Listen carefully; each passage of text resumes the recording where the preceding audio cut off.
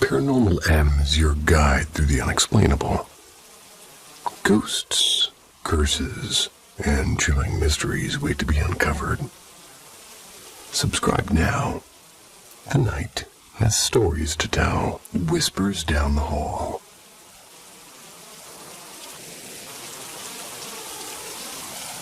I had lived in that apartment for 3 years in total.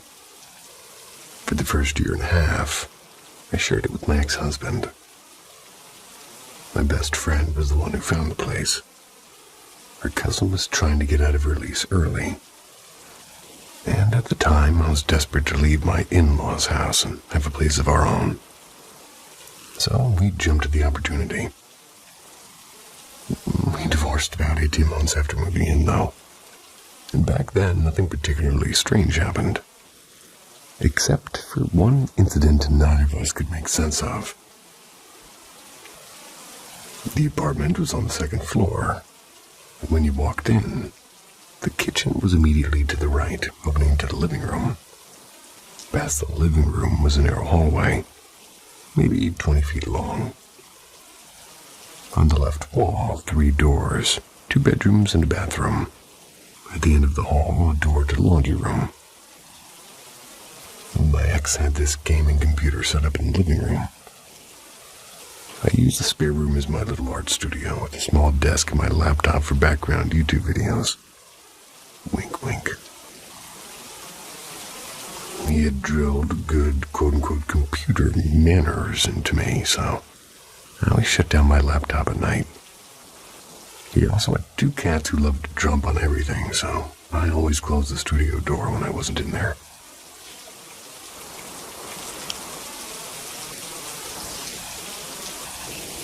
One night I woke up to the sound of a video playing. Half asleep, I assumed one of the cats had somehow turned on his gaming PC. So I just kind of knocked it off of me. But early in the morning, I realized it wasn't his setup. It was my laptop. He had gone into the studio to turn it off. Immediately, my stomach dropped. My laptop required a passcode, and I know I had shut it down. The studio door had been closed all night. If I had somehow left it on, we'd have heard it before falling asleep. We couldn't explain it. Eventually, we just left it off. Probably a glitch, we said.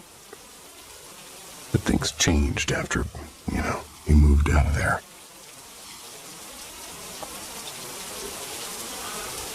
And now it was just me and my dog, and she always slept in the bedroom with me.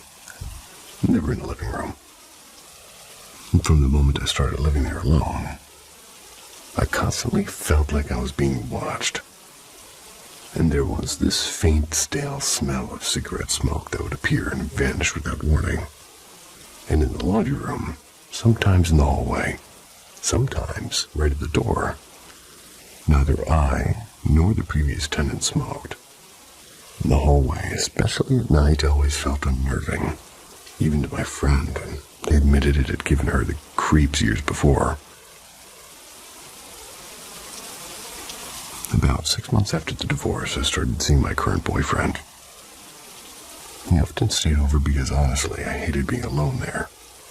And sometimes at night, I'd hear faint clinks and movement in the kitchen while lying in bed. The worst night of all happened around 2 a.m. My Great Dane was sound asleep on her futon at the foot of my bed. It's usually so deep in sleep that nothing will wake her up. But that night, I woke up to a low growl rumbling in her throat.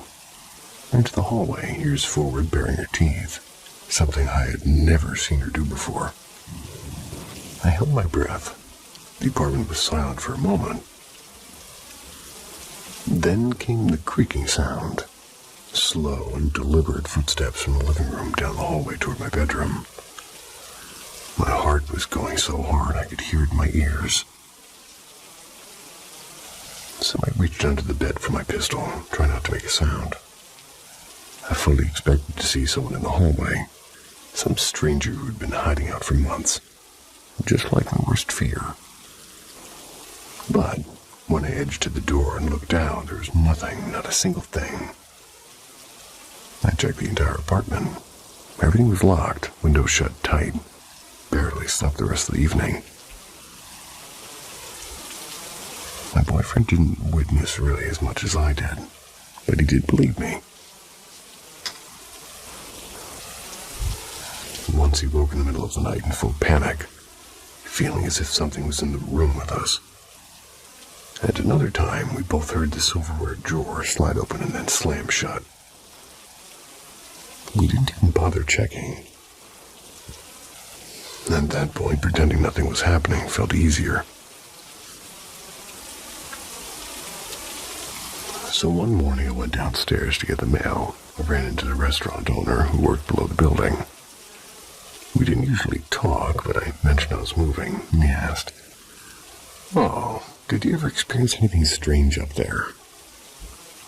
I thought he meant trouble with people in the alley, and I said, "Yeah, sometimes people go through my trash." He shook his head and said, "No, I mean things you can't explain." I froze, and then I told him that I had. He said the staff and customers had seen apparitions in the restaurant, and he'd experienced cans flying off shelves, weird heavy energy, that kind of thing. And apparently, a previous tenant in one of the other units had once messed around with a Ouija board. A self-proclaimed medium had visited and said there was energy vortexes in the basement. I didn't even know what to say. For months, I'd convinced myself it was all in my head. Hearing someone else talk about it so casually made everything too real. The last moment I remember before moving out still haunts me. One night, I was already in bed while my boyfriend brushed his teeth down the hall. My dog came walking into the room, and I smiled and said goodnight. After a few minutes later, he came in looking confused and said, "Who are you talking to?" "I said goodnight to the dog," I replied. He frowned and said, "I heard it twice. I only said it once."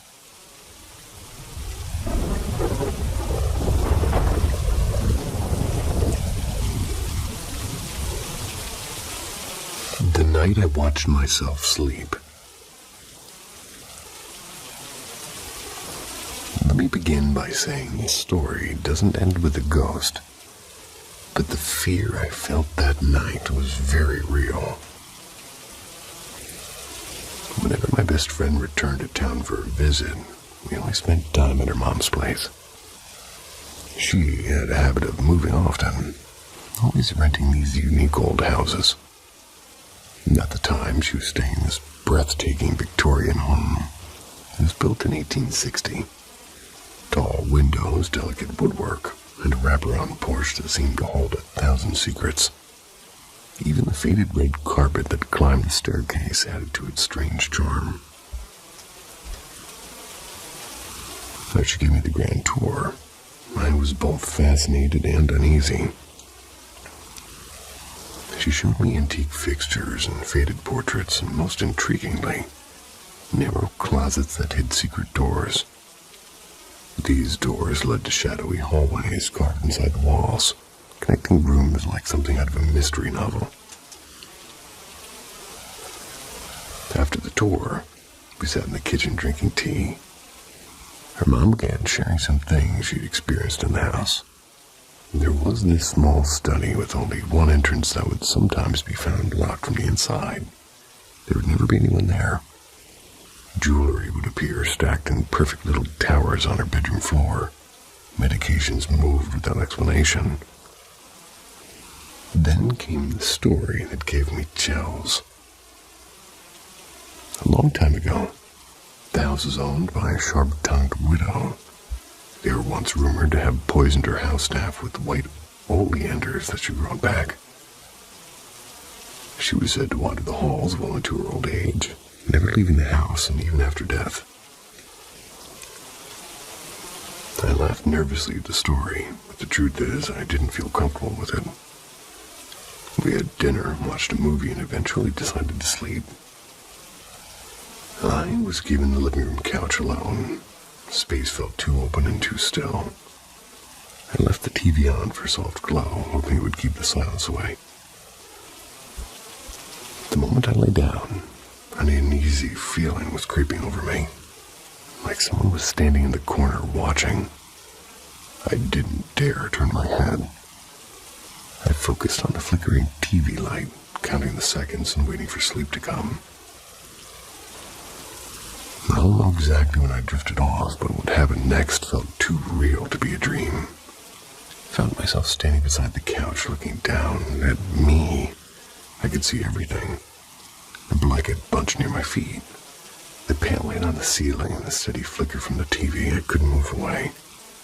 It was as if some part of me stayed awake guarding the body on that couch. When morning came, I was more tired than if I'd stayed up all night. Told my friend I'd never sleep there again. Not long after, her mom moved out, claiming the house had become unbearable. A medium had confirmed what she already felt. Something was still living there.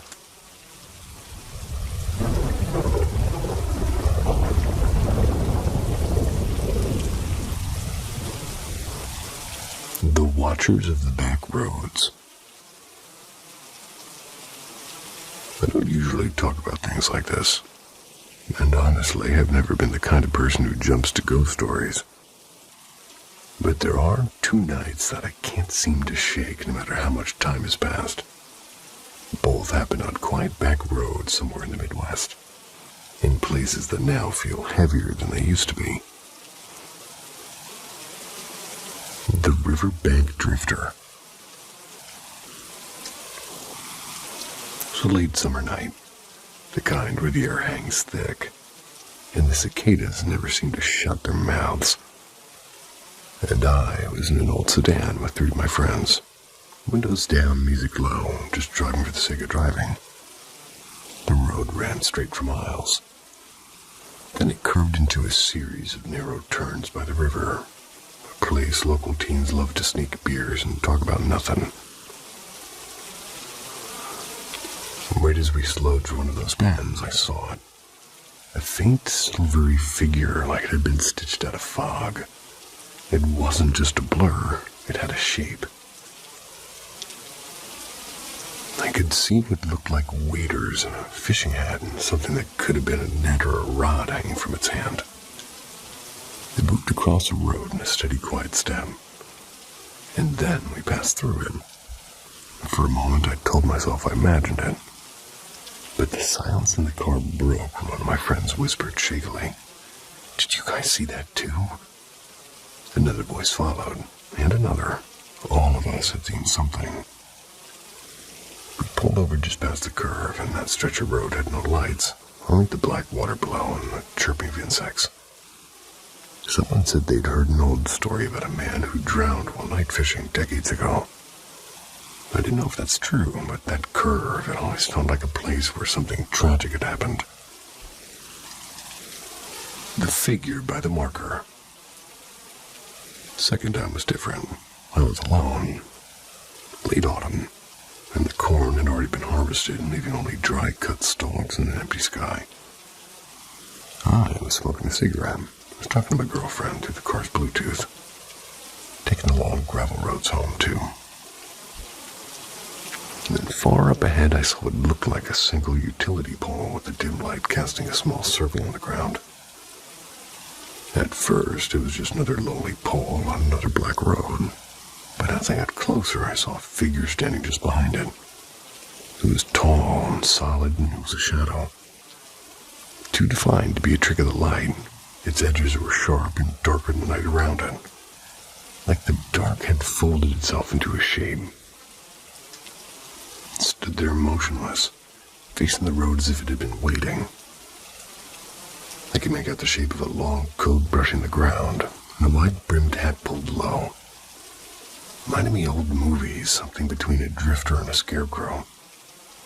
And then, right below the pole, I saw a wooden cross, plastic flowers faded by the weather, a roadside memorial. The second I passed it, the Bluetooth disconnected for no reason and the car radio snapped on by itself. Don't Fear the Reaper was playing. I swear my hands tightened on the steering wheel so hard it hurt. And unlike the Misty Fisherman, the presence felt heavy. It wasn't just eerie. It was like the air itself didn't want me there, and it felt aware. And as I drove away, it didn't disappear from my mind. It followed me in the rearview mirror as a patch of darkness that never moved. To this day, I've never had chills like I did that night. I've thought about going back just to see if that memorial's still there. But something in me whispered that if I do, I won't be alone.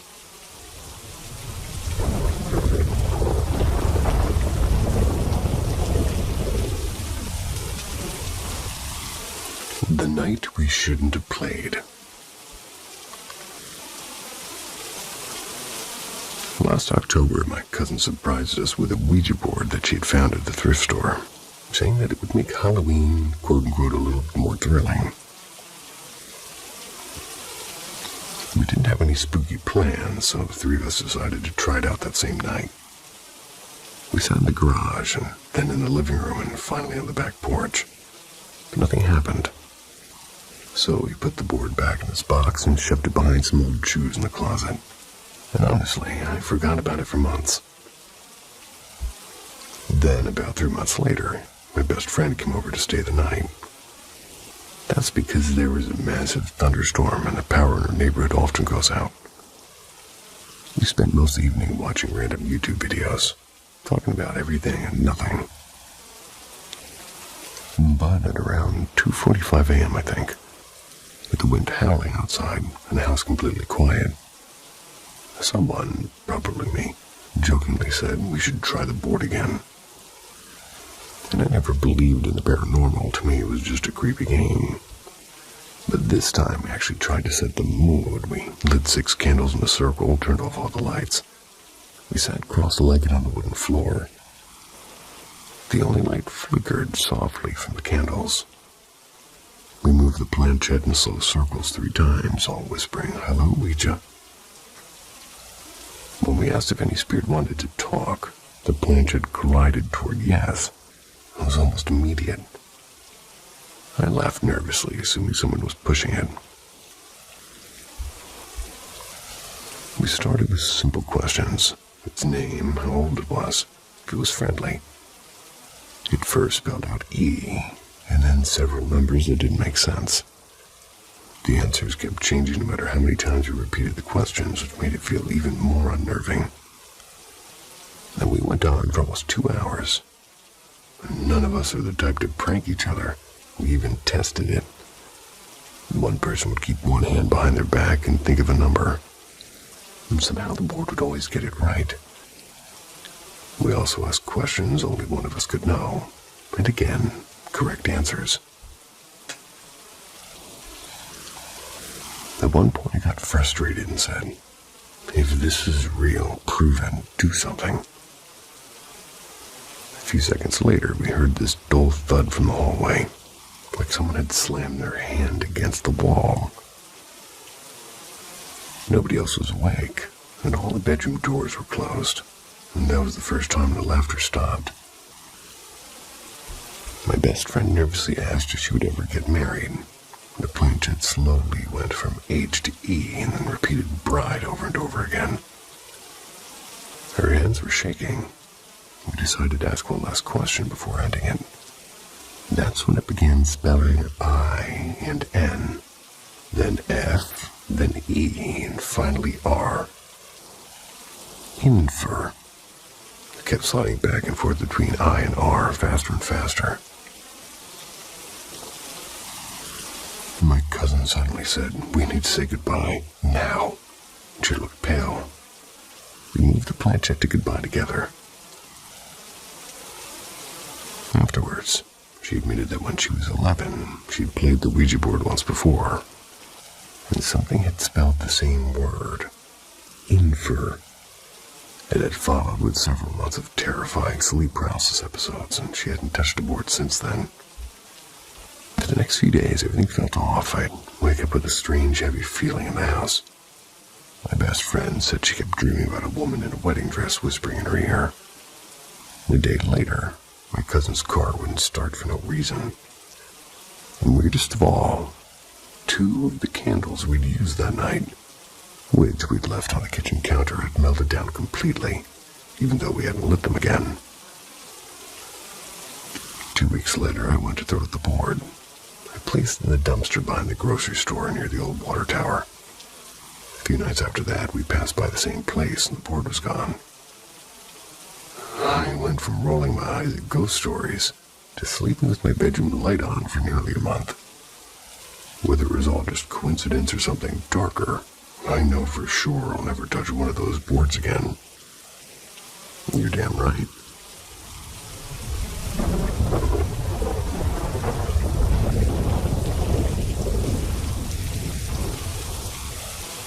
Whispers beneath the shadows beyond.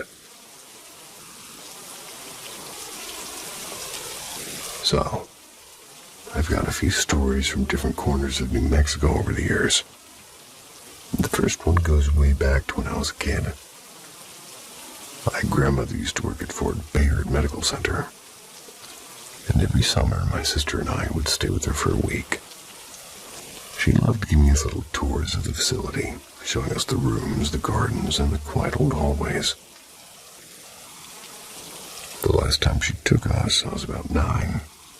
Sister was maybe 11. Grandma decided we were finally old enough to use the underground passageways that connected the buildings instead of walking outside. The tunnels weren't anything fancy, just a few dimly lit corridors that linked the old autopsy building to the main units. At least that's how I remember it. As we were walking from the south ward toward the north, right in the middle of the hallway, the path split. The eastern spur led down toward the old autopsy wing. I glanced that way out of curiosity. Just a long, plain hallway at first.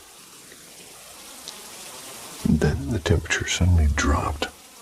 Not only in a slight chill, it felt like stepping into a freezer, easily down into the 40s. Right after that, I heard heavy footsteps behind me, slow and measured ones, like boots on a concrete floor sorts of sounds. When I turned around, a man was walking toward me. He wore what I now recognize as a Union soldier wool uniform, Civil War era. Polished boots that clicked softly with each step. He carried a rifle across his chest. What struck me most wasn't just the uniform, it was his face. He was a black man, and there was a deep, clean cut running from above his left eye down across his cheek. The blood was dark and still. His lips moved like he was speaking, but all I could hear was a dull, muffled sound, as if I were underwater. And then, just like that, he was gone. I spun back toward my grandma. I saw she was already at the front of the tunnel, holding the door open and calling my name. She said that I'd just been standing there staring down the hall, not answering her. Never told her exactly what I saw that day. The second story is much more recent. I was working security at a tribal casino. That's when the world shut down for COVID. While most departments were closed, security, custodial, and surveillance stayed on. I worked nights then, which made the place feel even emptier. And one night, while doing my usual rounds on the second floor, I saw someone walking through the big office area. A diamond-shaped room with a sort of boardroom at one point overlooking the casino floor. The figure wore traditional pants and a headdress with dark red feathers. I didn't know much about the regalia, but it was clear this was something ceremonial. Saw him a few times in that place. Same space. He'd always appeared the opposite side of the diamond from me, so I cut across to get closer. He'd turn and walk away from me. And every time this happened, surveillance would call back saying their cameras were full of orbs in that section.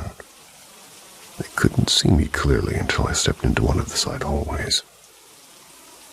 Once I was out of the room, the orbs disappeared and the cameras worked fine again. And the last story happened a few weeks later. I was driving the patrol unit around the man-made lakes near the facility. tribal land used mostly for fishing. The sun had just gone down. I rolled the windows down, messing around with my flashlight, shining it across the brush. I'd seen raccoons and deer and even a mountain lion or two out there before. As I rounded back of the first lake, I noticed something standing near the fence line. At first, I thought it was a tree stump, but then everything went quiet. The frogs, the crickets, even the breeze and the geckos. Stopped the vehicle, shone my light directly on it, and the figure was tall, at least 8 or 9 feet and pale gray. Its shape unnaturally still. When my beam hit its face, 2 eyes reflected back in a deep, sharp red. Predatory red. I used the car forward. The thing began to move along the fence, keeping pace with me. I decided right then to skip the second lake and head back. Later that night, I was eating in the break room. A friend from the tribe noticed I was pale and asked what was wrong. I told him what I saw, and his face got serious real quick. He told me to stay put and went to talk to someone. A few minutes later, an older man named Johnny, and everybody knew Johnny, they came over calm and deliberately. He asked me a few questions, then made a phone call. Not long after, I got a radio call to head down to the security shack by the lakes and stay there for the rest of the night. When I arrived, my buddy put up temporary curtains and blocked the entrance. They told me not to step outside for any reason until I was relieved at 11 p.m. And if I heard cars or voices, just stay inside and keep the door locked. Well, I did what he said, but the air around that shack felt heavy and wrong.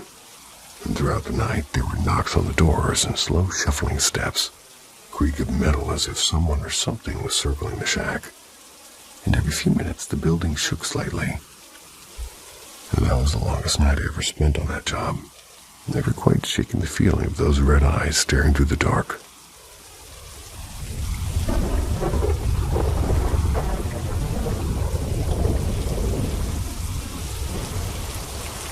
When the lights whispered. So I lived with my boyfriend and his parents. Just to give some context before the story, my boyfriend has always been a little bit more in tune with the spirit world than I am, even if he doesn't like to admit it. He's skeptical, but sensitive. Me, well, I'm the opposite. I believe in these things, but I don't usually feel or see anything myself. His mom is a lot like him, and according to family stories, her grandmother was what they used to call a wise woman. She apparently used to hear faint songs and laughter of children around her old house, and she swore she'd sometimes talk to loved ones who'd already passed. Lately, my boyfriend has managed catching glimpses of shadowy figures around the house. Nothing clear, just flashes at the edge of his vision. I brushed it off before, but after something that happened recently, I can't do that anymore. It started late at night, maybe around 11. We were in the living room. I was curled on the couch, and he was standing near the doorway. We got 6 ceiling lights. The bright spotlight kind and a dimmer switch that works by touch. A quick tap turns it on or off. Holding it dims or brightens light. We're just talking about something random, and that's when all of a sudden the lights dip slightly. Not all the way, but enough for both of us to freeze mid-sentence. I looked at him, he looked at me, and then he whispered, "Did the lights just..." Before he could finish, the lights dimmed again, and this time almost completely, like somebody had pressed and held the switch. My whole body went cold. I know how dramatic that sounds, but it felt intentional, like whatever it was listening. He said later that he felt the same heavy, suffocating energy in the air. He spoke out loud, firm but careful. He was telling whatever it was there to stop. A few minutes later, there's a clear knock on the wall. right behind my head. I didn't even hesitate. I got up and walked straight into the kitchen. My nerves were not built for ghost negotiations. And the strange thing is the switch was right in front of us the entire time. Nothing touched it. No curtains moving, no fans, no loose wires that we could see. We tested it afterwards and it worked perfectly fine. And in the days since, nothing like that has happened again. But the thing is a couple of weeks before, something similar but smaller happened. We're both on the couch, half distracted, when a tapping sound came from the cabinet under the TV. At first, we left it off, and we were a bit high, maybe. I half joked, if someone's here, can you give us a sign? And then after just a few seconds, there were 2 solid, deliberate taps, just 2, in silence. I can't stop wondering if it's connected. My boyfriend's grandfather passed away earlier this year, and he was a playful, mischievous man. His mom thinks it might be him visiting. She said it right away when we told her about the lights. And if it is him, then actually, it's kind of comforting. But also, he needs to tone it down before I faint. Still in the back of my mind, I can't shake the memory of the mimic encounter we had months ago. And because of that, a tiny part of me can't help but wonder, what if it's not Grandpa at all?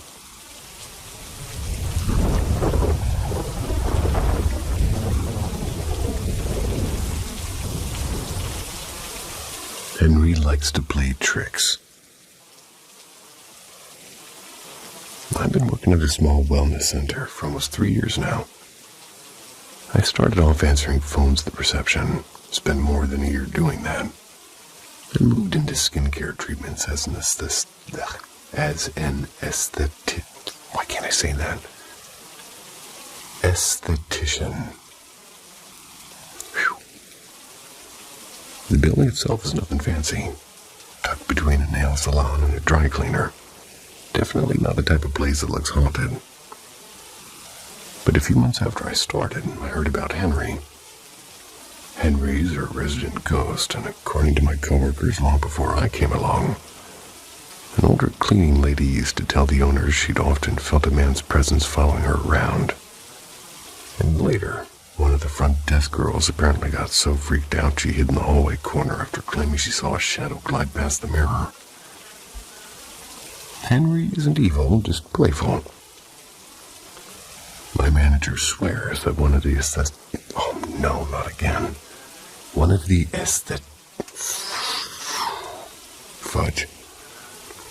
aestheticians with the ponytail. They once felt somebody dug her hair out of nowhere and she spun around and no one was there. Quite a few months later. And most of the weird stuff happens in the back near the break room and bathrooms. We keep a water cooler back there to give guests water after treatments. Sometimes the cups will just shoot off the top like somebody flicked them. An old owner once showed up early, found the break room trashed, cabinet doors wide open, supplies scattered like somebody had a meltdown. When they checked the overnight footage, they said the cabinet doors just opened and slammed on their own. No people, no bugs, no drafts. They burned sage through the whole place after that. And evenings are the creepiest. When it's quiet, the clinic feels heavier somehow. You walk past the treatment room and get that unmistakable chill down your spine. Paper towel dispenser in the bathroom will go off while you're across the room, and the sinks, they turn themselves on sometimes, like someone's washing invisible hands. When I worked front desk, cleaning the bathrooms alone was the worst. And lately, Henry's new favorite prank seems to be my steamer. I always switch it on 10 minutes before a client comes in. And more than once, I've come back to find it mysteriously switched off, even when no one else is free. The machine itself works fine, never does that during treatments. I don't think Henry wants to hurt anyone, but honestly, he needs to quit messing with my equipment. Yeah, Henry, quit it.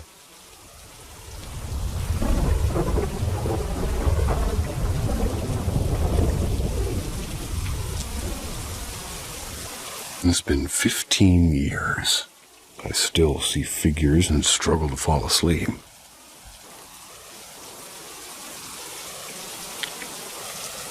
Ever since I was young, I would see figures and shadows and ghosts and quote-unquote demons.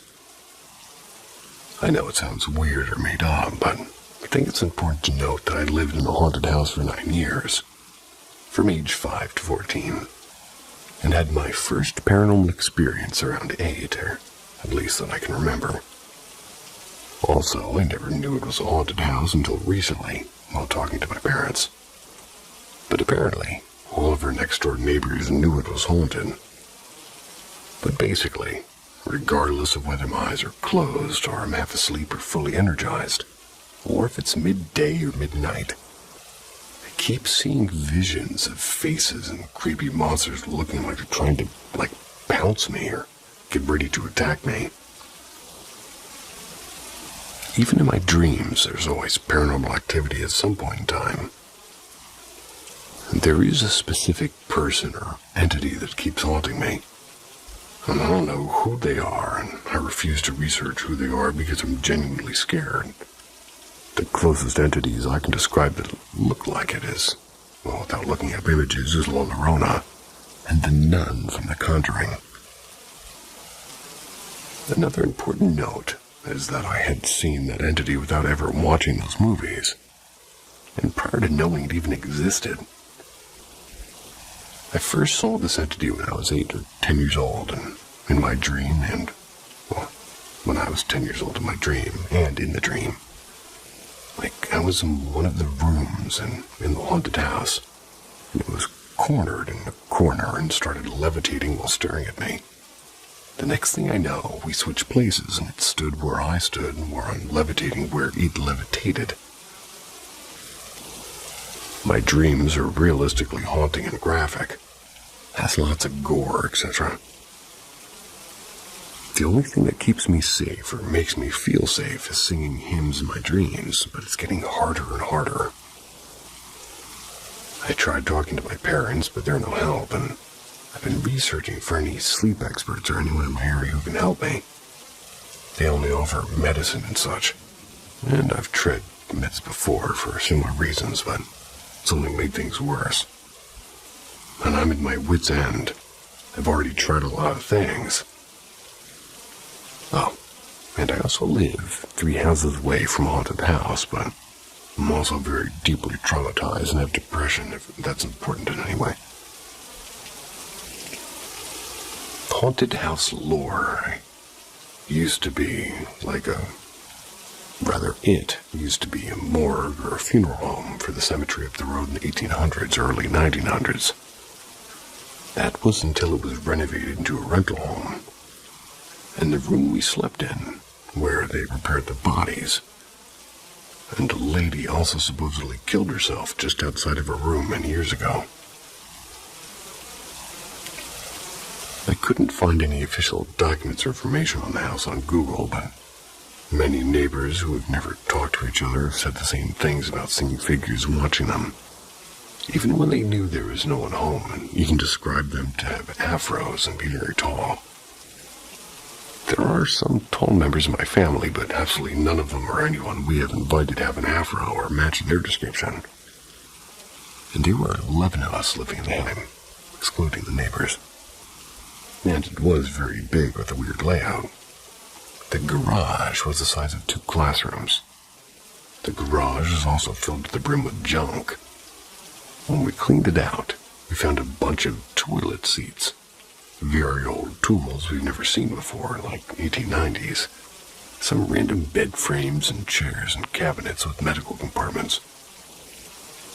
The backyard was arguably the area that scared me the most. Whenever I was in the kitchen at night, where we could see clearly into the backyard, I swear there was a woman in white watching me. Could never shake the feeling even when I got older. We also had downstairs neighbors, and they had a tiny section of the house themselves. They would last no longer than 2 years because they kept hearing whispers, and their doors kept slamming. And we've had 4 or 5 neighbors move in and then move out constantly. I think it was due to the same thing. They initially assumed the whispers were us because it was in Fijian and we're not Fijian. Until they heard our language and realized there was literally no one else who spoke that language in the neighborhood. Our old landlord also confirmed with one of my aunts that the house was indeed haunted when he moved out. What the fuck would you tell us at the end, bro? We were also the longest ever tenants in the house. Their people have lasted 1 year at most, confirmed by neighbors and the landlord. The house is now fully renovated though, so best of luck to whoever you are.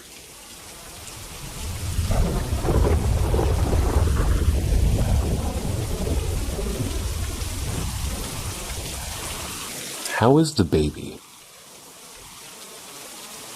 I've lived in the same small, rundown trailer park since birth, essentially. It was rampant with drugs and shady characters. The most popular drink and drug of choice at the time were heroin and beer. When I was 8, my mom married a man named Paul. Paul had been in a pretty bad car accident shortly before meeting my mom, who was prescribed oxycodone for the pain. He quickly got hooked, so soon after the authorities began cracking down on overprescriptions for opioids, and Paul was no longer able to legally get his fix.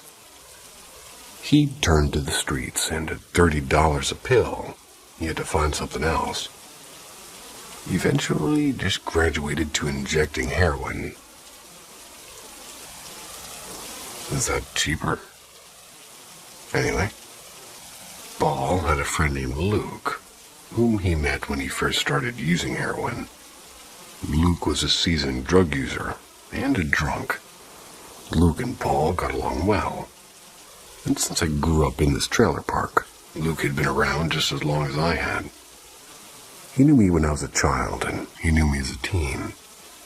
I'd pass by Luke often, especially when I went to check the mail. He'd be walking the opposite way, heading to a neighbor's house, and would always say, "Hey, sweetie." Luke could be drunk as a skunk and barely able to walk from being high, so he'd always straighten himself up just enough to slur out a "Hey, sweetie" when he saw me. Luke was around when I had my first child, a daughter at 16. I was still in high school, and "Hey, sweetie" eventually turned into "How's the baby?" Every time I saw him, whether or not I had my daughter with me. About a year after having my daughter, I went to school, and when I came home from the bus stop, I saw tons of police near our trailer. I was still a few yards away, so I kept approaching, trying to see what was going on. There was caution tape around the house, and the back door was hanging open. And as a teenager, I brazenly started up the 3 steps that led into the trailer. But a deputy stopped me, told me I couldn't go inside. "What do you mean I can't go inside? I live here," I said. The deputy responded, "I can't let you in, it's a crime scene." When Paul appeared, much to my dismay, and by this time Paul was a full-blown addict who had broken my mom down mentally, emotionally, and financially.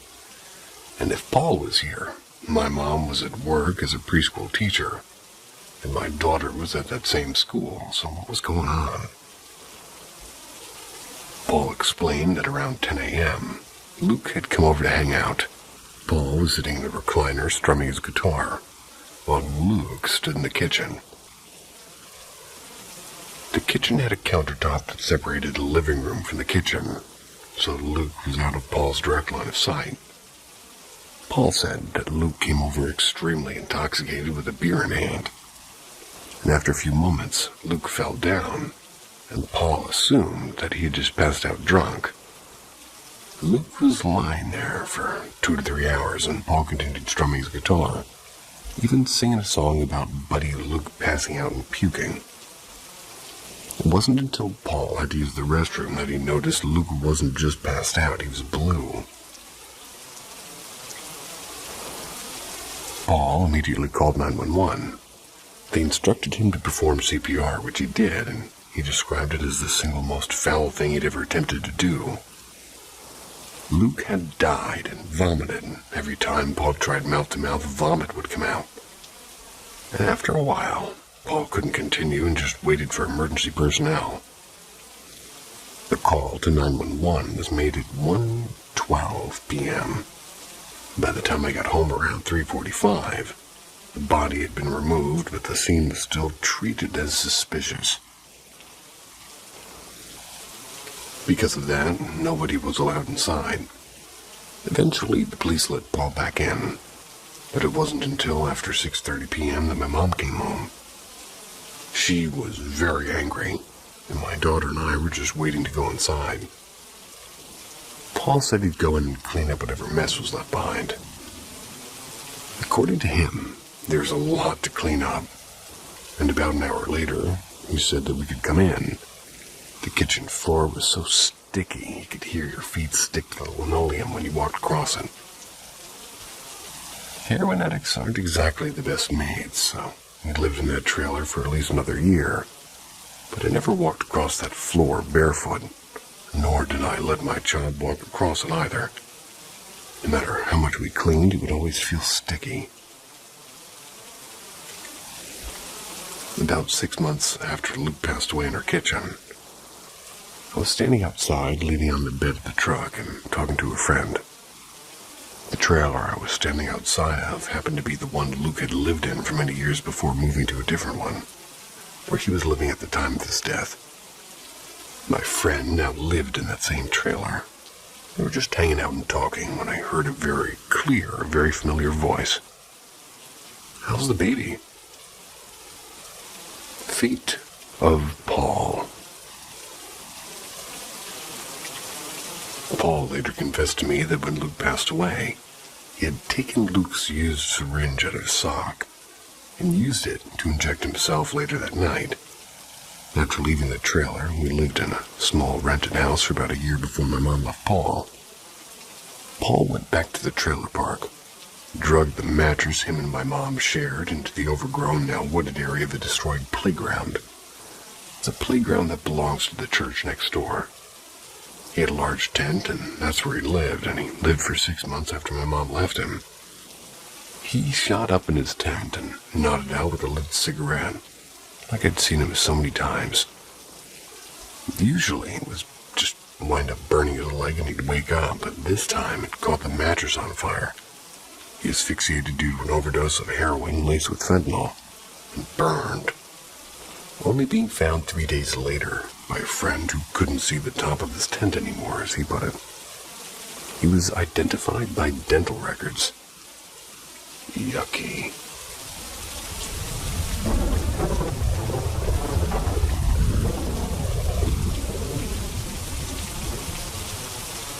My time in the Caribbean. So this happened when I was around 8 to 10 years old, visiting my grandma's house in Trinidad. And it was me, my grandma, a couple of uncles, and my sister all staying there.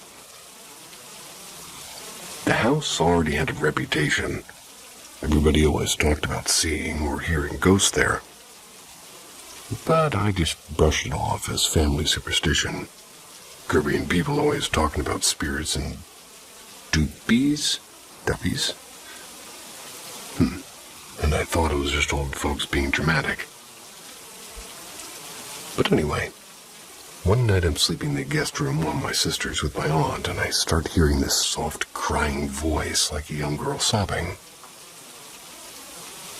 I couldn't make out what she was saying, but it was definitely a child's voice, and younger than anyone in the house.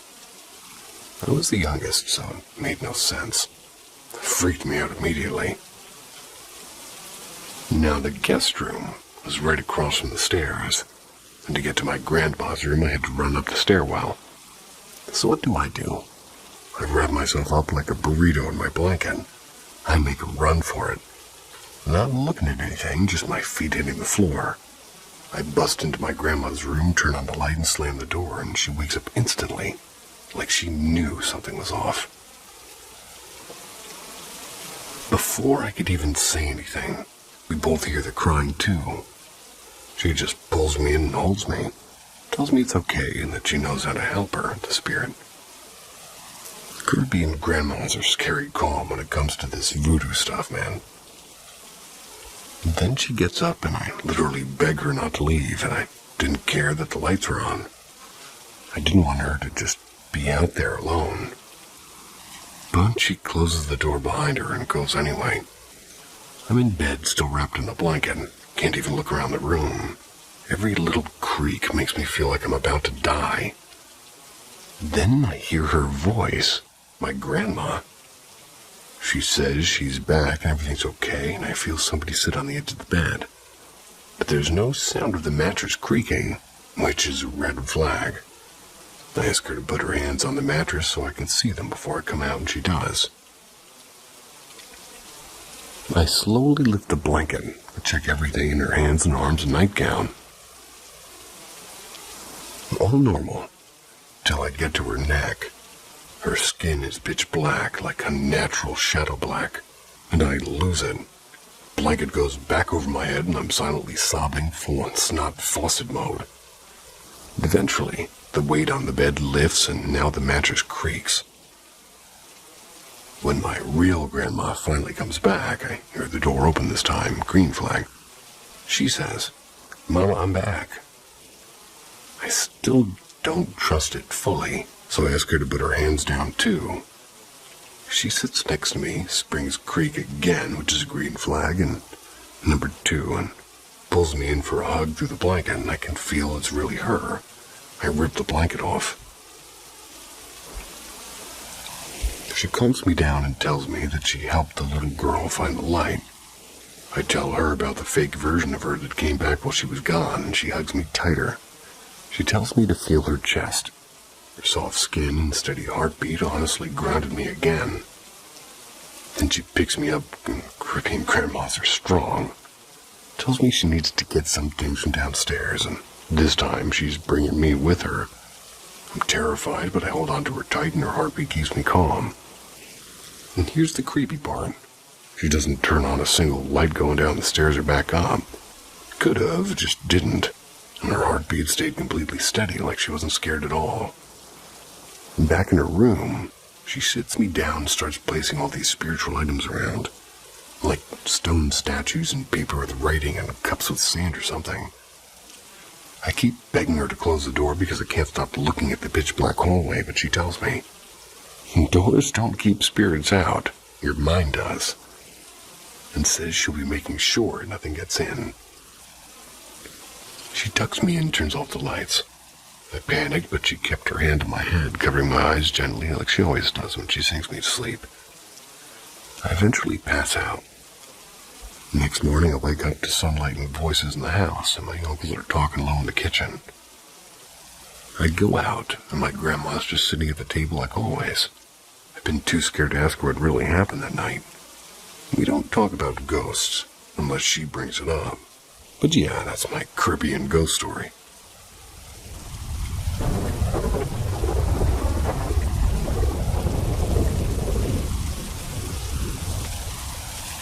The Oz effect experience.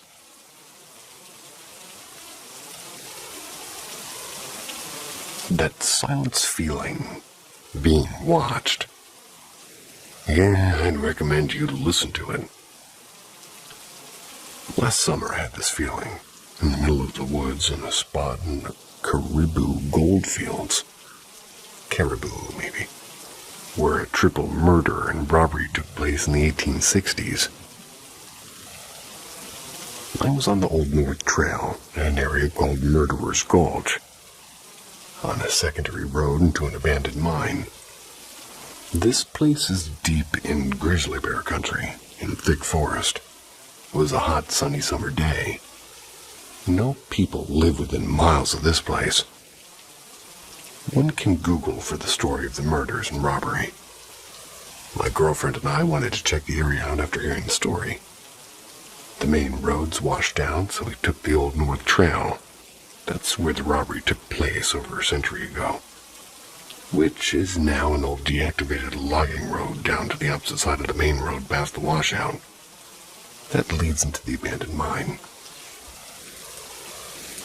The main road had been totally washed out at Murderer's Creek several years earlier.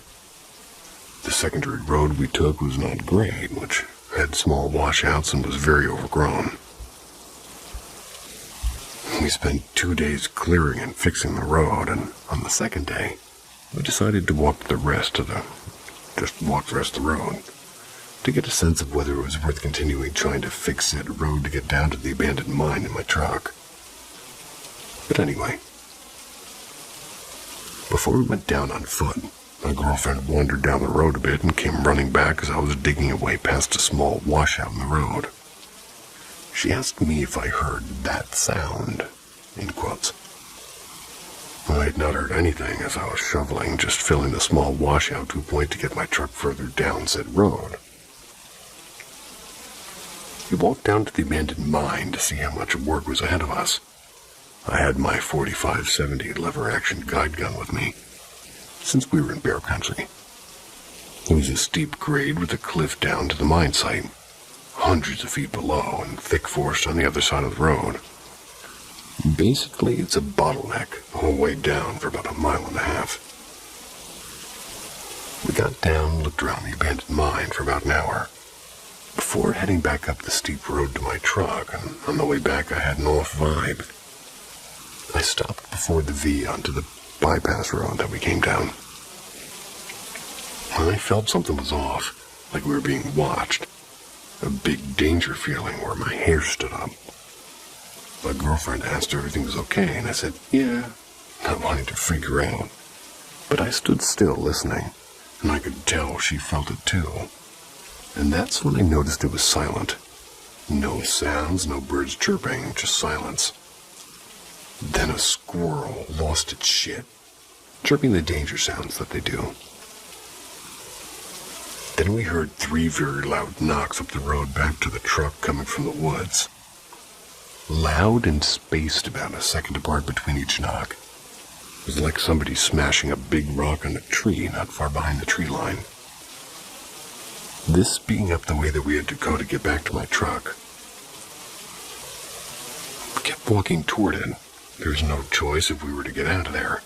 It was hot and steep, and there was no way we could run due to the grade of the hill. Then we heard something. It was following us off to the left in the forest. Then 5 loud knocks 200 meters up the road from the last knocks.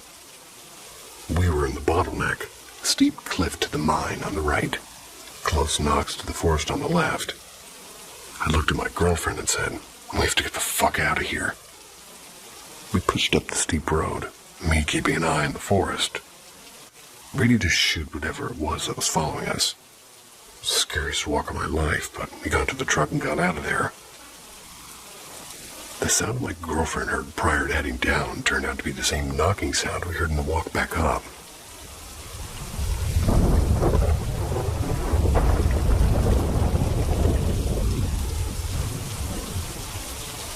To this day, I truly believe I met and interacted with a ghost cat, cuddles, purrs, and all.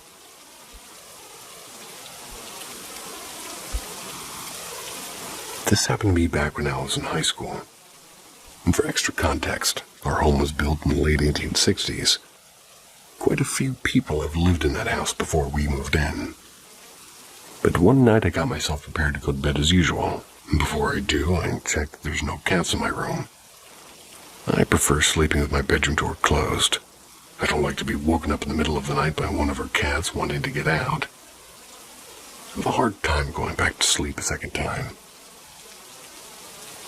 And once I had confirmation that all of our cats were, well, anywhere else but my room, that I kept shut the whole time as I checked and confirmed all cats were outside my room, and I shut my door, turned off my lights, and went to bed. At the time, there was a little blue light from an electronic device that I had in my room. It would create some light in the room, bright enough to get an idea of your surroundings, but not bright enough to clearly see details or patterns on furniture and surfaces, nor bright enough to disrupt or prevent sleep. At some point, as I'm settled in, I feel and see a cat jump to my bed. I couldn't see which cat it was exactly, as the room was dark enough that the bed and the cat looked like black silhouettes. But from the cat's shape and size, I believe it was one of our older male cats. though this cat looked a bit slimmer than our cats, looking back.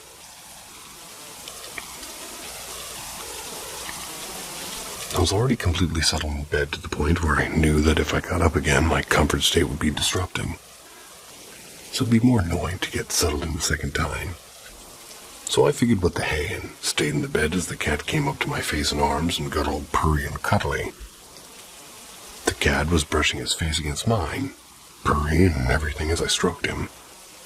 At some point, as our cats tend to do, he started nuzzling his head into beneath my covers so he could sleep under them next to me. So I lift my covers enough for him to crawl in and get settled, which he does, but as he crawls in and settles next to my waist, I see the lump in the covers where his body is disappear, and I feel him literally vanish beside me. Like a physical body just turning into air. And this confuses the heck out of me, because I know for a fact he didn't crawl out of the covers from the other end of the bed, as I would have felt him do so. And I would have heard him land his paws onto the ground as he got down. Plus, I was settled in bed myself. Yeah, but I was still wide awake when the cat came onto my bed and interacted with me. So I know I wasn't in any sort of a sleep state, or I could have hallucinated the cat. He was as real as any one of our cats. Sort of confusion and maybe curiosity, and a need for explanation, closure. I get up, turn on my bedroom lights. I search in and under the bed, as well as everywhere else in the room where a cat could hide. Same places I looked before, turning off my lights for bed, and same as they were when I looked before, completely empty and cat-free. So I get out of my room, close the door behind me, and look to find where the other cats are. They're all settled in areas of the house except my room. To this day, I truly believe that I was visited by or interacted with a ghost cat who used to or still does reside in the house we live in. Whatever the real explanation behind this is, I haven't had an interaction like that again since. But it's an experience that fascinates me, if anything. I mean, imagine being visited by the ghost of a sweet former house pet who comes to purr and cuddle with you like any other house cat.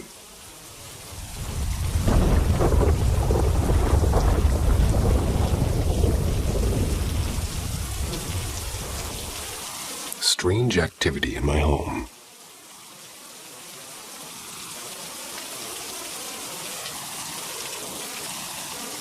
Hi. I think my house has at least one ghost. It's very hard to tell, though, because we are a family of ADHDers and have a bunch of pets. I'm writing this on my phone, so please forgive the formatting. For some background, I grew up in this house. My parents bought it from a family who bought it new in 1976. Only lived here for about 4 years. My parents rented it out to one family for about 4 years in the 90s before I bought it from them and moved my new little family back in. The neighborhood is built on an old limestone quarry. I've lived here for most of my life, except for a few years in my teens. As a child, I always felt watched, and I'd sit in my window at night and felt something in the backyard in the dark just watching. It wasn't scary, just present.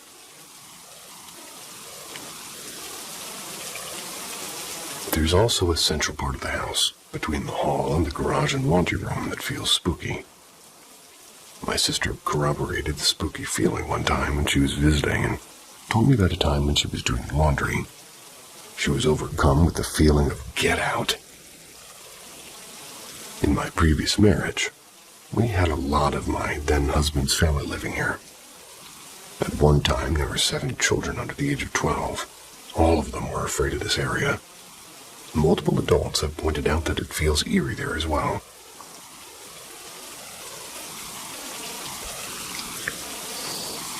Over the last couple of years, I've noticed more activity in the house. The notable things are, 1, phantom cat jumping onto the bed. I was working overnights at the time and would spend my off nights in a sleeping house. One night, I'm laying in bed with my now husband who was sleeping. I was browsing the internet when I felt a cat jump on the bed and walk between my husband and me, and then laid down. We put the beds up at night and keep them out of the room while we sleep. I thought maybe we missed putting one of them, so I shone my flashlight over to where I thought it was. Nothing was there.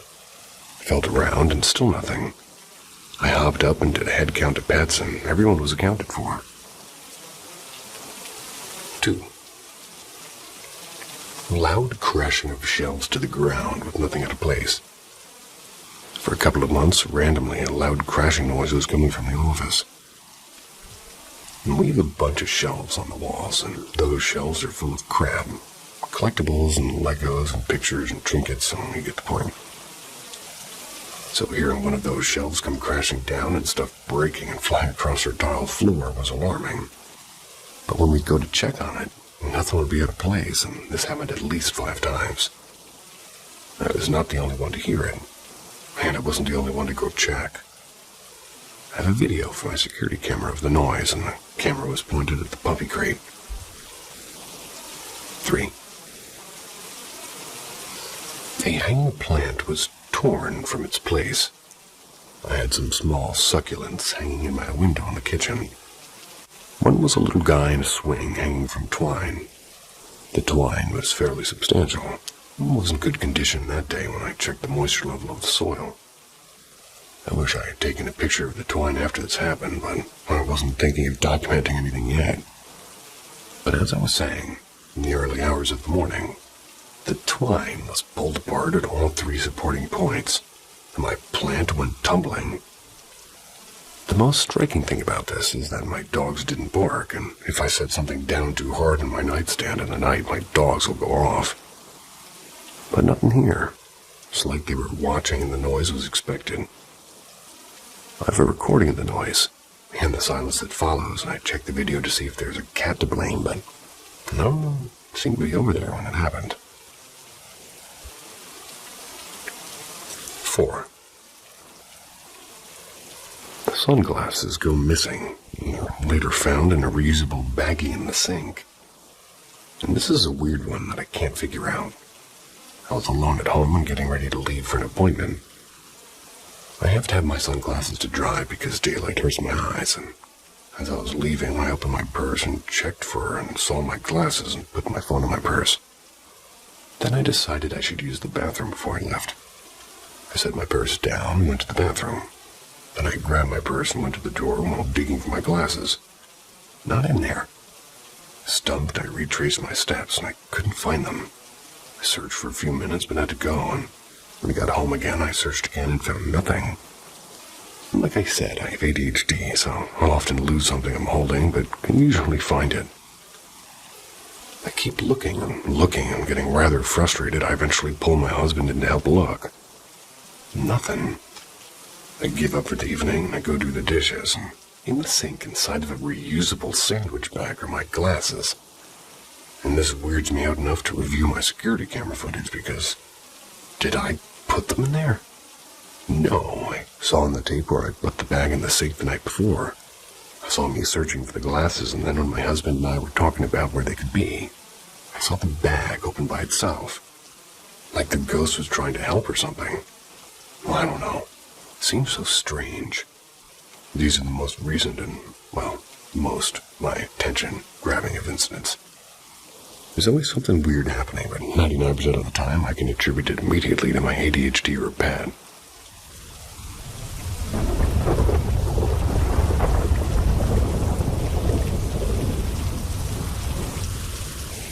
My ghost story. I still get chills thinking about what happened during my senior year of high school. It all started with this rumor about our school theater being haunted. I know. Haunted theater, a tale as old as time. But I swear, this is at least my experience.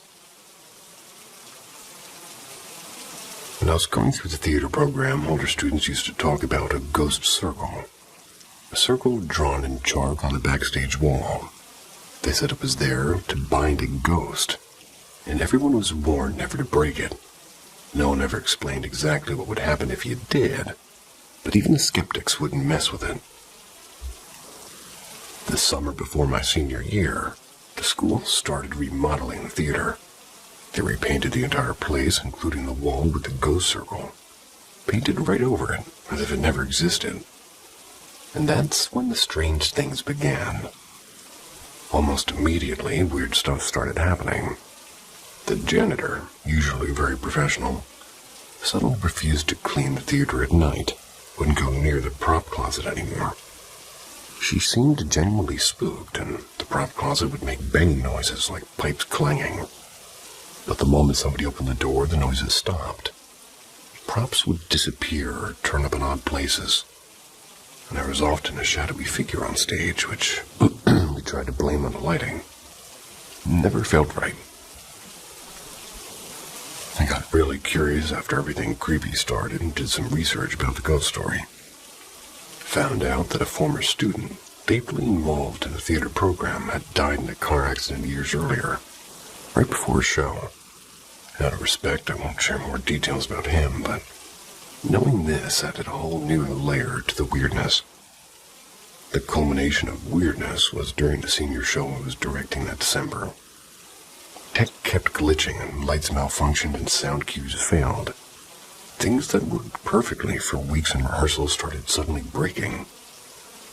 On closing night, the house lights refused to work, so I gathered up the cast and crew and we respectfully asked the ghost to stop interfering. The moment we did, the lights flicked on instantly and I said, "Thank you," out loud, thinking it was polite. But looking back, that's probably when the ghost attached to me. After the show, my stage manager gave me a bouquet of flowers. I took them home, put them in a vase or a vase, whichever wording you guys fancy. I'm going with vase today. They put them in a vase on the kitchen table. I spent the rest of my nights out at the table talking with my aunt who was visiting. And after literal hours of chatting, 3 of the flowers suddenly slumped over at the same time. They didn't just bend. They looked like their stems had been cleanly cut, revealing the inside of the stems. I couldn't explain why or how it happened after they'd stood perfectly all evening. I didn't tell my aunt about the ghost then, even though it felt exactly like something we'd expect from the theater spirit. Weird things started happening at home. I slept in the finished basement, where my bed was in the corner, and the doorways only had curtains instead of doors.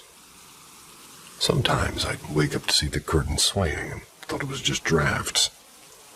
Then one night I felt my bed tip behind me as if somebody sat down. When I turned around, no one was there. Later, my aunt stayed over again in another part of the basement. And one morning, she told me she thought the dog had jumped in bed with her. She felt something run up her body. But when she opened her eyes, the dog was... well, no dog was there. The dog had been locked upstairs all night. That's when I finally told her everything about the ghost. She suggested calmly communicating with him and asking him to leave me alone while I was sleeping. We kept it between us and didn't tell the rest of my family yet.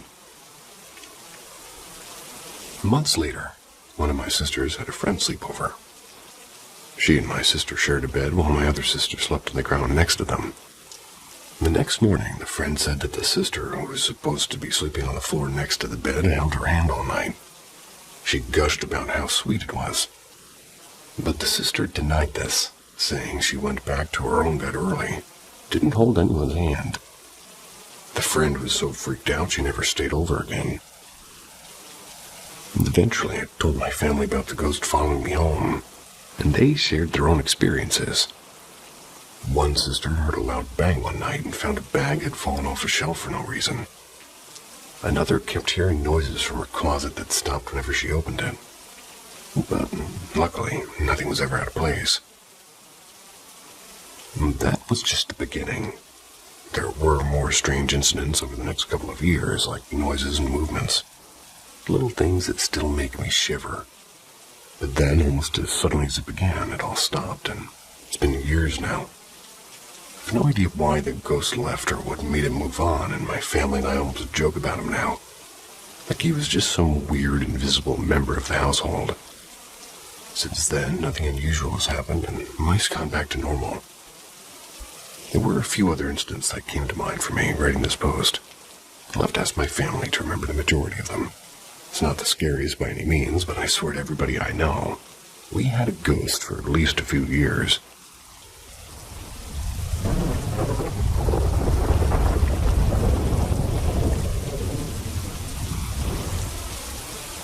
Star falling into my room. Please help me understand. When I was a little girl, maybe 7 or 8, I had this thing happen to me that I think about all the time now. I completely forgot it for years, like really forgot. Till recently, it just came out of me while I was talking.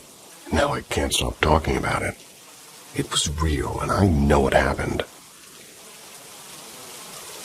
I was in bed with a tooth underneath my pillow, waiting for the tooth fairy. I always sleep in my stomach, but this time I'd flipped onto my back because I was waiting for my dad to come and tuck me in. I remember being really excited. I was not sleepy. I was wide awake watching the sliver of sky I could see from my window. Just a little strip between the storm blinds and the neighbor's house. Not a big view, just enough to see a single star. I was staring at that star, and then it started to fall. It began small, like it was way up in the sky, but it got bigger as it came closer, like a glowing orb. Not perfectly round, more like a pulsing, glowing, spiky or round shape that stretched larger as it got closer. And as it got bigger, it came toward me. I heard this buzzing sound. Not loud, but definitely there, like a hum. Like something electrical but soft, and, well, very soft. The sound's not the important thing here. The sound was like almost to cover the sound of anything else in my reality as the light was getting closer. I was completely frozen. I couldn't move, not even blink.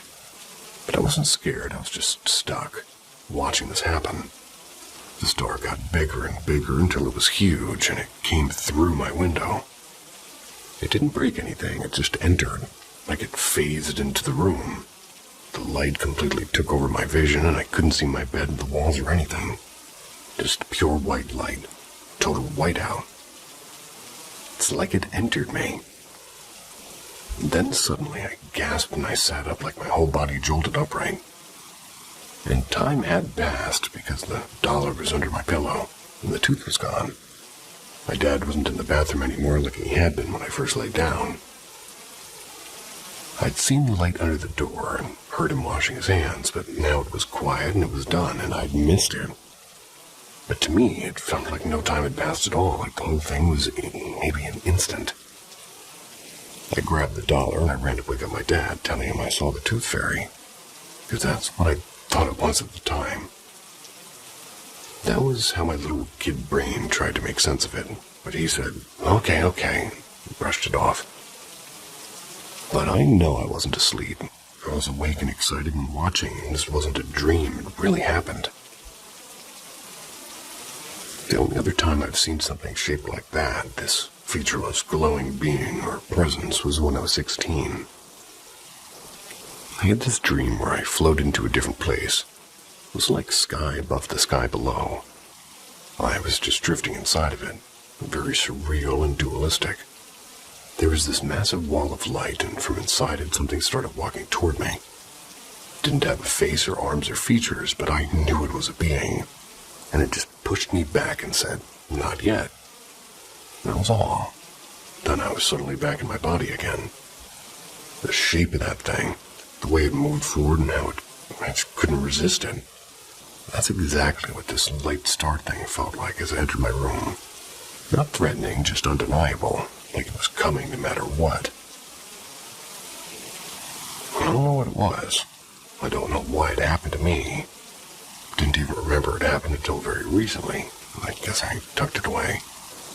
Told maybe 1 or 2 people when it came back online about a year ago, and I'm so curious to understand what it meant for me as I'm learning to understand myself.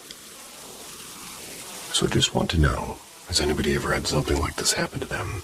A star falling from the sky, getting bigger and entering your room, filling it with light and then just being gone.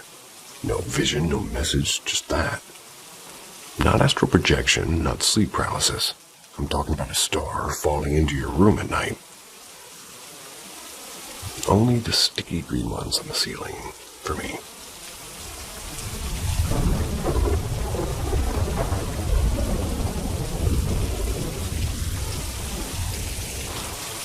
visitation dream. This story happened this past December 2024. But to preface the story, my husband's grandparents had a very weird relationship. They'd been together since they were 18 and were married for 50 years.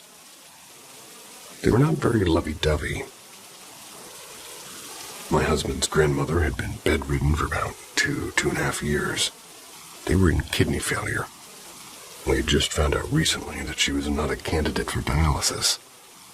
She wasn't able to do anything for herself, and my husband's grandfather had been her caregiver during this time. We set her hospital bed up in the kitchen, and she was happy to just be home. Me and my husband had been staying with his grandparents and aunt and uncle. They all lived together on their couch for about 2 weeks, after moving from the other side of the duplex after a disagreement with his great aunt who lived on the other side. And his grandfather was in the process of clearing out the spare room upstairs for us. And one day he finally did, so we got all of our stuff in there, and he had made a nice pork roast dinner. He was in a great mood that night. We all had a glass of eggnog together and went to bed. The next morning, we all wake up, and my husband goes to work, and around 12:30 that afternoon I got a call from my mother-in-law. They were saying that she had found my husband's grandfather dead in the driveway. He had had a massive heart attack while going to take her dog on a walk. Damn. The only reason that my mother-in-law had found him was because the doors to her car were locked, which he never locks. She ended up locking her keys in the car, and he had given her a spare key, but she didn't know where he was. So we left work, and my husband and most of his family went to the hospital to go deal with all of that. I was at the house with his grandmother. When everybody arrived home, we told her that he was gone and cried together, and then some of us went outside just to get some air. A tree fell in the backyard. His grandmother shared a glass of champagne with us the night in memory of his grandfather. That night was the second night that we kind of swept in the spare room, which I will assume is slept. My husband woke up the next morning. He looks at me. He said that he'd be right back, so we went to his grandfather's room. He was looking for something. He comes back empty-handed. Tells me that in the middle of the night he had a dream, and his grandfather had come into our room while we were in there sleeping. Then woke him up and said, "Did you give Mima her Christmas present yet?" My husband was like, "No, we don't know where it is." And my husband's grandfather in the dream said, "Well, the hell are you waiting for? I'll show you where it is." So he goes in there and he sees the present, and it's in a blue box. It's a silver necklace with the words on the box, but fast forward to the next morning. My husband couldn't find it. He was like, "Oh, okay, maybe it was just a dream." So later that day, my mother-in-law and myself, my husband and his aunt that were all living in the same house, we're all sitting in the living room. My husband mentioned the dream he had, and his aunt says, "Wait a second," and goes upstairs. She comes downstairs with the blue box that my husband had seen in his dream and says, "Is this it?" Once we actually saw the words it said, and we were in shock. It basically says something along the lines of, "To my wife, I didn't marry you because I could live with you. It's because I can't live without you." Which had a character for him. He was never the type of person to be romantic like that. He was a sailor and spent a lot of time in a sailboat, and he was a major star. His aunt said that she was cleaning up his grandfather's room looking for his phone and found it and brought it into her room so it didn't get lost. So the next day, his grandmother ends up in the hospital with a severe infection. Wasn't doing great. We brought it to the hospital to give it to his grandmother, and my husband was giving it to her and telling her about the dream. It felt like grandfather was in the room. I could visualize his grandfather standing behind my husband with his hand on his shoulder. After that, we went home, and his aunt called us and said that his grandmother had said that she wanted to go into hospice and be with her husband. So for the next week and a half, we visited her, and she never spoke again. She slipped into an almost comatose-like state. She ended up passing away on Christmas Day, right after her youngest grandchild, 11, opened a present that she'd gotten him. The next day, my husband tells me that he had another dream. And in this dream, we were in the living room and his grandfather was there. But he looked younger, more put together, and he ran up and hugged his grandfather and told him that he missed him. After about a minute of him hugging him, he said that that's enough. I got things to do. So, after that, his grandmother comes walking down the stairs in fancy clothes. I said bye to everyone and left. We lost his grandfather on December 11th, 2024. His grandmother, December 25th, 2024. Exactly 2 weeks to the date.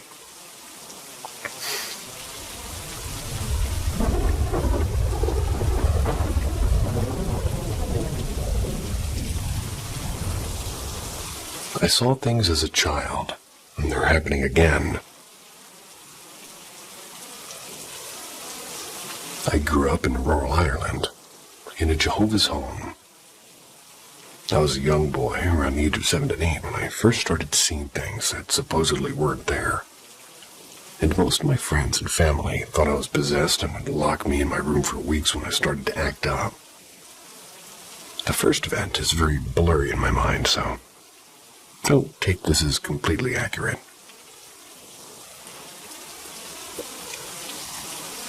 First spooky event was around midday. My mother was in the kitchen. My father went to Dublin with a few of JW friends, which I'm assuming is Jehovah's Witnesses, friends, to preach there. I was outside playing with my brother, probably soccer or tag, and he asked me to get a bottle of water for Mom's, and I go in and my mother's lying on the ground with a puddle of blood around her. I screamed, kneeled down to her side, and hugged her. Her body.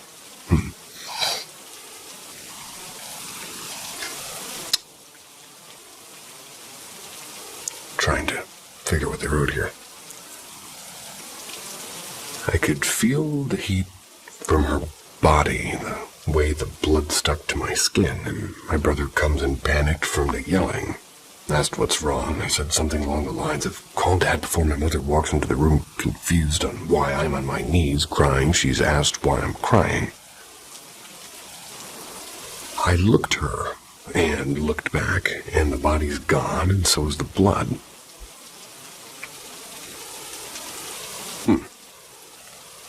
Second most fearful happening. I was about 11 or 12 then, and I had consistent hallucinations of one specific creature that called himself Bob.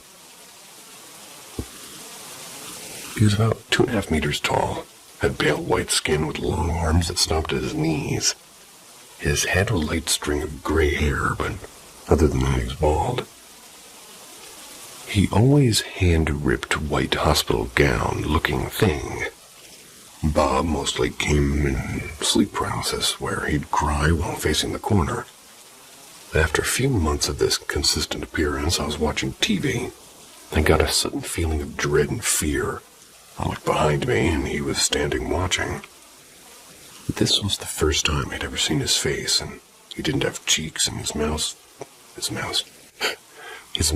filled with huge teeth with small, fully black eyes. I jumped and quickly looked back, nor waiting to freak out. My different, in parentheses, brother, and he reached and grabbed my shoulder, and I stayed silent the rest of the day. And that night I slept under my bed, which is where I would sleep when I got scared at night, and haven't seen Bob till today. Current day, about 12 years after the last time I saw Bob, and he has been watching me again. And he hasn't done anything besides stare and cry yet. But I don't know what to do to really help stop these hallucinations. I don't want to see him anymore.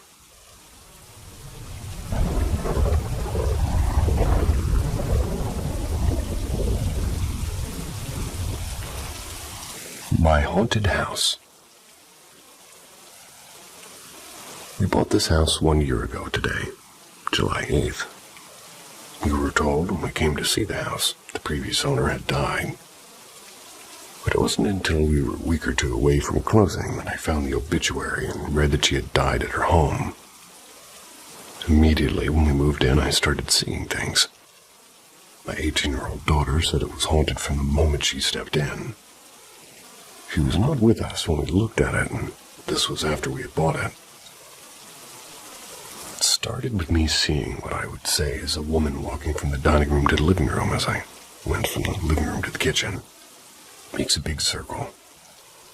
The house is a tri-level, so the main floor, then stairs that go up to the bathroom and bedrooms. Separate stairs that go downstairs to the walkout basement. And that opens into a utility room and a second bathroom. Also, for moving in, every time I'd go down the stairs from the bedroom, I'd see somebody standing at the other stairs. It's hard to describe this, but there is a window with no glass.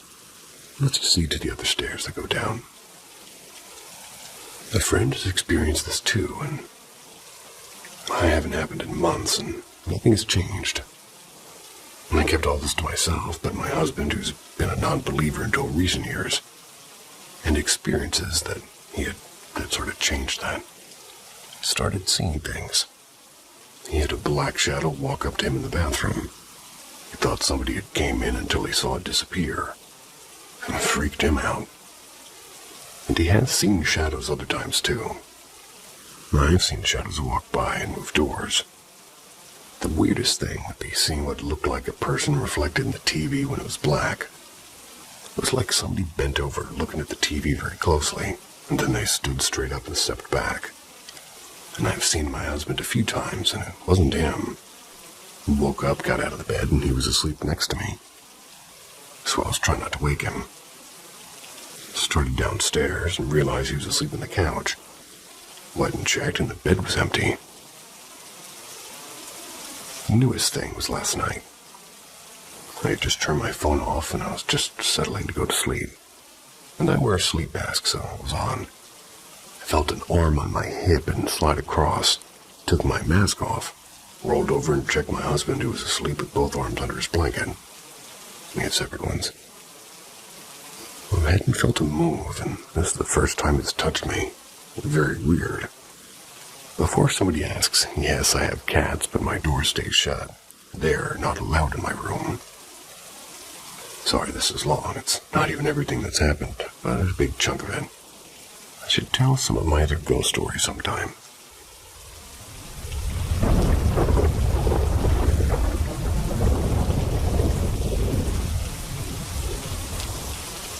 They weren't dreams. I've had what I consider to be paranormal experiences off and on my whole life. And a lot of these stories I've shared with many people offline. I might share those later here, but they'll definitely out me to people who know me in real life. In the States, you have Girl Scouts. In Canada, we have Girl Guides. Age groups are 5 to 6 Sparks and 7 to 8 Brownies, and 9 to 11 are Guides. Well, when I was a Spark in the 90s, I remember we would sell cookies and chocolates to raise money for different things. Crafts and trips and stuff. During one such campaign, I have this vivid memory of my mom and I going door to door in our little town selling cookies. And I grew up in a really small town. We were set in from the woods a little, and a lot of the properties were heavily treed. We were a couple of streets away from home when I noticed a path between two houses that seemed to lead to a small house I'd never noticed before. The cedars and bushes around it sort of concealed the structure, so I could see a chimney with smoke coming out. I asked my mom if we could go to that house. She kind of looked at me funny and said that there wasn't a house there. Eventually, I convinced her to let me walk down the little path and see if anyone was there. If I wasn't 100% sure that I was awake, I'd think I was dreaming. Mostly because my mom let me go down that path alone. But truthfully, as a child, it probably seemed way longer than it actually was. Probably like 10 feet. I pushed past the bushes and saw a very crudely built structure that was built with green metal and tinted glass. It was bigger than a shed, but definitely smaller than her house. And as I'd seen at the road, there was a little chimney sticking out of the top of the structure. I made my way up to the rectangle of metal that I assumed was the front door, and as I approached, I could hear the sound of metallic whirring inside, like some sort of machinery was running. The air around the house smelled weird, like an organic smell that was wrong. I don't know how to describe it, and I've only smelled it maybe one other time in my life. Reached up and I knocked on the door and listened as the knock seemed to echo around the inside of the house. And after a moment, I heard something inside the house knock back. Something my little girl brain said, "Get the fuck out." I ran down back the road where my mom was waiting. I didn't know what I'd just seen, and I just told her she was right and there was no house there. Moved on to the next property. When my brother and I were little, sometimes we'd get sick enough to run a fever and we'd hallucinate, or have really vivid dreams, and sometimes acting them out in our sleep. I remember one time I was dreaming that I was playing basketball, and I woke myself up sitting up with my hands in the air as if I'd just thrown the ball. One night, feverish, trying to sleep, but it had gotten to the time of night when my parents had gone to bed. The lights were off and the house was painfully silent. I started to hear a man singing. I was suddenly calmed and felt like everything was going to be fine, but there was a subtle feeling of unease underneath it all.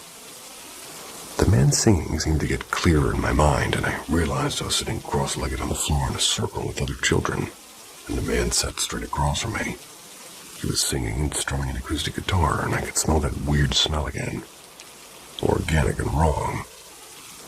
There were candles in a circle around us, and from there I finally faded off to sleep, but I was so creeped out the next morning when I remembered it. I don't know why, other than the smell, but these two memories seem to be linked. And as I grew up, I seemed to misplace which roads the weird little house was, and never saw it on the path again. The man didn't remind me of anybody I've known or met, and it would be really easy to just say that these were only dreams, nothing more. But I don't know. They didn't feel like dreams. And if you're still hearing my voice, well, this, too, is not a dream. And if they leak in there, hope they're sweet ones. See ya.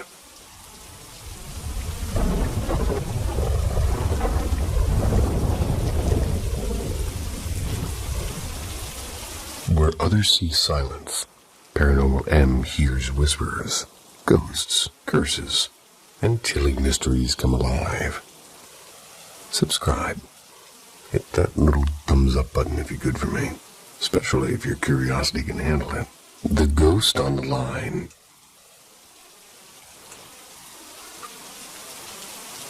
This is one of those ghost stories that have been passed around hospitals in Japan for years. I first heard it when I was about 10, and ever since then, night shifts in hospitals have always given me chills. Here's how it goes. Many years ago, a young nurse had just begun her night duty.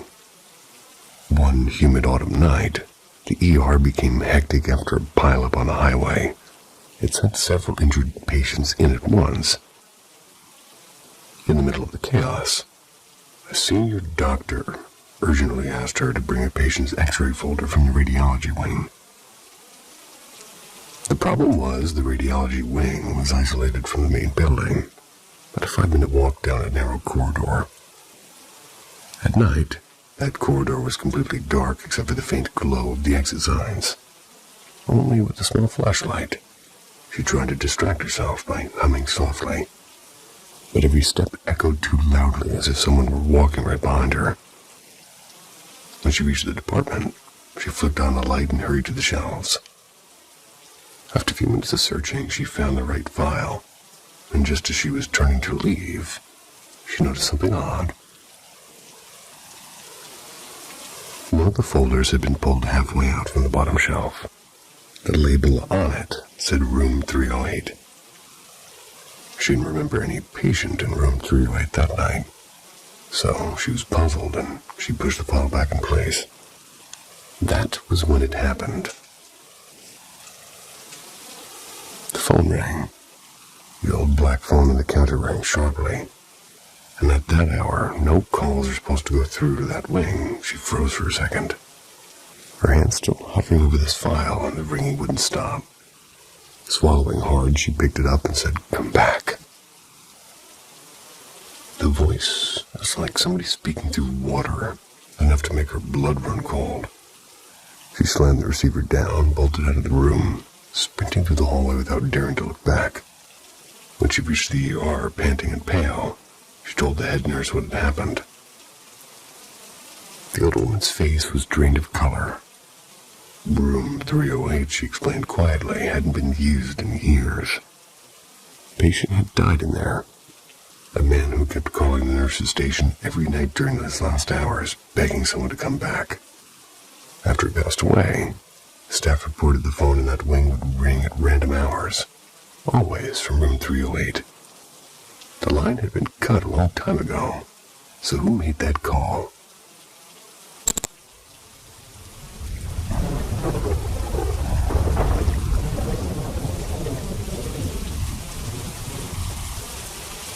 The figure at the window. I want to start off by saying I really don't want to believe any of this is real. Honestly, I'm here because I keep hoping there's a reasonable explanation for everything that happened. I'm a spiritual person, sure, but I'm also a skeptic. I'm not going to call every weird thing paranormal. But anyway, I'll get to the story. I, now 18, when I was about 12 when it started. I'm lying on my bed and staring at the ceiling. That's when something moved outside the window. I turned my head and I saw a face. At first it looked like a woman. Then right before my eyes it shifted into a man's face. And then something else entirely. Twisted and wrong. Didn't even look human anymore. Bolted from my room and spent the rest of the night on the couch. Tried telling myself it's probably just the reflection and the streetlights playing tricks on me. But that excuse didn't last, just because after that night, every single evening I'd hear tapping on my window. It wasn't branches or bugs or some animal. I checked, over and over. Tapping was steady and sharp like metal against glass. And eventually, the sound changed, became scraping and clawing. Long, slow, and deliberate clawing. Even called my friends on FaceTime one night as they could hear it too. My parents went outside with a flashlight but found nothing. For months it became part of my nights and I hated it. But weirdly, I got used to it. Nothing worse happened until my 13th birthday. My best friend came over for a small backyard party. And as the sun went down, I got that crawling feeling again, like someone was watching us. Kept glancing at the line of trees beyond the fence, and she suddenly whispered that she felt weird too. She'd been staring at that same spot without me even saying anything. And then we saw it. Something pale shot across the tree line on all fours. Its limbs were too long, its movements were jerky but fast, possibly fast. It wasn't shaped like a person, but it wasn't an animal either. It shoved her toward the house and slammed the sliding door shut. We both sat there shaking, and I asked her again and again to describe what she saw. Her description matched mine exactly. If you've ever Googled the rake, that's the closest thing I can compare it to. Scratching in my window got worse after that night, and louder and closer.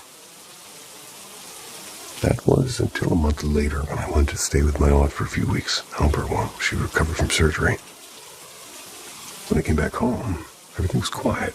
No tapping, no scraping, no figure. This is messy, I know. It probably sounds ridiculous, but it's been in my head for years, and part of me still wonders, could this have just been some animal or something else entirely? I might be fired, so I might not be back later on this week, but I was trying to help somebody not kill themselves, so... On with the stories, I don't know why I'm sharing.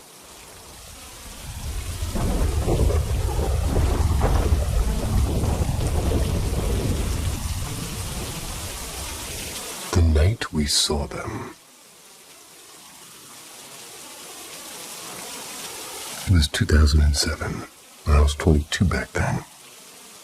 My girlfriend lived in a small town called Millbrook. It's in New York. Quiet place with old buildings and stories never really stayed buried. She stayed in an old house right near what used to be an abandoned mental health sanatorium. It later turned into a juvenile detention center. I was at her place almost every day that summer, driving back and forth like it was a second home. She and her family often talked about the weird things that happened around the neighborhood. Footsteps on the porch when no one was outside.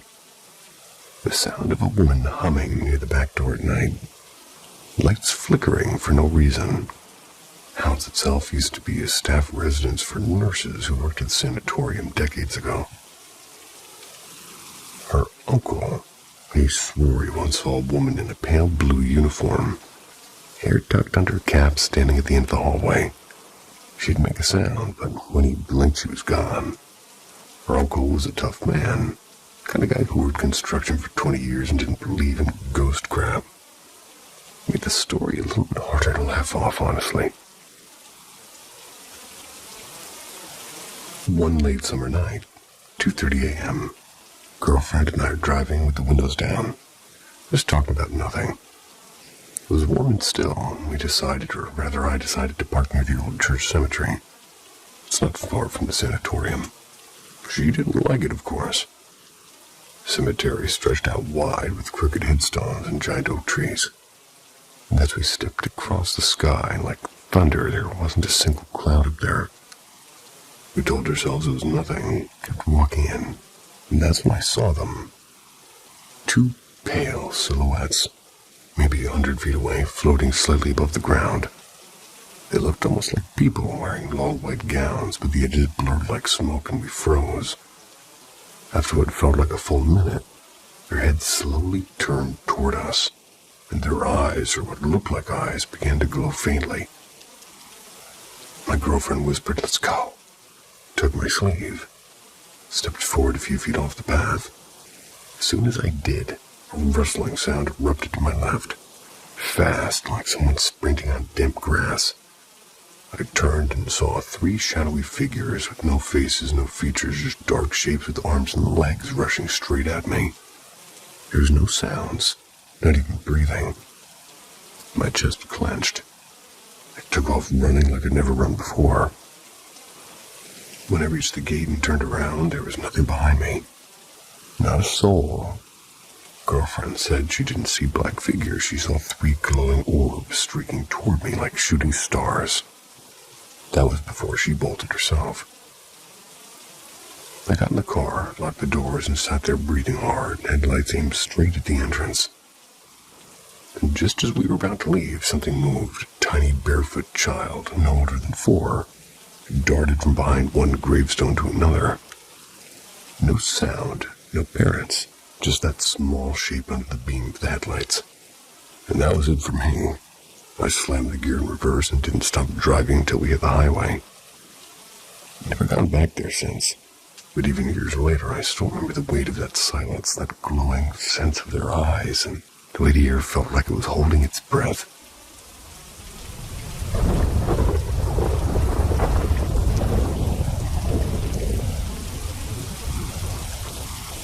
The Watcher in the Woods.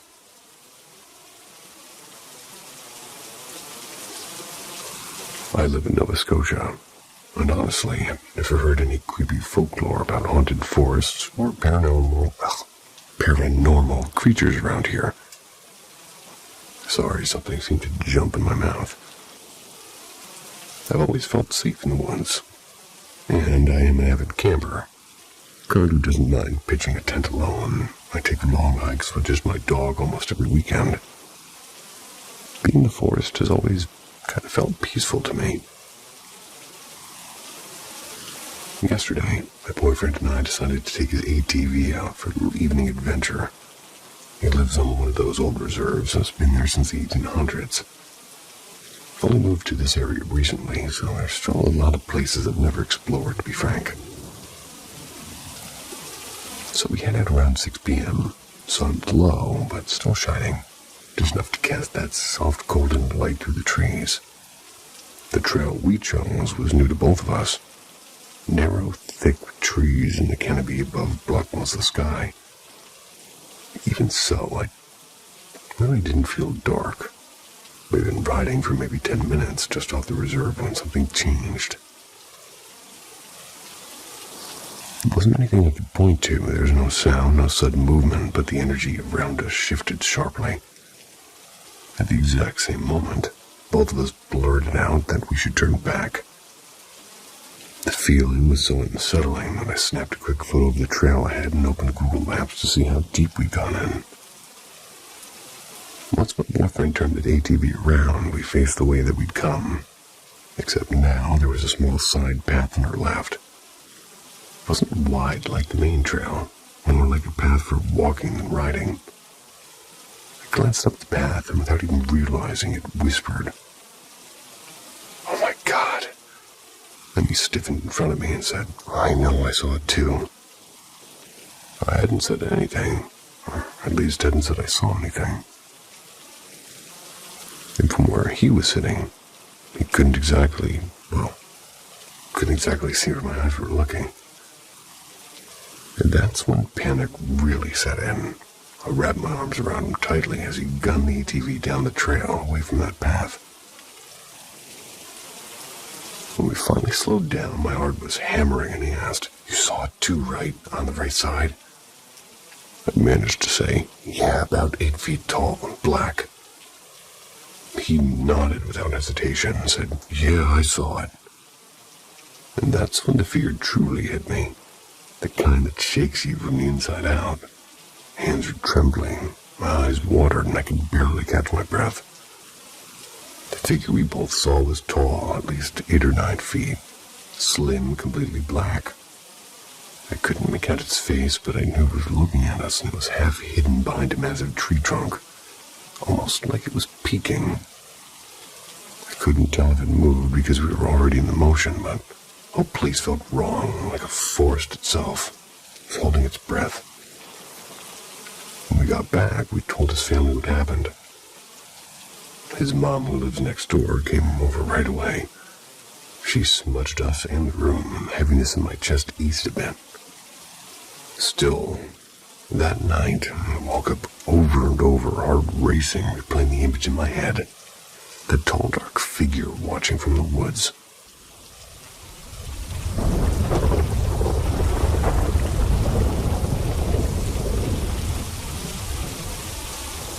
The night the static spoke. When I was 18, dating somebody who lived with his dad and his younger sister in a creaky old house at the edge of town. One weekend night, I all decided to make a late grocery run and asked if I wanted to come. I said no, that I was tired, and honestly, I liked being alone in that house. I'd stayed there before, but usually I holed up in his room in the back of the house. This time, though, I stretched out on a big corduroy couch in the main living room. The TV was on, quietly humming some sitcom rerun. Everything felt normal, until it didn't. I suddenly felt it, that sharp, unshakable sense of being watched. And I'm the kind of person who could walk past something waving in front of me with no notice. But this was different. It wasn't just that someone's eyes were on me. It was that whatever it was wanted me to know, and it was deliberate and focused. I sat there, still as a stone, hoping it would pass. A heartbeat was loud in my ears, and I didn't plan it, but from somewhere low in my chest, my voice came out steady and louder than I thought it could be. "Leave me alone." And just like that, it lifted. The pressure in the air melted away. My shoulders unclenched. I wasn't exactly scared, but it left a strange buzz in my chest. Half nerves, half certainty that something real had just happened. I considered moving to my boyfriend's room, but before I could, the TV flicked off on its own. I just stared at the black screen, telling myself this was ridiculous, that this kind of thing only happened in bad ghost stories. But then the TV came back to life. Channels began flipping one after another, click, click, click, click, faster than I could blink. Then I stopped on Poltergeist. The opening credits rolling. Of all movies, that one. I used to be terrified of that movie. My neighbor's dad let us watch it when we were way too young. For months I was convinced something in the dark was whispering my name. Now here it was, stirring up on its own in a house that suddenly didn't feel empty anymore. I grabbed the remote and it didn't work. I pressed the buttons harder and nothing. Tried my voice again, firm and louder than before, and I said, "Stop." TV went silent. Turned it off, walked straight to the back room, shut the door, sat in the dark with my knees pulled to my chest. I didn't cry, I didn't even panic, and a weird calm set it in, and, well, it's like my brain had decided not to deal with it until later. When they came home, I told my boyfriend, trying to sound casual. Something really weird happened in the living room. He didn't even blink. "Yeah," he said. "My dad swears the house is haunted." I wish he hadn't said it like he was talking about the weather. Because for weeks after that, nothing happened, and I stopped thinking about it, almost. Then came the night Tara, my best friend, slept over. His room had this low-wood couch and fluorescent strip lights above the bed that buzzed when they turned on. And he was out and we smoked a little bit too much. Passed out in the bed and Tara on the couch. Tara is a dude, huh? Okay. I'll go with it. At some point, I woke up and the TV was glowing with the strange soft blue, like the static between channels. The light above the bed were on too, but they weren't white. They were the same blue as the TV, and I whispered, "Tara, hey, wake up." She sat up slowly, squinting. Okay. "What color's the TV?" She blinked at it and said, "Blue." "What color are the lights?" "Blue?" She rubbed her face. "What the hell's going on?" I told her about that night in the living room, and she sighed. Mumbled something about being too high for ghost stories and went right back to sleep. I didn't sleep much after that, and we broke up eventually. His family moved. Is this a guy or a girl? What's happening? Whatever. His family moved, and I never talked to his dad about it. One of those stories that doesn't fit neatly anywhere. Too strange to ignore, too slippery to explain. And years later, my smart TV randomly turned on in the middle of the night. My stomach dropped back into that house, and for a split second I thought it was happening again. Then I figured out it was just the voice assistant turning on by itself. But I always believed something in that house was aware of me, and it wanted me to know it.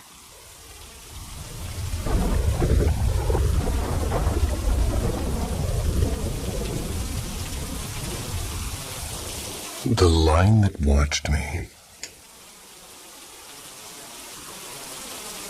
In my neighborhood, there's a quiet field just beyond the apartment complex, and I love taking my dog there late at night. It's always empty and calm, and I don't have to sidestep joggers with headphones blasting.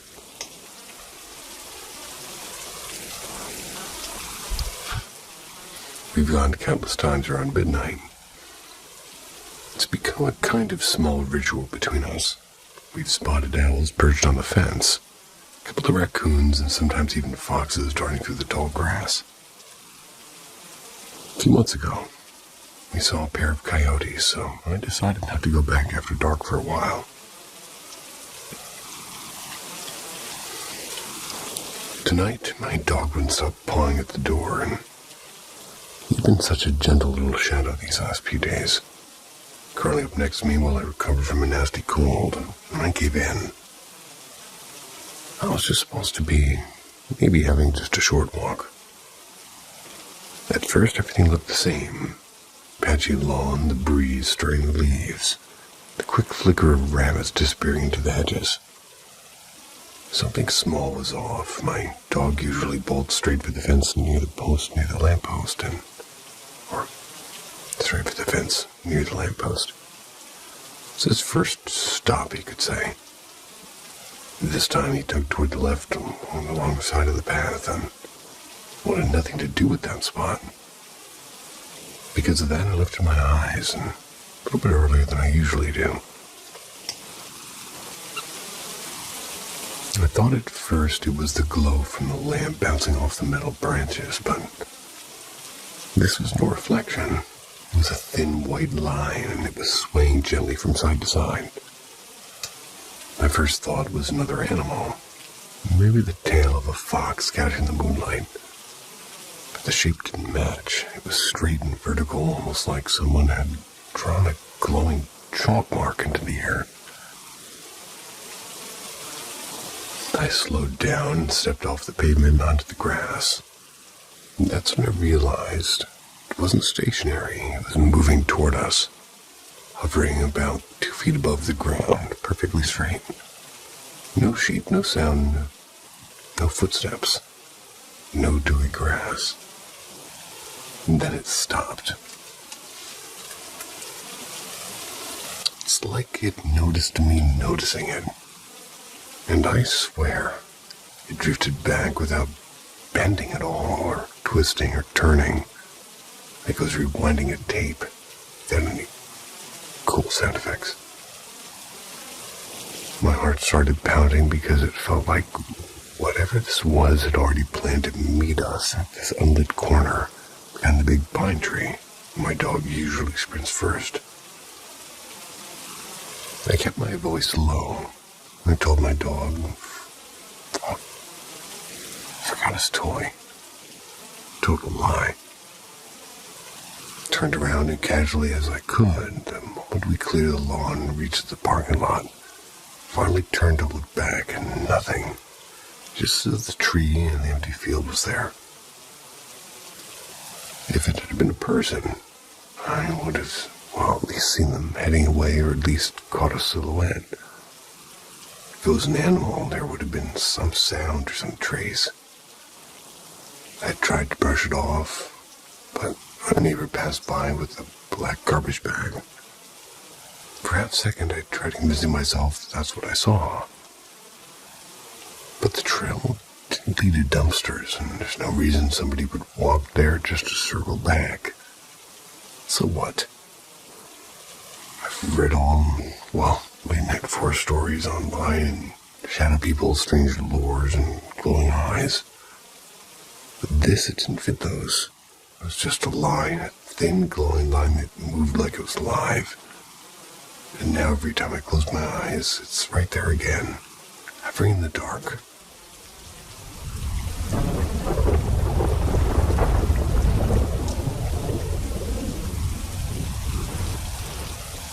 A waltz through time.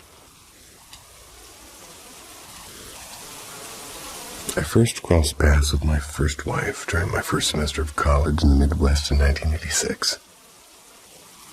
She was a Swiss exchange student studying literature, full of quiet grace and a mischievous sense of humor. By my second semester, I was accepted into the States Regents program. I was to study abroad in Germany. She decided to return to Switzerland at the same time. We married in March of 1987. The tiny courthouse ceremony, surrounded only by 2 of our closest friends. And just 4 days later, she was killed in a car crash on her way to pick up a package of German novels I needed for my courses. My world cracked wide open. Time moved, though it often felt like it didn't. I eventually remarried, and today I have a wonderful wife, children, and grandchildren in the light of my life. Well, that's good. For many years, I was haunted by vivid nightmares of the accident, and of holding her hand at the hospital as the machines went quiet. I lost entire weeks to grief and only truly came back to myself once I was back in the States.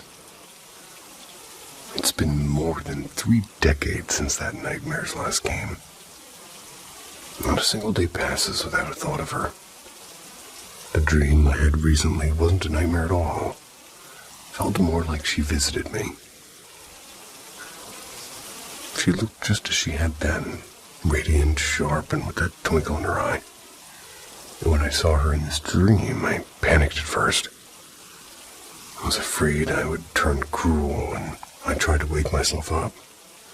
She squeezed my hand and whispered softly, "Komm, mein Herz," and leading me into an open field. Which, if my German treats me right, I think that means "Come, my man," or "Sir."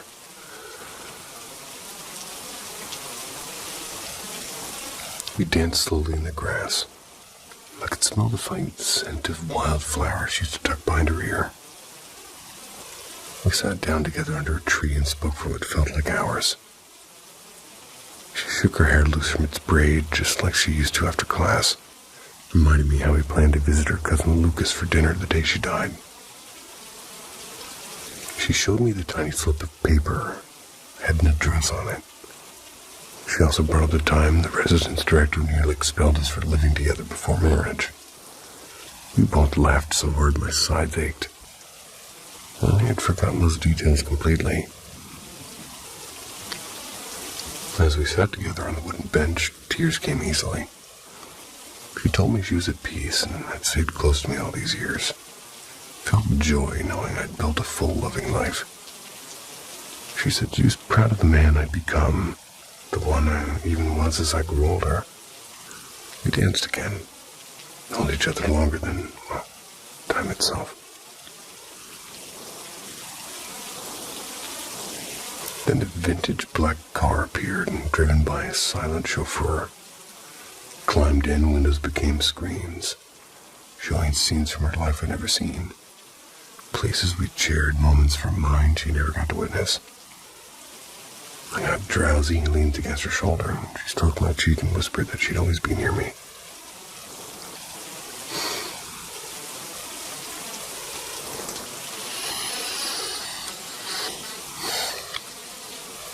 I woke with my heart overflowing, both warmed by love and tangled in a strange sense of guilt, as though I'd loved someone else again for the first time in decades.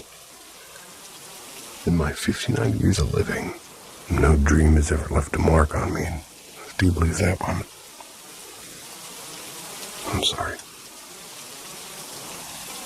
But I'm happy.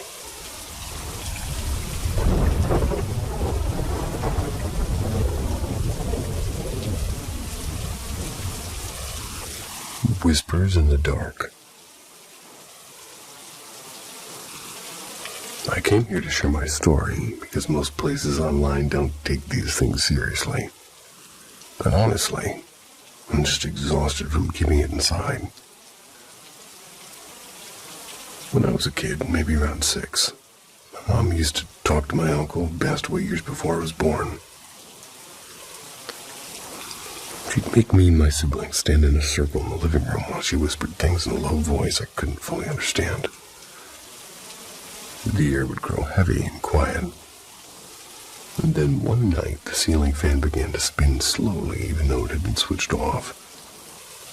I'd already watched too many horror movies for a child my age, so my little brain instantly thought, this is bad. After that night, strange things started happening. My window shutters rattled like someone was outside, shaking them. And at times I'd hear someone softly calling my name when everyone was asleep. Once I walked back from the kitchen, I saw something sitting on my bed. It wasn't fully shaped, just a sort of black silhouette with glowing dull red eyes. And for a second I was frozen, unable to move. Then I bolted straight into my parents' room. The weirdest part is the next morning my back was covered in small round bruises like polka dots. My mom even took a photo. I never saw it again after I was taken into state custody. And there were other ones too, like pans clanging and doors slamming when I was alone. My family said maybe the spirits targeted me because I was the youngest. Even now, I love hearing people talk about their paranormal experiences. I hate when others just say fake, because honestly, None of us can explain everything with science. Maybe someday we'll understand these things, or maybe we won't. Part of me also wonders if some of it came from my mind. That's because I lived through some pretty awful things as a kid. Hard to tell what was real and what was trauma. When I went into foster care, things quieted down. My foster parents were strict Christians. No circles, no seances, nothing like that. There were still a few odd moments. One night I saw the shadow of their cat in the hallway. Those weeks after it had died. When I turned on the light, it was gone. And that time, I'm sure it was just my head playing tricks. But the nightmares didn't stop. At my old house, the dream was always the same. A demon dragging me down the hall. But in my foster home, I dreamed it one last time, and in that night I escaped. For some reason, it always felt symbolic, like I'd broken free from something. When I turned 12, something happened that still chills me to this day. One morning I opened my eyes and immediately saw a horrifying image in my mind. Black and white, sharp and cold. My heart suddenly burned, like something invisible was pushing out of it. I couldn't see anything, but I felt it. I kept quiet for a long time. And then one night I told my dad. And as I lay down after talking to him, I heard a voice whisper clearly in the dark. That's what I meant. I thought it was just my head until my body suddenly sat upright on its own, feet touching the floor. I didn't move. I didn't even feel hands on me. It was like something else decided for me. I shut my eyes and prayed. When I opened them, I saw tiny swirls of color floating in the air. I didn't sleep at all. And I've always had vivid dreams, but those around that time were different. One dream stuck with me. I saw the sun, and inside it was a clock. A figure on a throne pointed at 12. And then something struck my heart like lightning. Woke up terrified, prayed again, and slowly it all faded away. Memory never really left.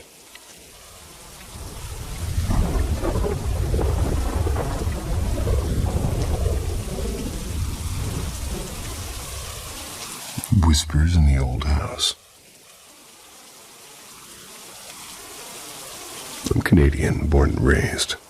But when I was little, my family spent nearly 5 years living in a quiet town in Vermont. It wasn't far from the New Hampshire border. Back then, we stayed in 2 different homes. But the first one, where the story takes place, it was a creaky, centuries-old colonial house. The house was more than 180 years old. It had been turned into 3 separate flats, I guess, and we lived in the upper section. I had a narrow staircase and slanted ceilings. My parents' bedroom was at the far end of the hallway, where I shared the small attic room with my older brother. One Friday evening, my dad had a night shift at the hospital. My mom needed to drive into town to help a friend. At that time, I was 7. My brother was 10. Too young to stay home alone, so Mia, a neighbor's daughter who's maybe 14, came over to watch us. I remember thinking she was practically an adult. My favorite thing then was my little theater kit. Not a puppet stage this time, but a foldable cardboard castle. I set it up on a sort of low wooden chest, and I threw a scarf over the top and began my dramatic performance for Mia and my brother too. They sat by the hallway door, half paying attention, half teasing me.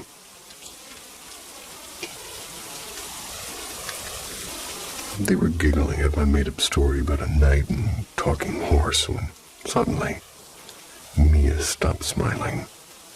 She tilted her head and asked, "Did you hear that?" My brother got up and peeked out into the dark hallway.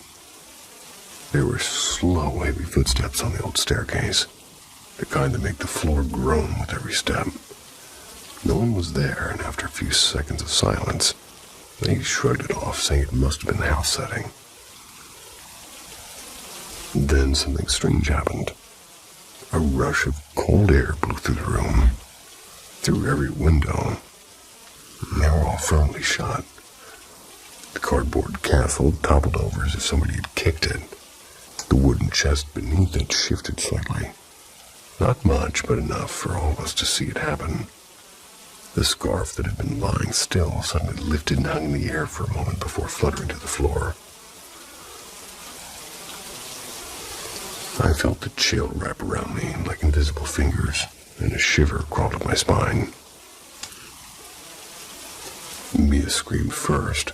My brother grabbed my hand and we bolted down the narrow staircase and out the front door, barefoot in the cold porch. We waited huddled together in the front steps until my mom came home.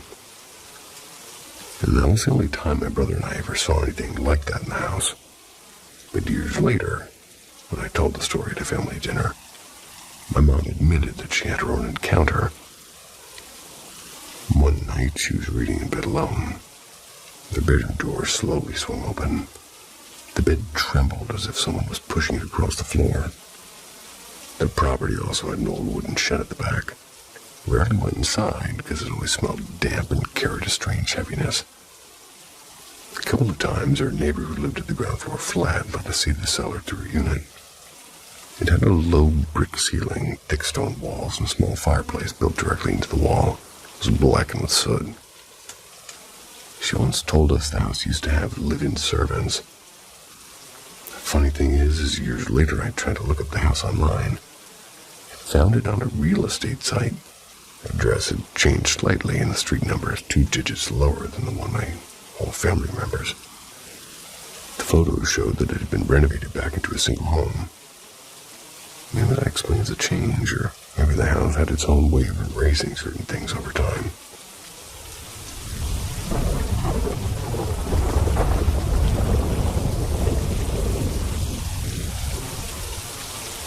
When the shadows breathe. Okay, so first off, I'm like 90% sure I can sense things that aren't supposed to be here. It started off real small, just that weird feeling like someone's standing right behind you. I kept telling myself, nah, just nerves. But it happened every single night for 3 straight months. Finally, I told my dad. He asked, does it feel bad or good? I didn't even hesitate, and I said, bad, real bad. So he brought home some holy water and sprinkled it on every doorway, every corner, even under the bed. The priest came by, said a blessing. And for a moment, it actually felt lighter, and I thought, cool, problem solved. Yeah, right. 2 weeks later, I wake up at 3:02 a.m., classic horror movie hour, and I can feel someone clutching my ankles. Not a breeze and not imagination. Actual pressure. I froze, blanket over my head, praying I was just dreaming. And then I heard a faint thump of soft footsteps on the carpet. My old stuffed rabbit. Yeah, the one I've had since I was 6. It starts bouncing slowly on my back like something's pushing it.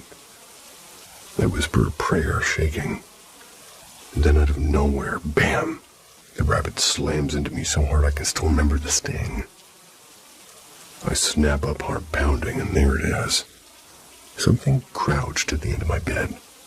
Not a person, just this black thing with no face. I sprint for the light switch. The second I turn around, it's gone, like it's never there, and I cried for 10 minutes straight. And that wasn't even the worst of it.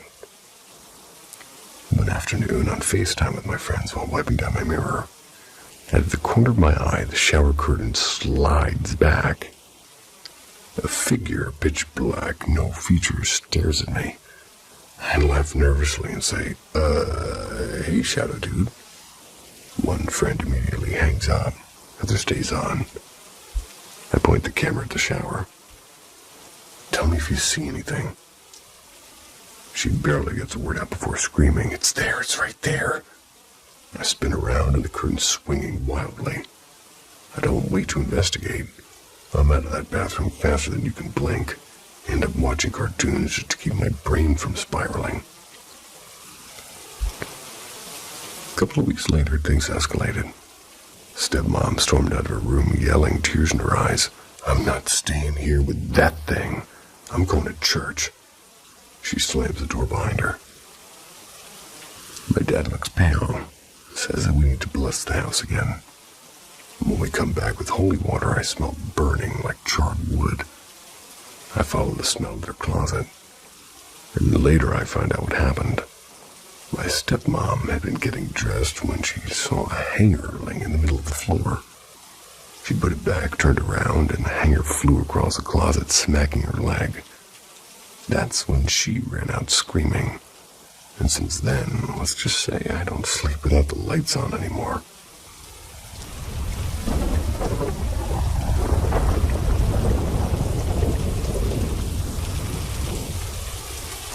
The path beyond the trees. This, as the title suggests, it's something that happened within a dream. Will this dream become reality, or was it just a dream? Prefacing it with, "This is a dream I had, what do you think?" A friend told me this strange dream, so I'll write it here in his own voice. I suddenly realized I'm walking along a narrow mountain trail. The path wasn't dusty or rocky as you might expect. It was smooth, lined with flat black stones, each one cool under my bare feet. On my right was a low wooden fence. Beyond it stretched a forest of tall, dark pines swaying gently in the wind. The air was crisp. The shafts of soft golden sunlight fell between the branches like silk ribbons.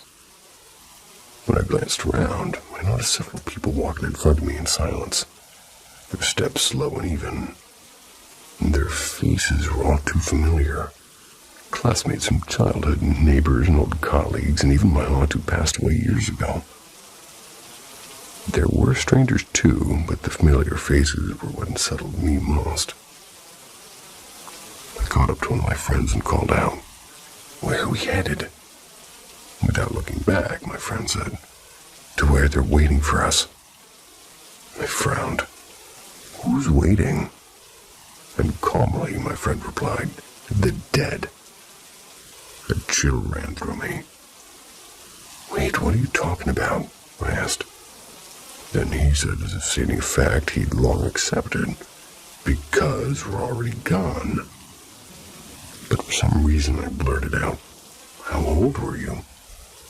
87, he said. I woke up. The ceiling was there, the faint hum of my fan, the soft ticking of the clock.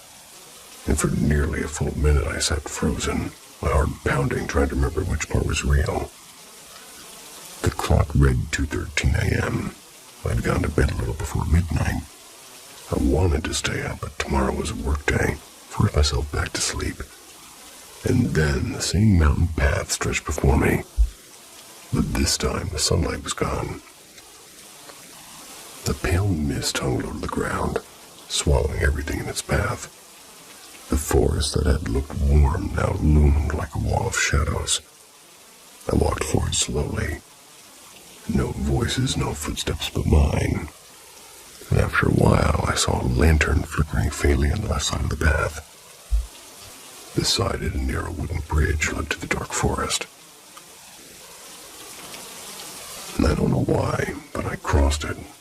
The forest opened up into a vast clearing filled with hundreds of lanterns, or rather clearing. It was swaying from thin poles, each of these lanterns, and each lantern stood above a single stone marker. Gravestones. I stepped closer, my breath catching my throat. Names, dates, some unfamiliar, some disturbingly familiar.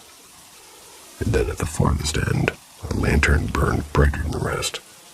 Underneath it, the stone bore my own name. It read, "Born 1991, died 2080. And below, in small letters, "May the wind guide you home." Well, that's a long life. And I'm 34. Hey, me too. 87 is still far away, but the thought won't leave me.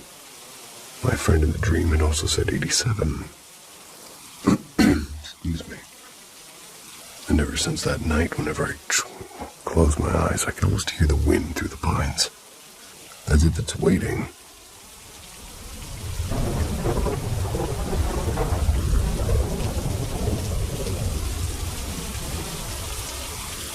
The long-faced guest.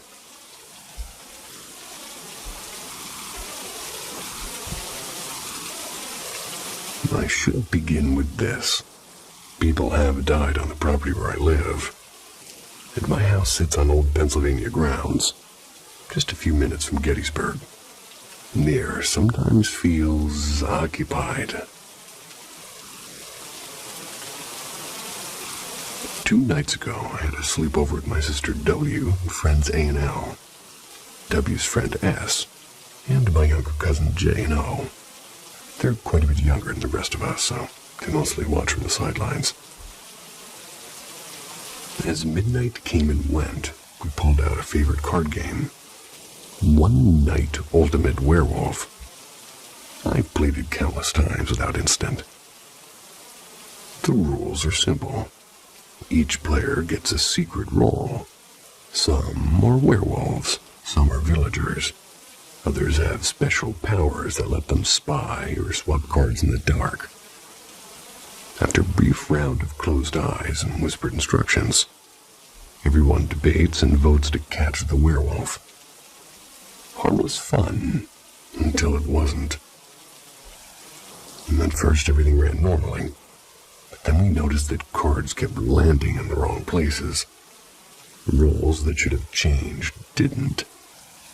Stranger still, 3 of us, me, A, and L, kept ending up in the same roles again and again. Insomniac, seer, and drunk. Statistically impossible. One time I began as the lone werewolf. I peeked at the center cards and I saw the insomniac there. Yet when the round ended, my card had become the insomniac, and the werewolf was now in the center. We suspected a prank, of course, but no one confessed. So we played on, uneasily. J and O eventually dozed off, removing them as suspects. Still, the impossible swaps continued and card shifting as if moved by unseen hands. Finally, we set the deck aside, but curiosity clawed at us, and after some nervous chatter outside, we returned and began again. That's when the night turned sharp. A card called the Tanner vanished mid-game. We searched every inch of carpet and couch. Nothing. We restarted only to hear thuds on the floor during a round. One heavy right where the card lay, and a softer one between A and L. A cold draft followed, enough to wake O crying. We entered the game and boxed it. We left it in another room. Morning brought no relief. Jay opened the box and found the Tanner card sitting on top face up. And later, after I meticulously stacked the deck and logged the order, I left the room for an hour. When we returned, the seer card lay face up on top. No one had entered. By daylight, we tested it again, even moving to W's darkened bedroom. The phenomena persisted, roles defying logic, cards rearranging themselves. Finally, we switched off the lights, using only L's phone flashlight. And that's when the real horror began. L suddenly whispered that she could see A's face, or rather couldn't. She could only see mine faintly. She leaned forward, squinting, and recoiled. "It's not your face," she said. A turned to look and screamed. They described a figure superimposed over me. A man with a long, gaunt face, a sharp nose, and beady eyes. No bangs. He had a slow, crooked smile, and I sat frozen while they insisted it grew closer each time we darkened the room. And at one point, Elle sketched what she saw in the dim light, only to drop the pencil with a gasp, asking if I was smiling when I wasn't. We turned the lights on, and never turned them off again, and we have not played that game since. Somewhere in that house, a long-faced guest still waits for nightfall. At least that's the feeling I get.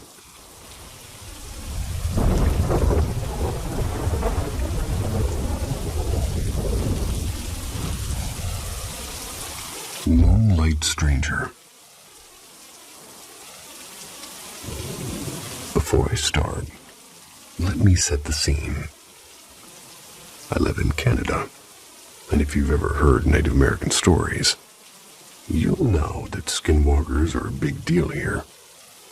Everyone I've talked to around a family's rural property has their own eerie encounters, similar enough to mine that it still gives me chills. Here's what happened. Our family owns a piece of land a few hours outside of the city, quiet and remote. And late one autumn night, about midnight, the full moon was unbelievably bright. It lit up the field so clearly, I could see far beyond what was normal for that hour. My dad was inside the old farmhouse that we were fixing up, leaving me outside to breathe in the crisp night air. And then, from the forest about 300 feet away, there came a strange, drawn-out cry. It sounded like something wounded. I told myself it was just a coyote. There are plenty of those around here. 5 minutes passed. I was fiddling with my phone when I sensed something. I turned, and there it was.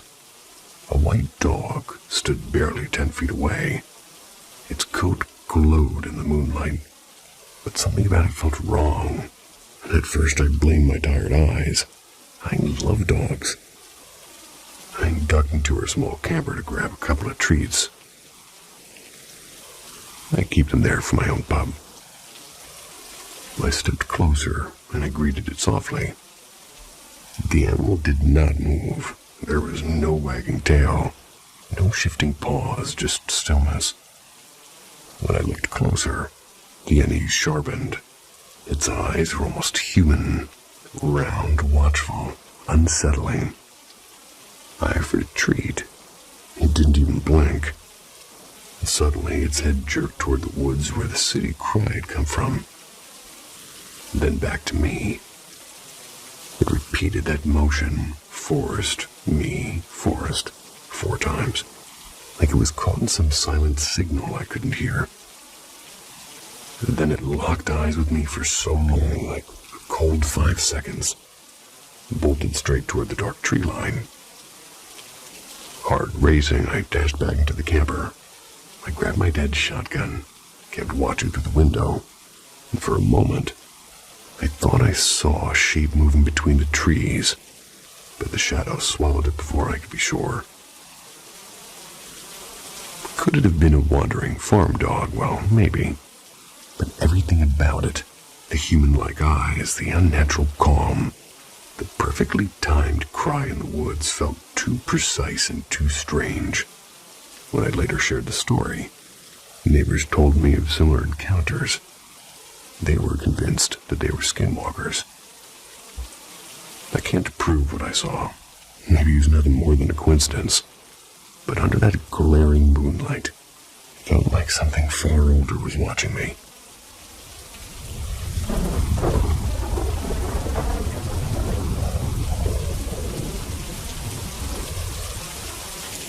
The twin in the hallway. I kept this to myself for years, partly because speaking it aloud felt like tempting something I didn't want to name, but here it is. Maybe someone else has a clue. It started in early 2022, when my mom and I took a short trip to Savannah, Georgia. Not New Orleans this time, though the city had the same heavy, restless air that makes you feel watched. Because you very well might be. from my experience. My mom loves anything haunted, so she dragged me to a candlelit ghost walk. She dragged me to old cemeteries and a strange place called the House of Shadows Museum. Halfway through that museum, right when the exhibit shifted from elegant funerary history to grim displays about infamous murders, my stomach turned inside out. The walls tilted and my skin went cold. I barely made it outside before throwing up. On the walk back, something clung to me. That's the only way I can describe it. You know, when someone's right behind you, almost touching the back of your neck, and every nerve knows it. That feeling. The rest of the trip was wrong. Our hotel door unlocked itself more than once while we tried to sleep. I had misplaced a whole sketchbook I'd carried for years and it never turned up. Mom's credit card disappeared, only to slide back into her wallet after we'd gotten home. We even drove past a fresh triple car crash where rescue lights still hadn't arrived. Mom said something had hitched a ride, and she talked to the air in the car the whole way back, giving whatever it was a name. Well, I don't remember it, but promising that it could ride along if it left when we reached home. I didn't believe her, not really. Until we got back. That night around 3 a.m., I got up to use the bathroom. My room opened to a hallway facing the living room where my mom was sleeping on the fold-out couch. The bathroom door was just to my right. Moonlight and the soft blue of the TV filled the house. I noticed Mom sitting upright on the couch, hunched and wild-haired, staring at a cold fireplace. I whisper-called her name. There was no answer, so I called louder. Slowly, her head turned toward me, but the rest of her didn't move. Then the bathroom door to my right opened, and my mom stepped out, rubbing her eyes. "What's wrong? I'm in here," she said. I snapped my head back to the couch. Empty. Since that night, the double hasn't left quietly. Sometimes it knocks on my door, calls me by my nickname, a nickname only my mother uses, which is Bug. Friends have heard it, and only old friends refused to video chat if my door was open. She would swear she would catch glimpses of somebody who almost looked like Mom drifting past. When we moved to a 2-story house, the voice began calling from the base of the stairs late at night, waking my real mom, even though she never remembered why she'd been stirred, which is, well... Aside from that, it never once used my actual name. It would only call me Bug. 2 years and another moved silent for now. But I still feel, at least some nights, that breath of presence just behind my neck waiting.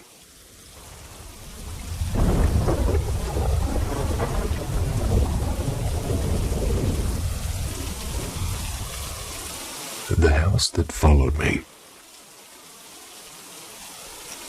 When I was between 5 and 7, my parents, my older brother, and I lived in a rented house that seemed stitched together from nightmares. Every night, shapes walked the halls. Shadows that weren't quite shadows. They weren't just patches of darkness. They stood upright, like people without faces, almost solid with limbs and the faint suggestion of eyes. My brother and I, being children, we treated it like a strange game, chasing the silhouettes, until they melted into the dark outline of a door frame and vanished. It might sound like the fever dream of an overactive imagination, except my brother swore that he saw them too. Years later, when I brought it up, my mother admitted that she sometimes glimpsed small gnome-like figures moving quickly in corners. My dad only muttered something about seeing things once or twice, but his tone said more than his words. My brother, grown and embarrassed, denied everything. But I remember the way he clung to me back then. He absolutely saw them. From ages 4 to 7, something else began visiting me at night. Something far worse. I can only describe it as a creature I'd much later recognized in the Alien vs. Predator films, though I'd never heard of those movies at the time. The first night I caught a glimpse of it, I froze still, and after that I never dared to look again. But I knew when it was coming. I'd pull a blanket over my head with my heart hammering. Then it would creep in, and I could feel its breath through the covers, heavy and cold, like it was tasting my fear. And for years after we moved, more than a decade, I still slept cocooned beneath my blanket, face covered. It's a reflex I can't quite shake. Sometimes I tried to escape by sleeping in my parents' room, but their room had its own menace. On the wall hung an old black eagle plaque, left behind by previous tenants, and at night it seemed to unhook itself and become a crow, circling in the room in slow, deliberate arcs. Whether it was real or a dream, I can't say, but I remember its beating wings and the sound of air moving. The house itself had a way of infecting others. We moved about 20 miles away, but each Halloween, we returned to trick-or-treat in our old neighborhood, and every time new tenants lived there, and every family's story ended pretty badly. The first couple we met, they seemed normal enough, but a year later, they'd split amid whispered fights and restraining orders. The next renters, they got caught stealing the landlord's appliances, one of them ending up in jail. It was like the house wanted chaos and kept calling new victims. For a long time, the haunting stopped. By 17, high school had replaced fear with routine, until the day that I saw her. She appeared in the hallway like somebody out of a dream you don't want to remember. A pretty girl at first glance, but something shifted, like the closer she was coming. A subtle limp, a blank face, and around her, though invisible, a darkness I could feel. The same oppressive wrongness as the creature from my childhood. I forced myself to shrug it off. Weeks later, a friend who loved anything dark and strange told me about a quiet girl in her art class who drew disturbing pictures. She showed me sketches, figures with too many eyes or twisted bodies, all of them in impossible shapes. Before I could think, I asked, "Is this Ashley's?" And I didn't even know anyone by that name. She blinked, kind of surprised. "Yeah, how did you know?"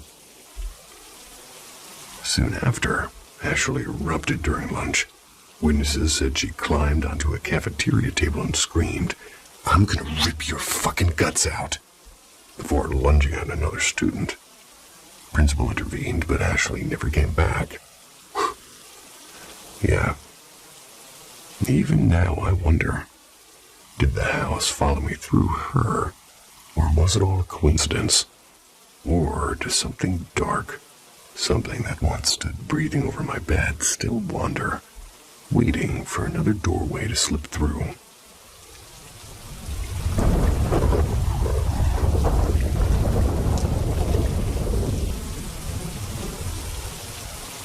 The quiet river beyond. In 2008, my aunt married a man who quickly became more like an older brother than an uncle.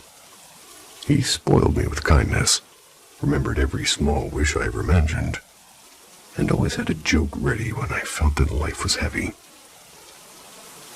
Then in 2015, he passed away suddenly, in a way so astonishing and strange that it deserved its own telling someday.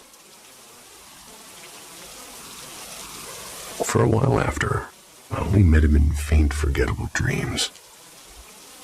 But one night, during a season when I was drowning in hopelessness and dark thoughts, he returned, vivid and present. In the dream, he looked at me gently and asked, "Do you want to come with me?" I shook my head. He smiled and said he just wanted to show me where he now lived, and I agreed just to take a look. So we walked through what felt like a dark, endless tunnel, and yet it really wasn't frightening. At the far end, light poured in, but not from any sun. The sky itself seemed to glow. There were tall trees stripped of leaves, their silhouettes calm and dignified, and a perfectly clear river flowing over pebbles and silver fish. The air was almost still and almost sacred. I felt peaceful and uneasy all at once, and after a while, I told him I wanted to go back, and he nodded and I woke up. Months later, I dreamed of him again, and this time he sat together with me and we were beside that quiet river again. He said only this: "Here is home for me now." And then, as before, he brought me back. Years rolled by, and on a road trip with a friend, I met a stranger with scars and stitches running across his arms and neck. And over coffee, he told me of a terrible accident that left him in a coma. And then he described the place that he'd gone. A world with no sun, yet full of light. Bare trees, like something I can't even describe. And a clear stream lined with fish and stones. The only difference is he had seen a white, faceless figure watching him on the shore, and I was stunned. How could two lives, one asleep, one suspended between life and death, cross paths in the same unseen landscape? Still can't name what that place is. Maybe it's a threshold, or maybe a promise, or maybe something beyond words. What do you think that river really is? We all got a name for that. Nice knowing there's fish, though, and rocks aren't alive.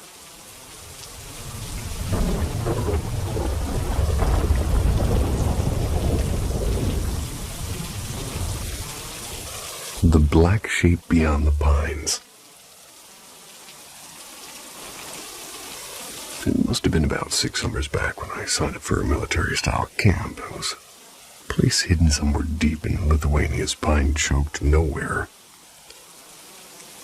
The place was gorgeous. Tall, dark trees as far as you could see. The air sharp with resin. Our daily grind was standard.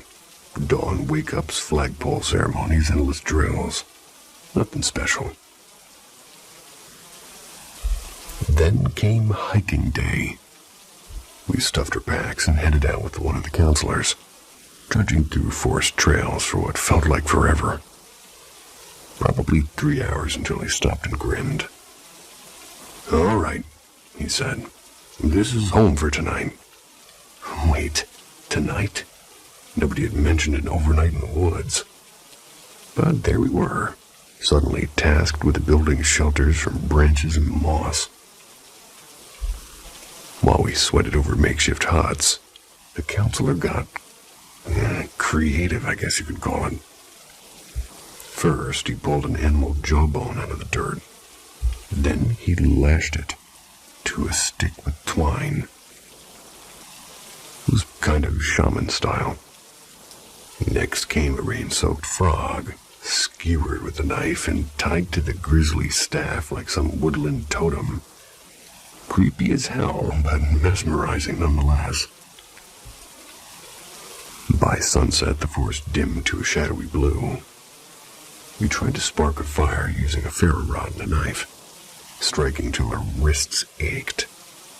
Everything was just too damp. There was no flame. So me and 2 friends, we volunteered to find drier wood. So we wandered maybe 7 minutes before spotting a lone birch in a little clearing.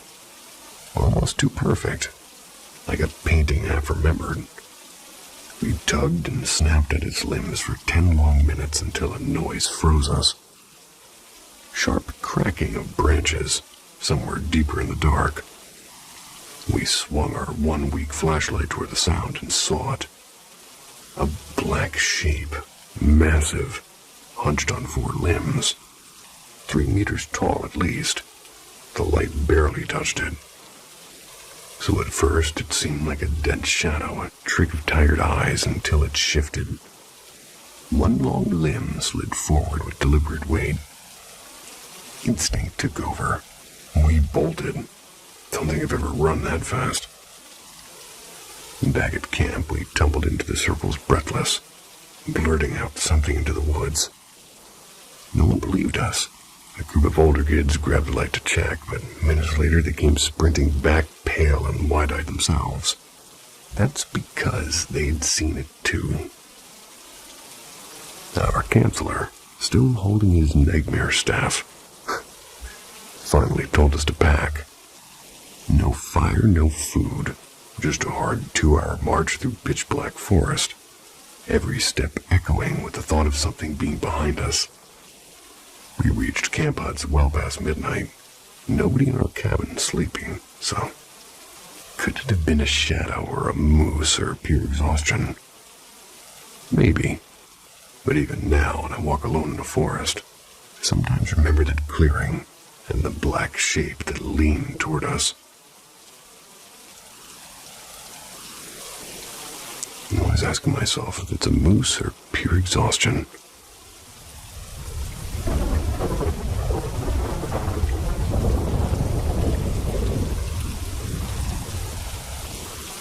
The forest that breathed hunger. It was late September 2016, my 3rd year of college, and for 7 nights straight, my friend Bada and I had been sneaking into the Buli Batayari forest after dark, chasing the kind of thrill that makes you forget exams and sleep.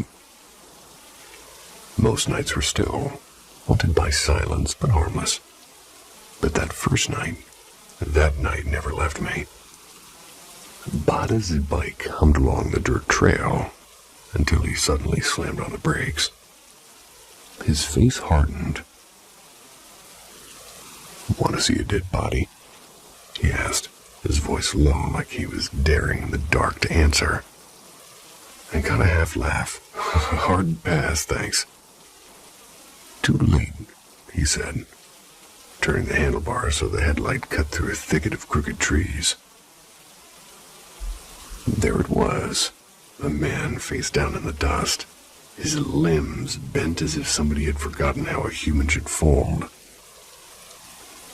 I edged closer and I nudged him with my shoe, waiting for a breath, a twitch or anything. Nothing. The stillness was so absolute it felt like the forest was holding its breath with him. I told myself he was just some drunk passed out cold, and I needed that story to be true. We left for our usual hangout spot. We roped a few friends into coming back to see the dead guy. But when we returned minutes later, he was gone. All that remained were long, dragging tracks leading deeper into the trees. Maybe his buddy carried him off, I muttered, forcing logic into the space where fear lived. But something inside me whispered a harder truth.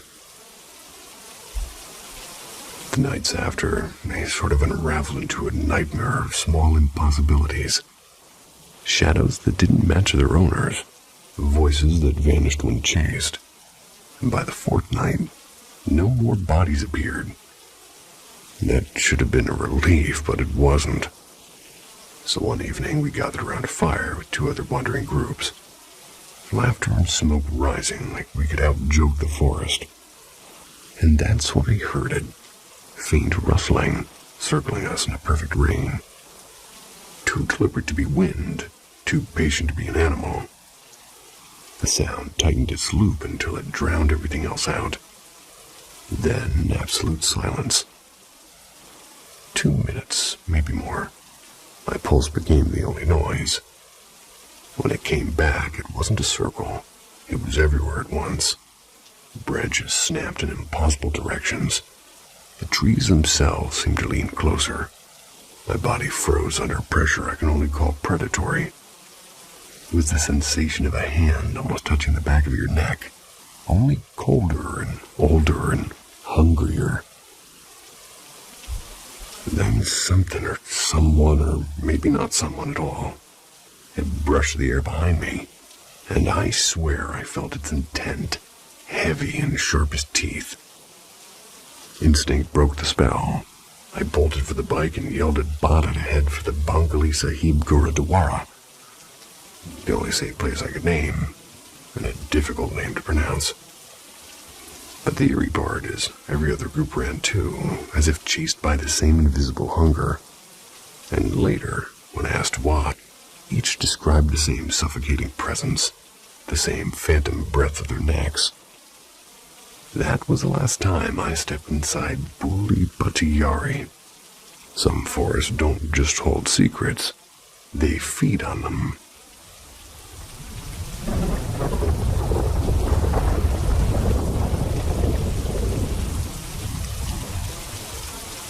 Rover in the afterlife. My family's always been different. Some of us can sense lies the instant they're told. Others glimpse spirits, catch flickers of the future, or feel a room's energy shift like a sudden draft. My own knack is subtle. I feel vibrations and moods in a place the moment I step inside. Sometimes even get flashes of what's to come. But my most unusual gift is the one I never expected. My spirit dog. Let's call him Rover to be simple. I call him my spirit because he's behaving like a real dog, playful and curious and aware of change, rather than a mere ghost or echo. He followed me when I moved apartments, padding faithfully across thresholds no living creature could cross. 3 years ago, the earthly Rover left this world, and he'd been with me for over 20 years now. And one quiet afternoon, his spleen ruptured from a hidden tumor. We rushed him through emergency surgery, and he survived this splenectomy. Even wagged his tail for me. But 6 days later at home, his heart finally just gave out. And everyone says their dog is special, and Rover truly was. He'd appeared in my life like a small miracle, abandoned in a busy part of town. Yet somehow he found me at midnight as if guided, and our bond was instant and unshakable. He ignored most people, even trainers. But one word had it for me, and he obeyed. He barked at things I couldn't see, especially at night, sending chills through me. And he mistrusted strangers instinctively, especially men. But even some women earned a wary growl. Eventually I found a roommate, one Rover actually liked. And during night walks, the roommate often looked uneasy. When asked why, he admitted he could see spirits and other entities. Some, he said, had never been human at all. Most were harmless, little flickers of mischief. But sometimes, especially when Rover barked into the darkness, he glimpsed tall, shadowy figures with white faces and burning red eyes. And those were not harmless. He also claimed these things were drawn to me, especially in the quiet of the night. I hadn't mentioned my family's gifts, so my calm reaction startled him. I simply said, "Good to know," went back to my Netflix. After Rover passed, I could still sense him. I'd hear phantom toenails clicking across the linoleum, or I'd feel a warm weight on a bed. One evening, my roommate told me that he'd seen Rover cross over, but not as an old, frail dog. He described a young, healthy Rover, wearing a shiny new collar marked with silver paw prints. A week later, while building a memorial photo album, I showed him pictures of Rover as a young pup.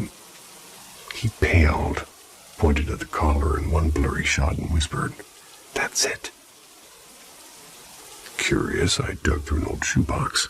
I pulled out the real collar, silver paw prints and all. He just nodded, still pale. Another week passed before I felt something stranger. At night, my arms and legs tingled as if it brushed by like a faint current. I joked about restless limb syndrome over dinner. My roommate looked at me and asked, "Do you feel it right now?" And when I said yes, he smiled softly. "That's not a syndrome," he said. "That's Rover. He's curled up on your lap." So maybe my dog never really left. Maybe he chose to stay. A loyal guardian padding just beyond the veil. Proof that love in its purest form doesn't die. It only changes its shape.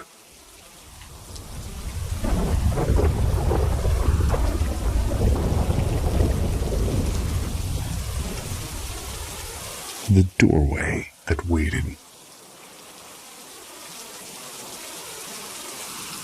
Last winter, I, a 31-year-old female, I worked a short stint in the environmental services department of a busy city hospital. Basically housekeeping with a lot of bleach and a little bit of mystery. After a couple of months, I got a regular route on the step-down ICU. Some rooms had cameras. They were streaming to the nurses' station. Mostly the ones tucked out of direct sight. My job was a mix of the everyday and the eerie. Wiped down occupied rooms, tidy nurses' stations, freshen up doctors' cubies, scrub public bathrooms, and when somebody was discharged, deep clean their room until it looked like nobody had ever drawn a breath in there. One gray morning, I was assigned a full clean on a monitored room that was at the far end of the hall, just around a bend from the main station.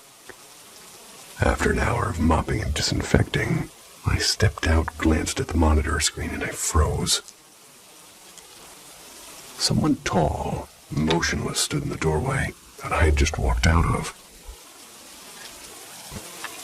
My heart slammed. I doubled back immediately. Empty. Not just the room, but the neighboring one, too. Anyone leaving would have had to pass me. Yet when I checked the feed again, the doorway was blank. I told myself it was a camera glitch, and I forced my day back into its routine rhythm. A week later, the room got a new occupant. An elderly woman, pale and gentle, with the kind of faraway eyes that seemed to see two places at once. Went in to introduce myself, start the daily cleaning. The curtains were drawn, leaving the room kind of softly dim. As I dusted near her bed, she asked in a thin voice, "How many of us are here?" I hesitated. "Just you and me. Why, do you see someone else?" She gave a faint, puzzled smile. "Oh, perhaps not." I reassured her, pointing to the card by the bed. "If you need anything at all, press the button. They can page me." Still uneasy, I slipped around the corner to the monitor. The feed was ordinary, bed curtain, nothing more. But that prickle at the back of my neck stayed. And after that, I made a quiet habit of passing that room several times a day. And I never again saw a figure in the doorway. But sometimes when I walked past, I caught myself slowing, as if something or someone was still waiting just out of view.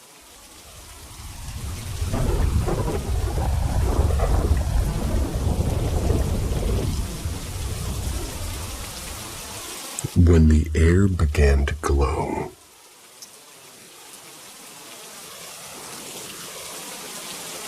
This is a story that my father of my friend told me years ago.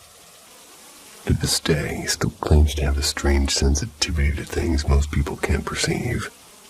And from this point on, I'll write it in his voice.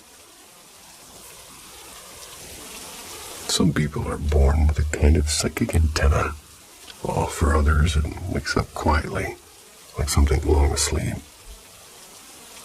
I don't remember ever feeling special when I was little. I was just a regular kid who liked ghost stories. It must have been around 3rd grade. One afternoon, when I was flipping through an old children's science magazine at my cousin's house, I found an article titled "How to Train Your Eyes to See Invisible Light." The page showed a smiling woman in a white robe with her hands raised dramatically, explaining a simple exercise.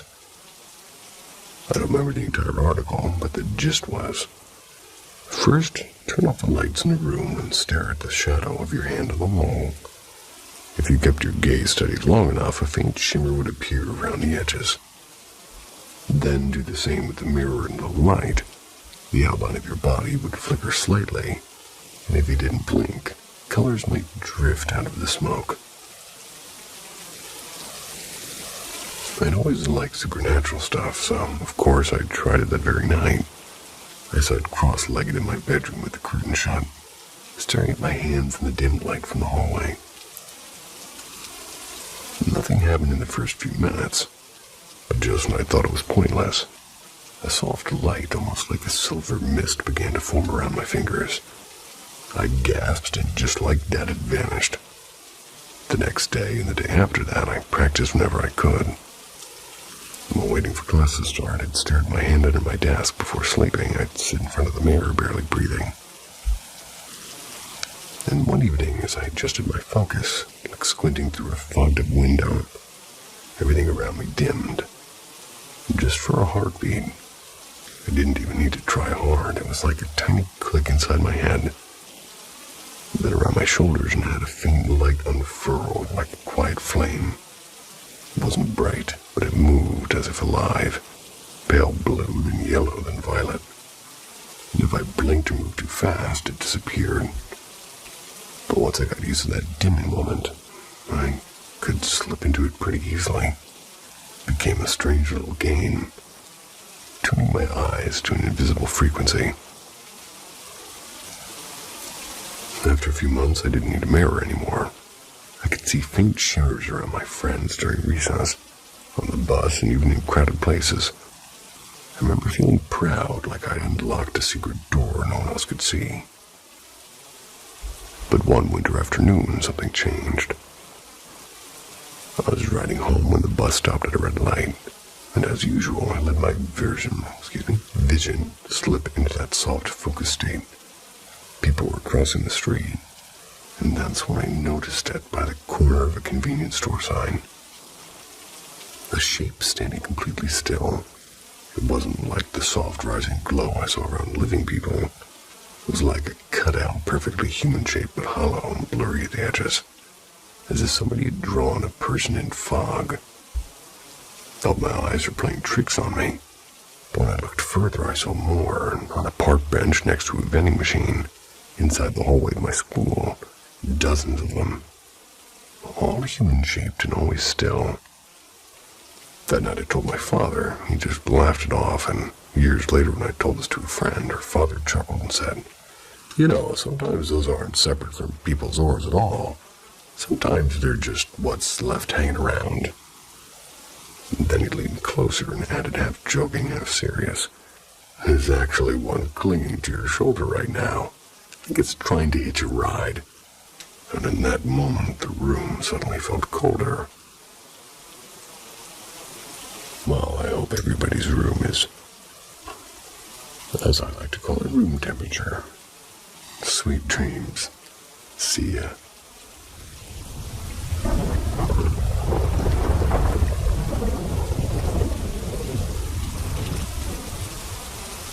Paranormal M takes you where reason fails. From haunted houses to eerie objects, the stories linger. Subscribe and enter the unknown with us. Hey, it's me, the ghost friend. I've experienced my fair share of odd, possibly paranormal events in life. This one is probably the earliest one. Even though the title might sound a little silly, I've always called the ghost I saw that day Oliver Oakley. You'll see why soon enough. From what I remember, he wasn't menacing, just unexpected. Here's the story of Oliver Oakley. When I was a kid, I grew up in a very religious household. We were Jehovah's Witnesses. I've since moved on from that. Good for you. Part of our regular ministry involved what we called return visits. If someone agreed to talk again after an initial conversation, we'd come back the next week at the same time. My mom had a return visit named Marjorie, a sweet elderly woman who lived alone in an old house somewhere in upstate New York. That's funny. I loved going with my mom to visit her because Marjorie ran a little side hustle selling old books. She always had boxes and boxes stacked on her front porch. And best of all, she kept a stash of my childhood favorite, the Goosebumps series. Every visit meant a new book for me. The celery stalks at midnight. The visit started like usual. We climbed the uneven front steps, pushed open the squeaky screen door, and stepped onto the enclosed porch. The air smelled faintly of old paper and pine. Boxes of books were scattered everywhere like a miniature library in chaos. Mom knocked on the inner door, and a minute later, Marjorie shuffled out wearing her usual cardigan and nasal cannula. Cannula? The oxygen tube trailing back into the house. She greeted us with a smile, and then she said something that gave me the chills even before anything weird happened. I hope you don't mind if we have company today. Oliver's here. I glanced around, expecting to see someone else, but there was no one, just the three of us. Confused, I asked, "Who's Oliver?" Marjorie gave me the kind of look grandmothers give when they're about to tell a story. "Well," she said, "you know how in your scary books there are sometimes ghosts?" I nodded slowly. "Oliver's like that. He's a ghost." Mom immediately tried to change the subject. Marjorie, however, was delighted to explain. Oliver, she said, had lived there over 100 years ago. He wasn't famous or anything, just a wandering man who loved oak trees. Supposedly traveled across the country planting them. Then she pointed toward the side of the porch. And sure enough, I saw a huge oak tree I'd somehow never noticed before. "He planted that one himself," she said. "Every autumn he comes back to check on it." I found this weirdly fascinating. Mom, however, steered the conversation back toward Bible verses. And that's when it happened. The inside door had suddenly slammed shut with such force that it made us both jump. The oxygen tube under the door got sharply bent, and for a second, I thought Marjorie would panic. She didn't even flinch. "Oh, that's just Oliver," she said casually. "He likes to listen in." Mom whispered to me, "It's just the wind." And even at 7 years old, I knew that was nonsense. It was a calm autumn day, no breeze, no draft, and the slam had come from inside. While Mom and Marjorie kept talking, I wandered toward the book boxes. As I flipped through a book about robots, I suddenly heard slow, deliberate footsteps circling me on the porch. The sound was so clear I could feel the boards beneath me creaking. There's no one there, though.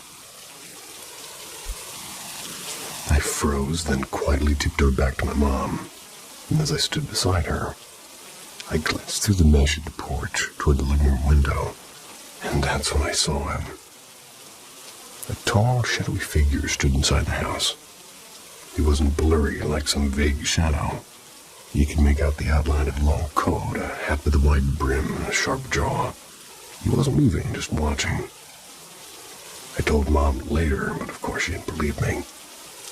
We left with the Goosebumps book in hand, and life went on. But sometimes, when autumn rolls around and the air gets cold and still, Mom and I bring up Oliver Oakley and laugh about how weird that day was. I never felt any danger from him, just like a quiet kind of pride, like a gardener checking on his favorite tree. Oh, and if anybody ever digs up an Oliver or planted oak trees around upstate New York in the 1900s, let me know. And to that one person who told me to look up mullion, it does kind of help. Thank you.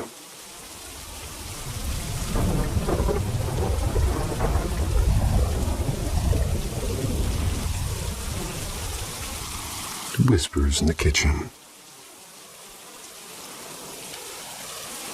I come to y'all for some guidance. Because honestly, I've never experienced anything like this before. Haven't even told my wife yet since I don't want to sound like I've lost it. And this might be a bit long, so thank you in advance for reading. I'm 27. I have a stable job, and my wife and I have been married for almost 2 years now. We got a sweet little boy who's about to turn 6. Earlier this summer, around May, we moved into a new rental house. Not a fancy place, but cozy enough for us. 2 bedrooms, 1.5 baths, decent backyard for the kid. Felt like a fresh start. The first month was pretty normal. You know, the usual new place feeling, boxes everywhere and late night takeout. Finding where things go.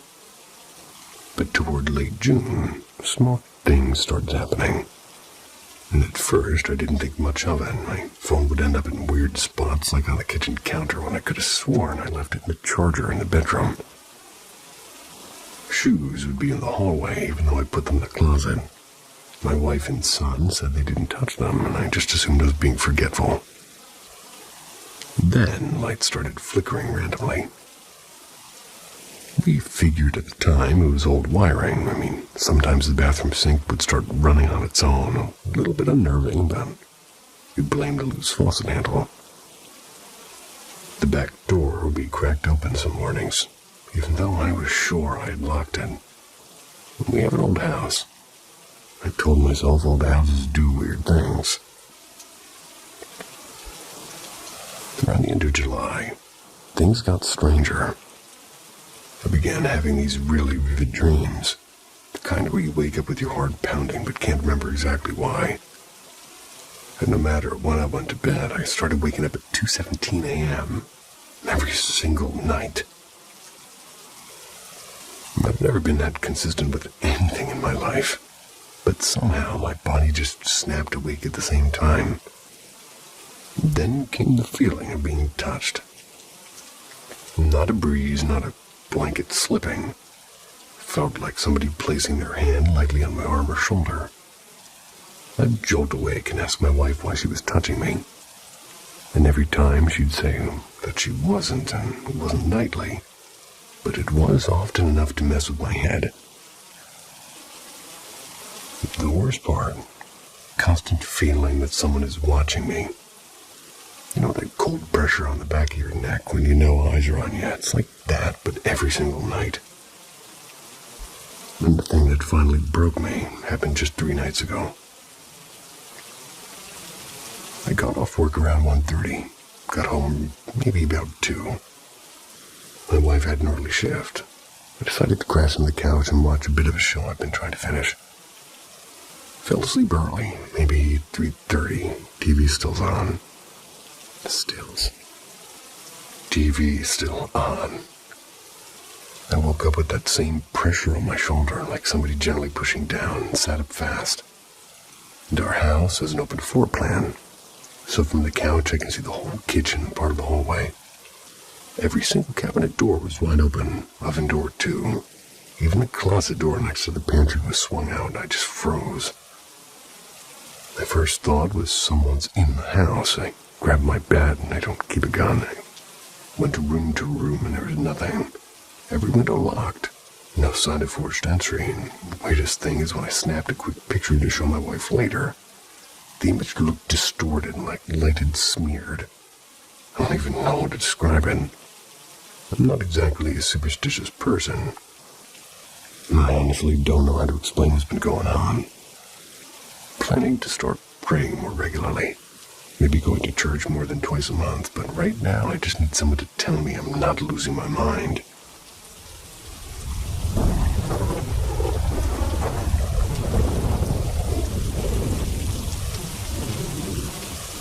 The room at my doorstep.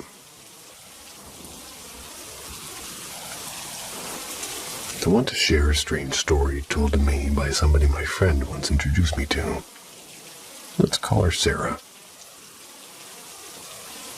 This was something that happened in the first house she ever lived in as a child. Right next to the front door, there's a narrow little room, not big enough for a living room, too awkward to be a bedroom. Had no windows, no furniture, just an old wooden floor and faint wallpaper peeling at the edges. The door to that room was always closed, but no one in her family ever went inside. Sarah remembered that everyone quietly pretended the room didn't exist. Never said anything about it, but the air around that door was heavy, as if some unspoken rule kept it sealed there.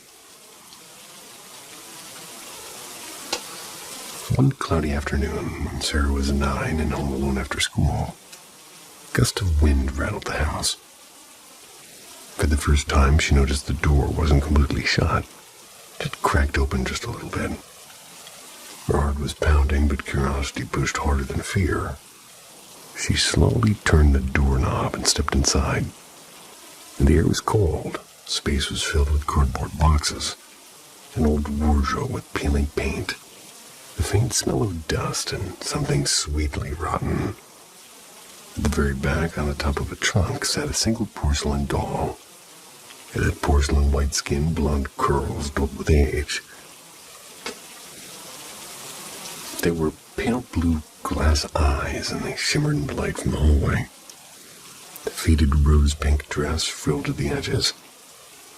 Sarah felt certain those eyes would follow her. Not just stare, but noticed her. In a box near her feet, she found a photo album, heavier than it looked. She flipped through the yellowing pages and saw her parents smiling with a little girl she had never seen before. A girl about 6, ribbons in her hair. But Sarah was an only child. She closed the album quickly, shoved it back, trying to ignore the uneasy chill creeping down her spine. That night she woke with a start. Something pressed down on her chest. It was as though small feet were bouncing rhythmically on top of her. She couldn't move, couldn't scream, only stare at the dark ceiling, frozen as the pressure grew heavier and heavier. Happened again the next night, and the next after that, and for an entire week she barely slept. She finally told her parents. Their faces went pale, just for a second, before her mother forced a smile and said, "It's nothing, sweetheart, don't think about it." But something in their eyes told her they knew. Days later, she gathered her courage to peek into the room again.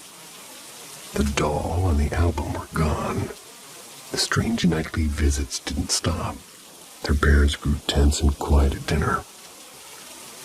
And then one evening, her father called her and sat her down in the living room. Before Sarah was born, they had a daughter, and she had died in an accident about 6 years old. The doll had been hers, a birthday gift, and after the tragedy, they couldn't bear to throw away anything that belonged to her. Everything, the clothes, the toys, the photos, had been kept in that room, hidden and frozen in time. But lately, the room wouldn't stay shut. Shoes at the front door were found overturned, and some nights they heard soft footsteps in the hallway, like a child running barefoot. And the doll, even when locked in the glass case, would be found turned to face the door, as though waiting for someone to open it. Despite her parents invited a priest they trusted to bless the house, he told them something none of them wanted to hear. The doll, it had become a vessel for their late daughter's spirit. a soul still wandering because it had been left behind, unacknowledged. Her parents finally faced the truth, and together they gathered the things in the room, whispered prayers, held a small private ceremony. The hole was burned after a cleansing ritual at the church, along with most of their old belongings. Only 3 photographs were kept, framed, placed gently on a side table in the living room. A strange phenomena stopped. Sarah, she said she could never forget the night her parents stood in front of those framed photos, whispering through their own tears, "We're sorry, we should have told you sooner." And every year on her sister's birthday, they lighted candles and placed flowers beside the frames. And Sarah told me softly, like she was talking to someone unseen, "I think she still lives here, just in a different way now." You and me both.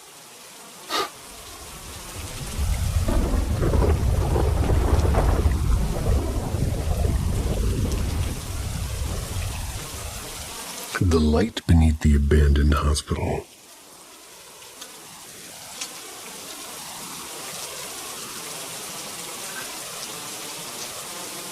This isn't exactly a ghost story either.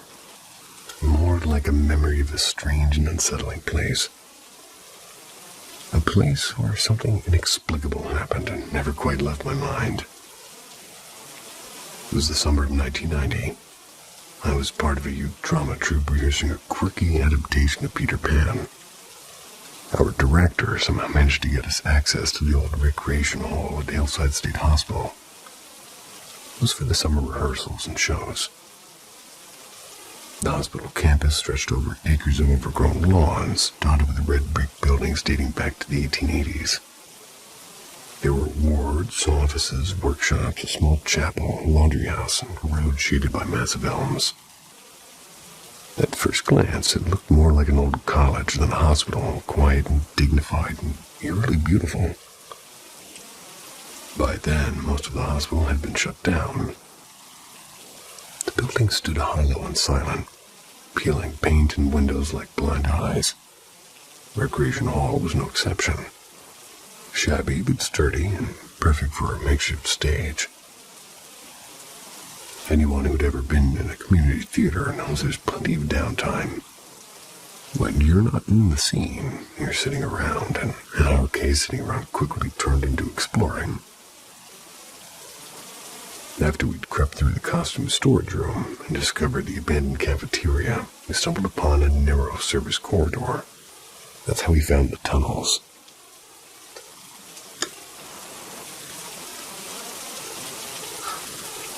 These concrete tunnels stretched like secret veins beneath the hospital grounds, linking building to building. Some were unlocked, though pitch dark, dusty, and carrying a damp metallic smell. Daring each other on, we climbed past wire gates and slipped into forgotten basements. Being 16 and reckless, felt like we were walking through the set of our own horror movie. The old wards were worse than we imagined. Cracked green tiles, rusted beds with straps still attached. A hallway jammed with wheelchairs. Floors seemed to sag underneath your feet. And there were bathrooms where porcelain sinks hung at odd angles and sunrooms with broken windows. They let in just enough light to make the shadows feel alive. And it was fascinating, sure. But, well, it was deeply sad. I could almost feel the lives that had once filled those spaces. And we ended up in the basement of a building. It felt like a maze. The walls were flaking, air was heavy, silence complete. It was clear no one had stepped down there in years. We managed to slip back out and avoid the single bored security guard who barely looked up from his radio. Rehearsal stretched late that night, and around dusk, a few of us wandered outside, strolling between buildings with the heat of the day fading into a cool, soft wind. That's when I saw it. One of the basement windows of the building we'd explored earlier was glowing faintly. The light, steady and warm, sort of shone from inside. Shouldn't have been on. There's no working electricity in that part of the hospital. No reason for anyone to be down there. I cut into my friend's conversation and said, "Hey, look." We turned just in time to see the light snap off. The building fell back into darkness. There was no sound, no footsteps, no beam of a flashlight moving away. Just the sudden heavy silence of a place long abandoned. The hospital was torn down years later, swallowed by weeds and time. I still think about that glowing basement window, and the fact that someone or something was down there with us that summer.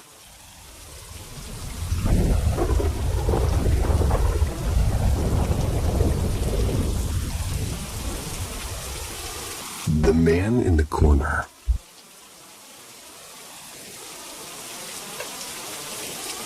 I was in my bedroom one night, door wide open, half watching TV, when something caught the corner of my eye. Right there in the middle of the living room, a pair of men's boots. Not just boots, they were glowing faintly like old lantern glass. And this thin wisp of smoke was swirling around them. There was no body, no legs, no boots. Well, rather, just boots. Slowly, they turned and walked out of my line of sight, silent as fog. And I know how this sounds. Smoky boots walking off into the night. But weird stuff is practically part of the rent here, so... Over time, every time something got knocked over or disappeared, we just shrug and blame it on our house ghost we named Leroy. Fast forward about 3 years. I was moving some heavy, dusty wood panels that had been leaning against the entry hallway since forever. I always thought it was just a solid wall behind them. Turns out it wasn't.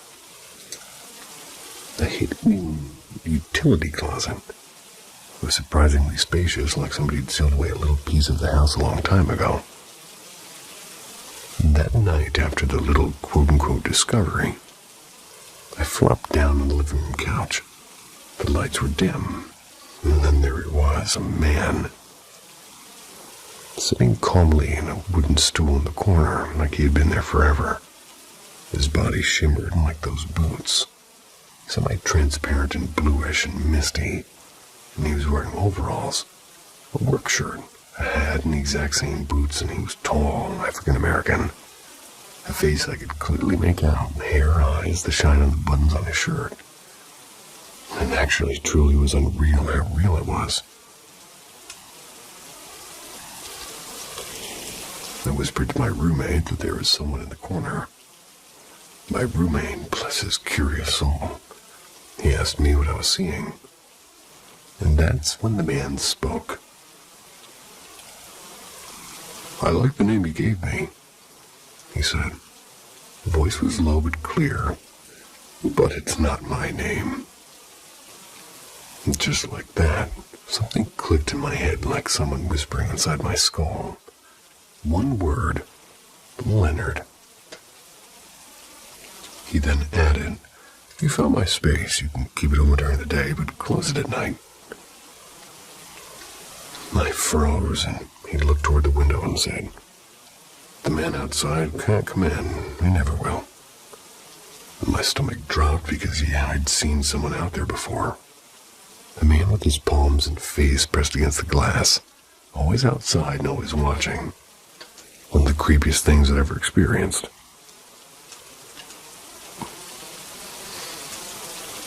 Before fading, Leonard said one last thing.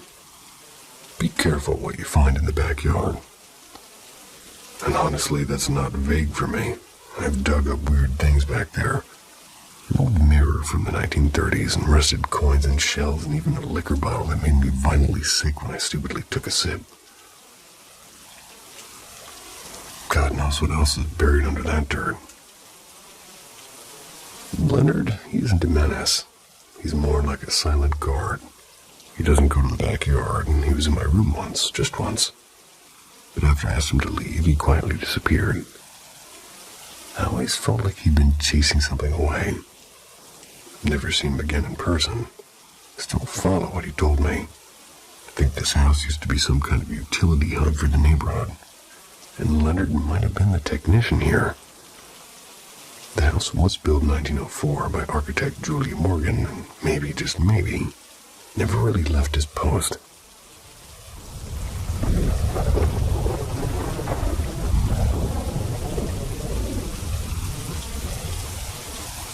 The Girl at the River's Edge.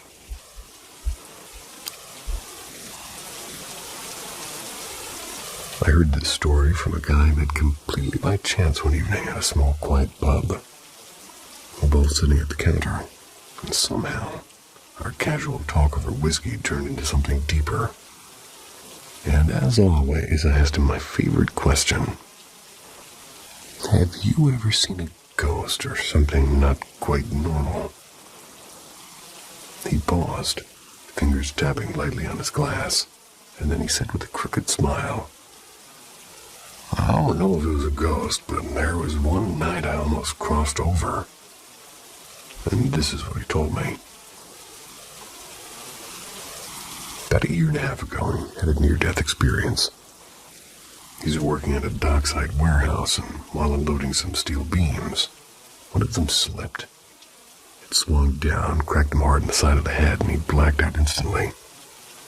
They say people see a tunnel with a light at the end, he told me. I didn't see a tunnel, I saw a meadow. He found himself standing in the middle of darkness, so heavy it felt almost wet. And ahead of him was a glowing stretch of pale yellow wildflower swaying gently. It was like it was in a summer breeze. A small river shimmered beside the field. He could hear the soft murmur of running water. Across the river stood faces he recognized. His grandmother, an old friend from high school, his childhood dog even, waiting quietly. They didn't speak, but their hands reached out toward him, urging him to come closer. In that moment, he just knew if he stepped across, he'd never return. And something primal in him screamed, no. So he spun around, ran in the opposite direction toward the void. The strange thing was, the glowing meadow, though beautiful, filled him with a dread deeper than anything he'd ever felt. Every instinct pushed him back into the black. Then, a girl appeared in front of him. She looked about 12, wearing a plain summer dress. Her hair was tangled, but her smile was strangely calm. He tried to sidestep her, but his legs wouldn't move. Who are you? He asked. The girl tilted her head and said softly, I'm just someone in a dream. This is your dream too. If you go into that dark space, it'll twist. It'll turn into something ugly. It's safer if you stay here. The lady in white told me the same thing. In that, his panic eased just a little. So it's just a dream, he thought. He stayed with her for a while, talking about nothing in particular. Sunlight and rivers and things that didn't make sense but felt comforting. And then, without a sound, she vanished. Silence fell. And then, from the direction of the meadow, came a whisper. Help me, help me. The girl's voice. He ran toward the river. What he saw wasn't the peaceful field anymore. The flowers were dead and blackened. The water ran red. Chains. Dozens of them. They slithered out of the ground like metallic snakes, wrapping around the girl's limbs and digging in and lifting her up like a broken marionette. Her mouth opened in a silent scream. Behind her, the people he'd recognized stood again. Family, friends, but their faces were wrong, skin too pale, clothes soaked in blood. Their smiles stretched far too wide. That was the moment he understood that this wasn't a dream. Terror ripped through him, sprinted back into the dark. Faces emerged in the black, distorted and howling, brushing against his arms like cold hands, but he didn't stop. Then with a sudden jolt, he opened his eyes. He was lying on a hospital bed, The white figures around him made him scream before he realized they were just nurses. "I've never been so happy to see someone alive," he said. And later, when he told his friends, they made jokes like, "Was Freddy there too? Sounds like you met Pinhead." He just smiled, because whatever that place was, it wasn't just a dream. "If I'd stepped into that river," he told me, "I don't think I'd be here now." He touched the side of his head right where the scar was hidden underneath his hair. "I don't ever want to hit my head again," he added quietly. And for a moment, the busy noise of the bar faded, leaving only the sound of his voice.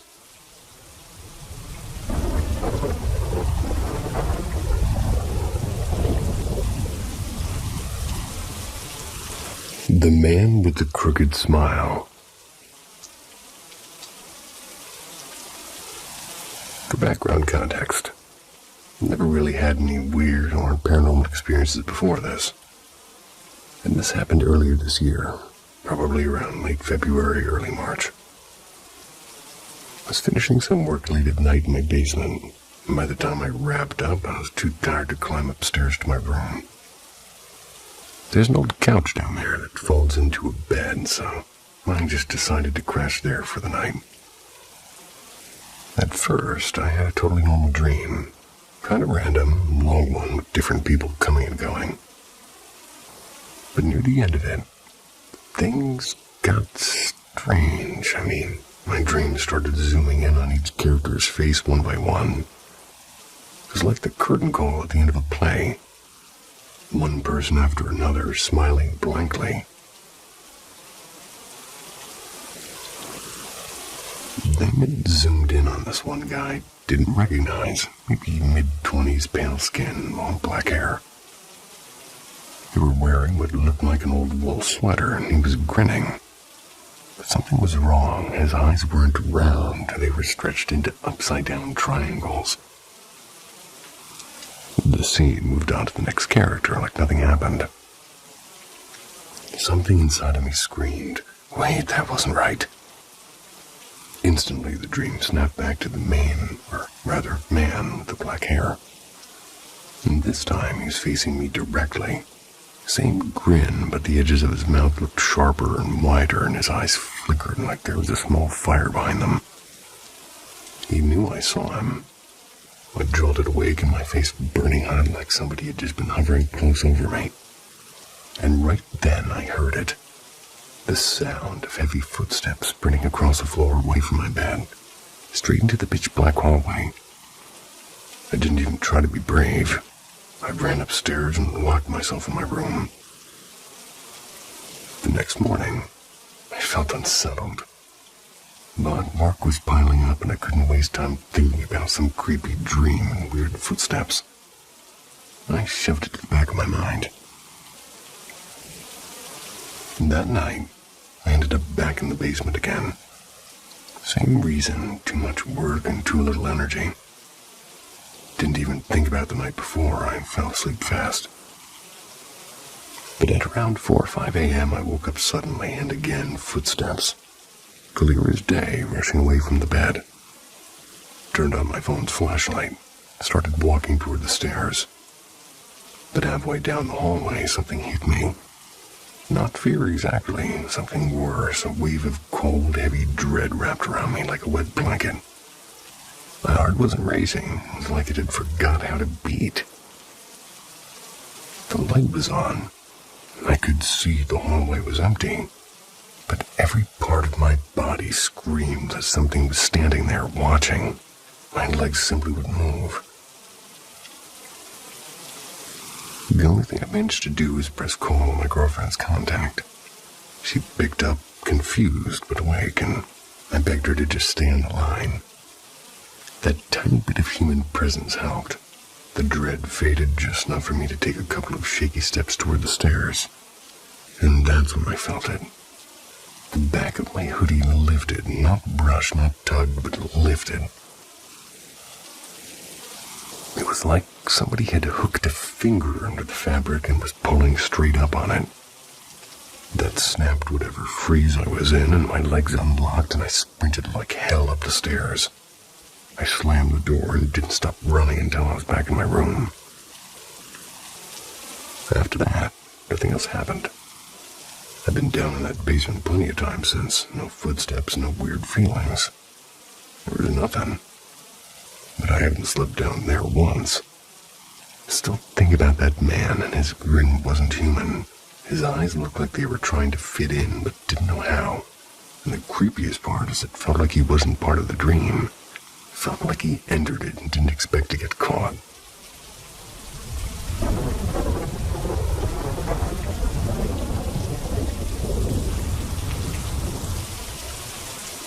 Whispers above Astoria.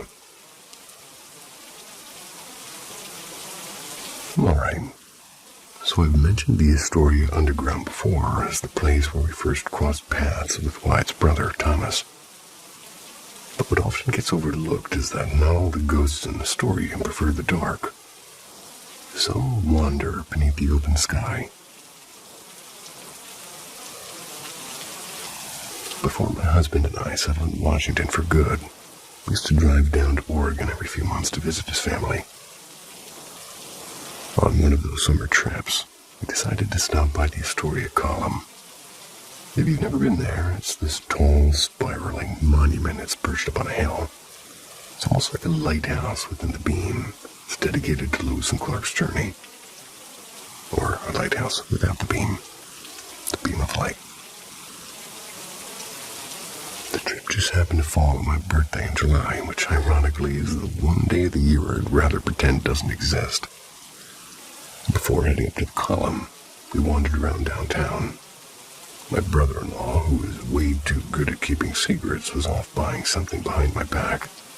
So my mother-in-law and I drifted from shop to shop admiring the displays.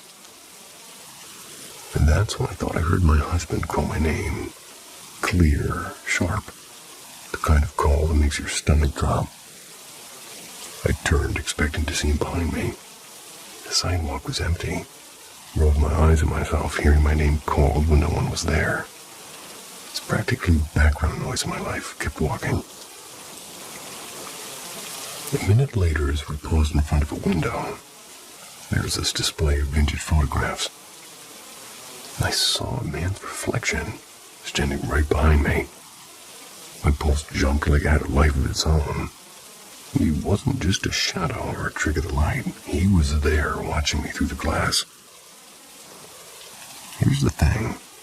At that time, only my husband knew about the whole I sometimes see dead people situation. So I did what I always do. I pretended to be looking for my husband and brother-in-law, hoping the man would just blink out like they usually do when they realize I can see them. But he didn't. He stayed. Still as a photograph, his mouth just barely moving like he was trying to speak. When my husband and brother-in-law finally came back, I turned around to face the sidewalk, and there he was, inches away.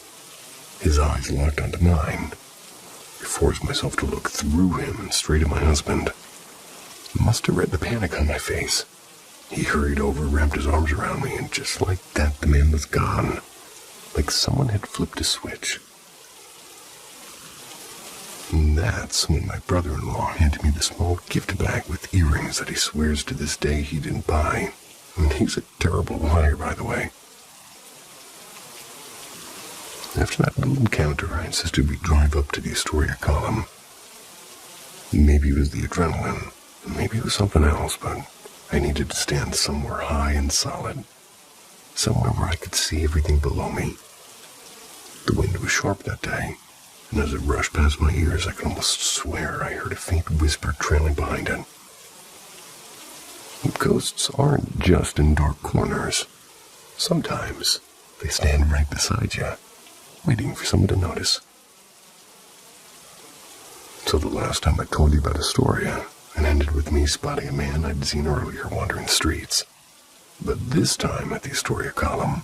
If you've never been there, the Astoria Column isn't exactly a lighthouse, but it stands tall like one, perched on top of a hill in Astor Park, Astoria, Oregon. The outside spirals upward with scenes from Oregon's early history, from Lewis and Clark to the arrival of pioneers. and climbed the narrow staircase inside to an open deck at the top. And fair warning, it's always packed, and those 164 steps can feel endless. But the view, it's breathtaking. For the first time I noticed him, I thought nothing of it, just another stranger in town. But on our next trip to visit my husband's family, things were different. This time his brother and girlfriend joined us for the climb. I remember feeling healthier and more energized back then. So the idea of climbing didn't bother me. Honestly, I tucked away that odd encounter in the back of my mind, almost forgotten at that point. We parked near the column, picked up those little wooden planes you can launch from the top. A sweet, simple tradition. And I was laughing with my husband, his brother, his girlfriend.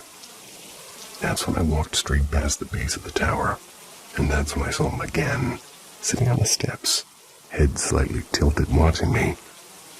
Didn't register it right away. I actually walked through him. The realization sent a cold shiver down my spine. And suddenly, that memory, the first time I saw him, came flooding back to me. I turned casually, pretending not to care, and there he was, grinning at me like he'd been expecting me all along. My heart nearly leapt out of my chest. I forced myself to keep walking. Inside, the staircase spiraled tightly upward. Every creak of my shoes echoed, and with each step I could feel him behind me, not touching, but following me. By the time we reached the halfway point, I felt dizzy from trying to keep my focus forward while pretending he wasn't there. I leaned against the wall, trying to steady my breath. My husband noticed and paused with me. I whispered about the man. Without missing a beat, he leaned closer, pretending we were having a normal conversation so I could respond without looking like I was talking to air. The man didn't seem threatening, and if anything, there was a tiredness in his eyes. Kind of waiting. And then it clicked. He had been waiting for me to come back. He said others like me, people who could see, had ignored him, and I was the only one who'd ever acknowledged his presence. As the narrator's headphones fly off of his head and land behind him.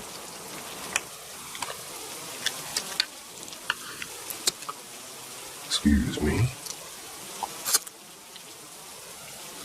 And so, step by step, as we climbed that narrow stairwell, he began to tell me a story.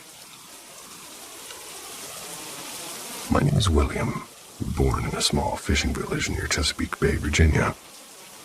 When I was 10, my father decided we'd leave everything behind and follow a caravan west. Not on the Oregon Trail this time, but a lesser-known wagon route that snaked along the Columbia River. I was the youngest of 5. My sister Margaret was the eldest. Then came Elias, Caroline, and the twins Henry and Harold. Henry and Harold were fragile children, prone to fever and chills. They didn't make it past the first winter on the trail. We buried them beneath a grove of cedar trees. He rubbed the back of his neck slowly. When we reached Fort Telecom, Margaret married a carpenter stationed there. Elias left to trap and trade upriver. Caroline became the village midwife, and I stayed with father at the forge. In time, Margaret and her children moved to the coast to follow her husband's work. Elias never returned. Some say he became a part of a native tribe far upstream. Caroline stayed, stubborn and strong, helping to build a clinic next to the church. Mother had passed from fever long before Margaret left. And father didn't take it kindly. He drowned himself in whiskey, and his anger always found me. I was the last one left to absorb the weight of his grief, and when war rumbled in the east, Margaret's letters arrived regularly. They were little anchors telling me and her family were safe. But father grew crueler. He beat me for not being a soldier like Margaret's husband. I tried to enlist for the Union troops who passed through the fort. I was too thin and too weak and too far from the front. Then came Dr. Langford, a man who had been wounded in the fighting back east. He saw what Father did to me. He and his wife gave me room above their small apothecary. I took it, half out of desperation, half out of pride. And under their care, I grew stronger. And by the time Father died, I had enough muscle and skill to keep the forge alive, but by then, the war had nearly ended. My chance to fight was gone like smoke in the wind. I lived a quiet life after that. I gifted the smithy to Nathan, Father's apprentice, as a wedding present. Margaret wrote from the coast. Caroline brought bread and fresh herbs and scolded me like only a stern midwife could. She always reminded me to write Margaret back, and I always told her no. Truth was, my heart had been broken long before. Nathan and I, we shared something that had no name back then. I chuckled softly at the memory. He stared at me unsure, and I told him I wasn't Christian. I wouldn't hold his love against him. His face lit up like a boy seeing the first snow. When the silence became too heavy, I crossed the river to look for Elias. The native tribe there told me a man matching his description had died during a hunt, buried under the watch of their ancestors.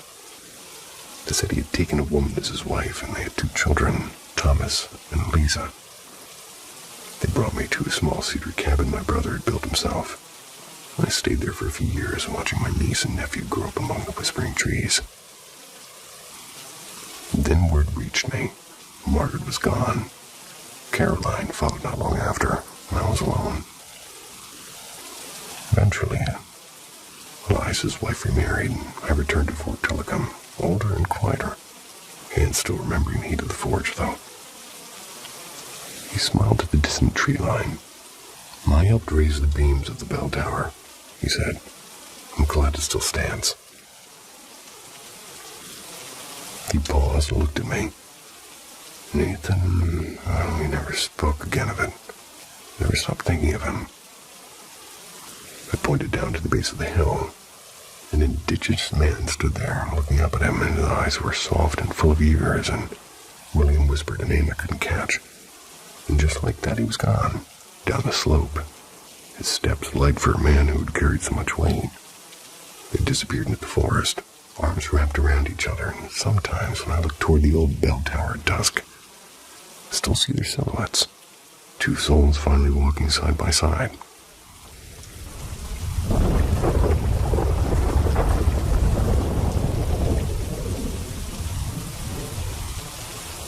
Whispers in the quiet morning.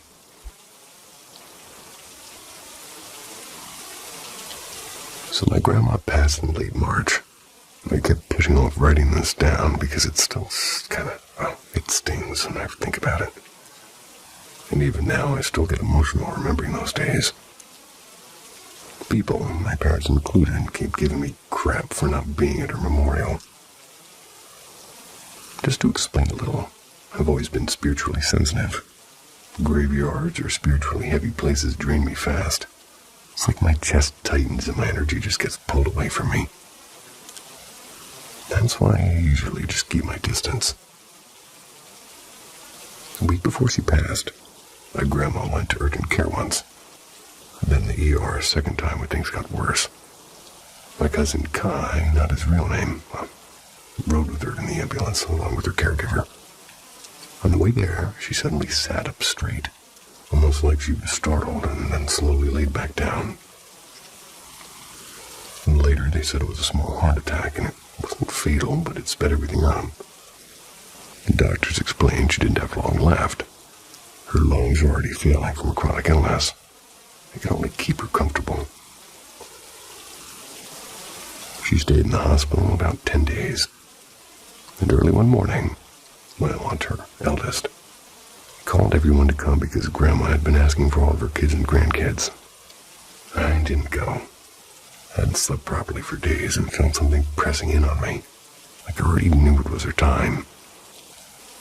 Not long after everyone left, my head was flooded with thoughts, dark and heavy ones I didn't even recognize as being my own. Depression and self-hate, intrusive ideas that actually scared me. I managed to fight them off, and at some point, exhaustion knocked me out. At 7:46 in the morning, I jolted awake like somebody had shaken me. I couldn't breathe properly for a minute, and as I sat up trying to steady myself, my phone buzzed with the message, "She's gone." At first, I didn't believe it. I just stared at the screen like it was lying to me. But reality hit slow and cold, and she was gone. From that time onward, I wouldn't hear her laugh again.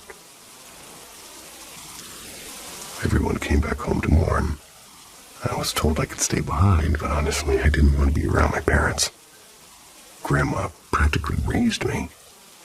I knew they'd throw that fact at me to make me feel guilty for not being there at the end. I didn't have work that day, but I needed to get out and clear my head my own way.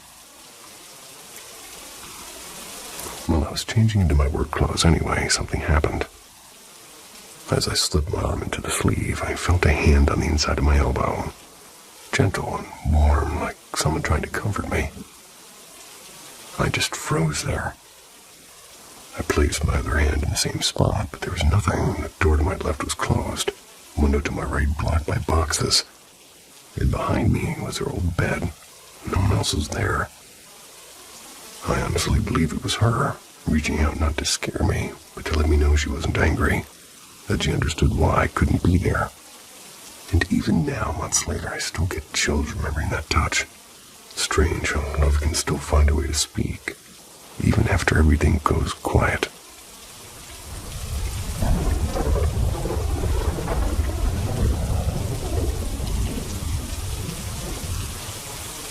Whispers in the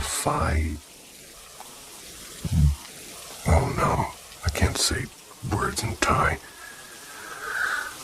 Whispers of the Figa.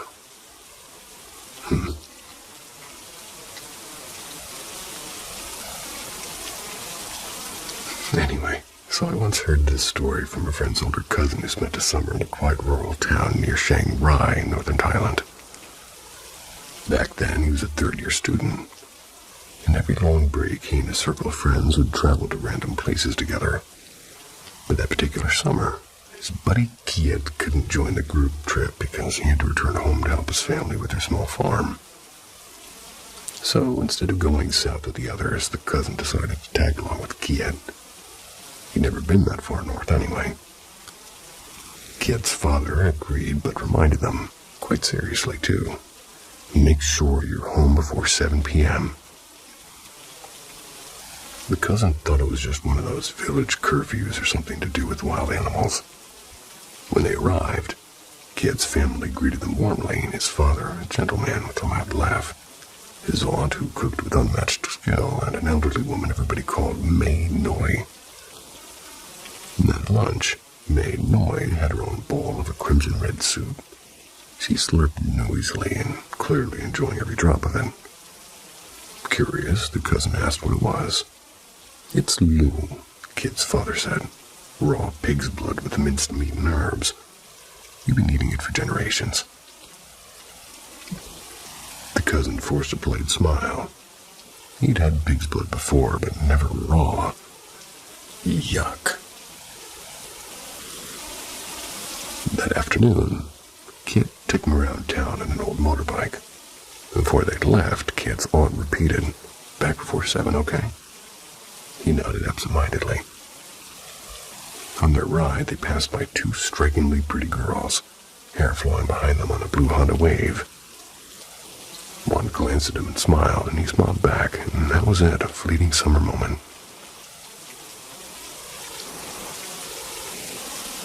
I know that bike. Or so he thought. Later that evening, at the night bazaar, they bumped into the same girls again. And this time they were near a fruit stall, laughing about something only they knew. The cousin didn't dare to speak, just exchanged another shy smile. But when they asked the vendor nearby, they learned one of the girls was the daughter of the herbal medicine shop owner near the river. Jackpot, he thought. That night, something happened. Passing through the kitchen on his way to the bathroom, he caught May Noi's reflection in the glass cabinet. Or rather, not just hers. There was a second face hovering beside hers. It was blackened and peeling, and its mouth open in an awful grin. They spun around, and there was nothing. The kitchen was empty, except for her quiet stirring the pot. The next day, Kid egged him to visit the herbal shop. Just buy a drink and say hi, Kid teased. He finally worked up the courage. The bell above the door jingled as he stepped inside. A woman was at the counter writing in a ledger. "Excuse me, I'd like to pay," he said awkwardly, holding a bottle of chrysanthemum tea. The woman looked up and his stomach dropped. She wasn't the same young woman you saw last night. She looked at least 45.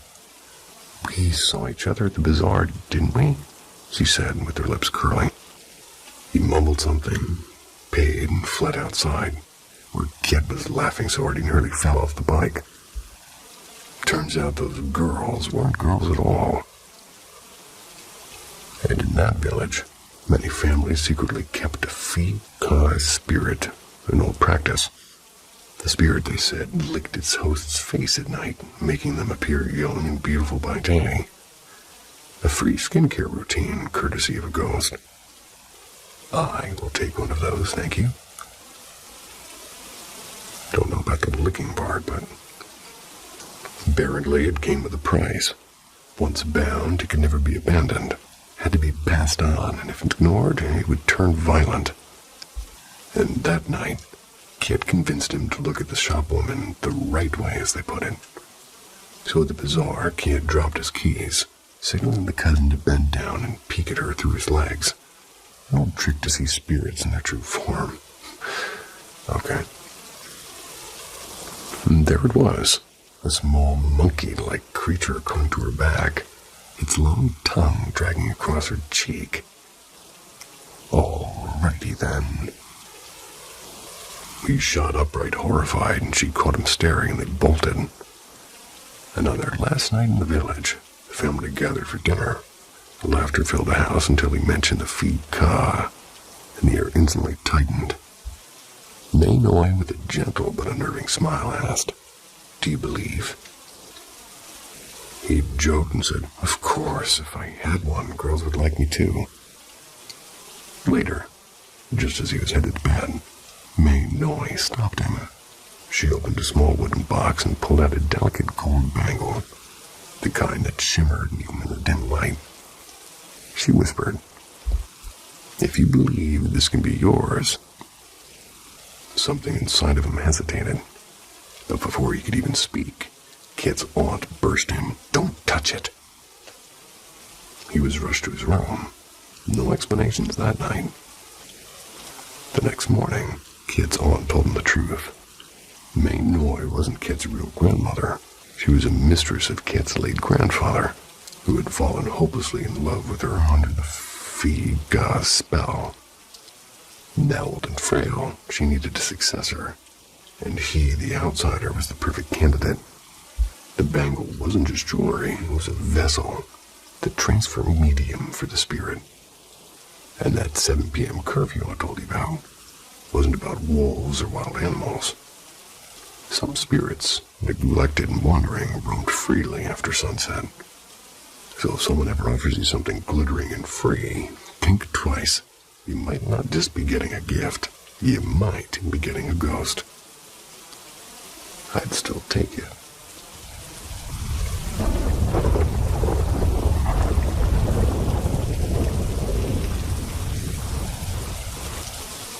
Whispers in the Garden.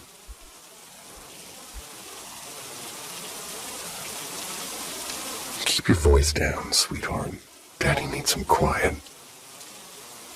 I nodded and turned back to the worksheet. A long division problem stared back at me like a quiet dare. I pressed my pencil harder than I meant to, tip squeaking against the paper. My younger sister leaned toward me, whispering, "How do you do this one again, 7 times 9? I hesitated, glancing over to my father slouched in his recliner. The TV flickered with the baseball game, announcer's voice competing with the steady hum of the ceiling fan. "Shut the hell up," my father muttered, rubbing his temples. "Go make noise outside. But I need help with my math, my sister said softly. She never quite learned when to stop. The next thing we heard was the crack of his beer can hitting the table. Get out, he snapped, his foot shoving the footstool hard enough to knock over a half-eaten sandwich. Mayonnaise smeared across the rug like a bruise. And clean that up before your mother sees, he barked. We didn't clean it up. We bolted through the screen door, letting it slap shut behind us like a full stop. Outside, the air was thick and green with summer. Our backyard wasn't big, but to us it was a kingdom. The sagging wooden fence marked the border between safety and everything else. There were plum trees near the back and a rusty shed that became our fortress during imaginary wars against dragon kings and plastic sword-wielding armies. I slowed as I approached the garden, and there as always was Nene. Her sun hat was too big and the brim drooping like an umbrella.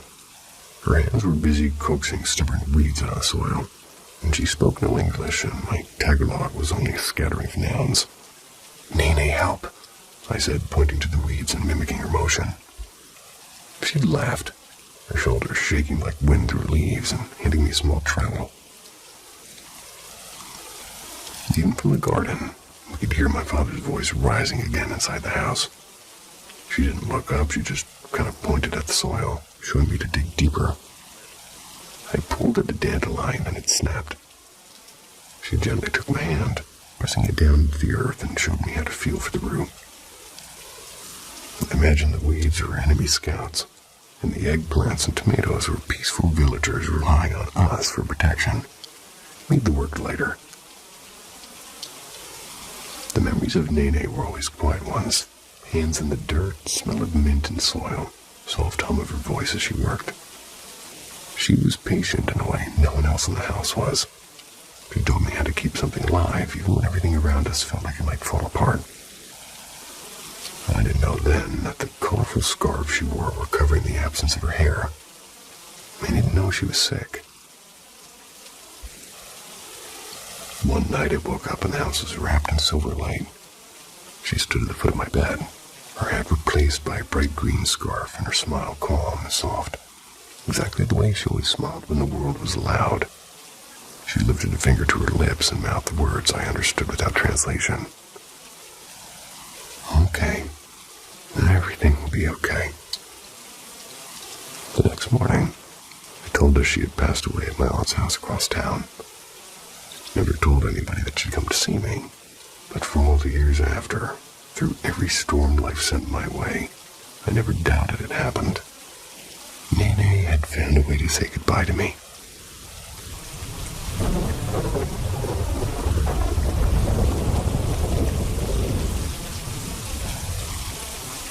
The Mirror-site.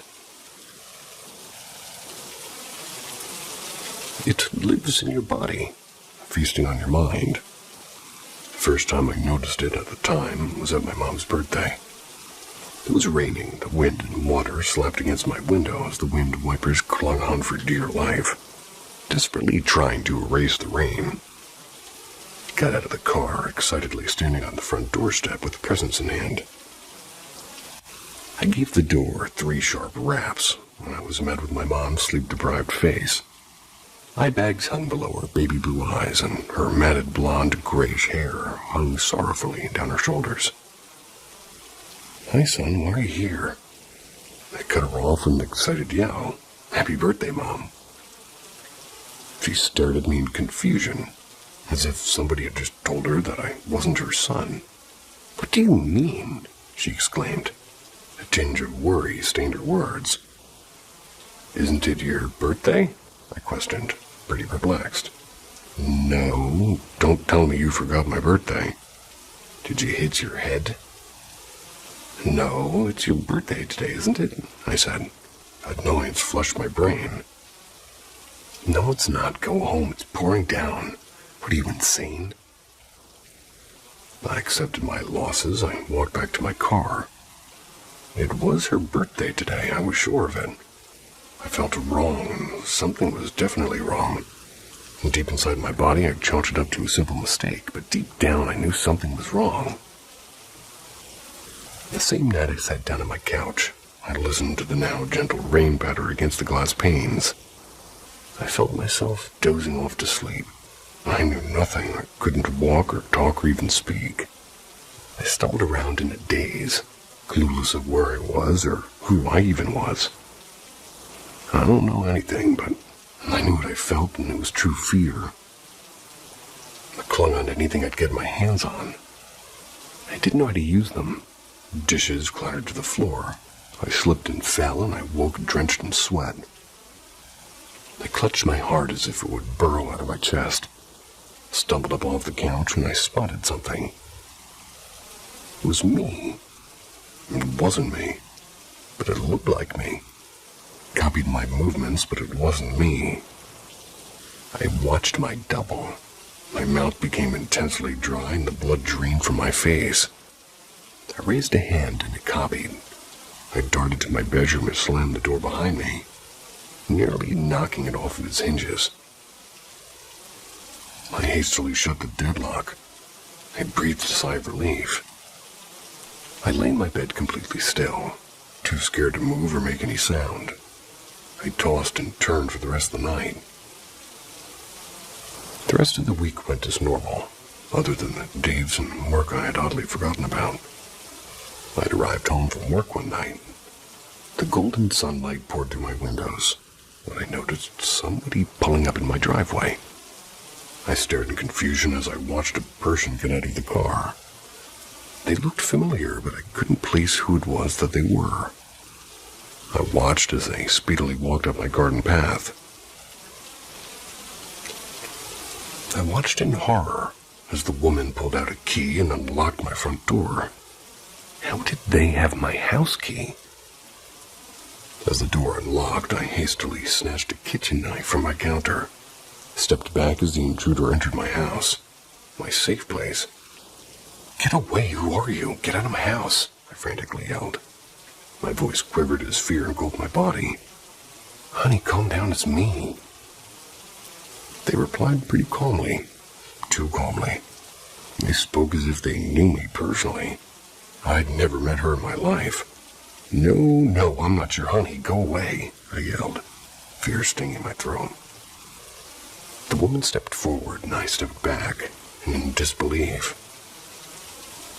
Primal instincts flooded my brain as my fight-or-flight responses came into action. I felt the knife plunge into her abdomen as shrieks of terror rose from the intruder. She kept screaming, "Oh my God, help me." I listened as her voice grew fainter and gargled, and her breath became shallower. It was soon replaced with frantic wheezing as she violently convulsed. I stabbed and stabbed and stabbed. Blood splattered on my white shirt and my carpet, dyeing it bright red. She was completely still. My hand shook violently as I'd realized what I'd just done. Sprinted to my room, not looking back, and the metallic tang of blood covered the air.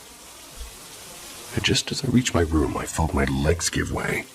I tried to stand, but I couldn't, and it was as if I couldn't remember how to do it at all, really, and I dragged myself, and my useless legs went to bed where I lay, processing what I'd just done. I stared at my wall when I noticed a small framed photograph. It was of me and the woman.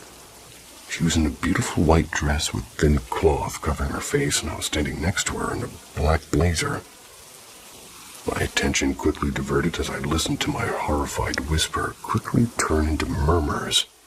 I couldn't speak, and I tried to call for help, but I couldn't remember my password. When I eventually logged on, I couldn't remember the emergency number. I dragged my body over to my laptop, desperately tried to log on. Frantically searched for answers as more of my memory fell slightly out of grasp. And that's where I learned about the MysteryX. It's a type of species that's ingested by the host, where it then feasts on the mind and memories. When you eventually thirst to death, it lays eggs which gnaw through your tissues and spread like wildfire. I'm using the last of my sanity to type this out before I forget how to spell, and soon all I know will be gone. Someone or anybody, please help them. What's wrong with me? That has to be A fiction story, if not. Oh, that was interesting.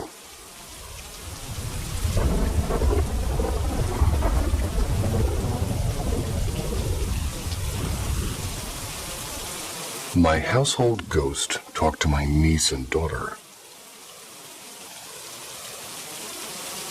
I, a 25-year-old male, moved into a new house in November. I'm renting, so I have a 12-month lease. And honestly, I love the house, but there's definitely something paranormal here.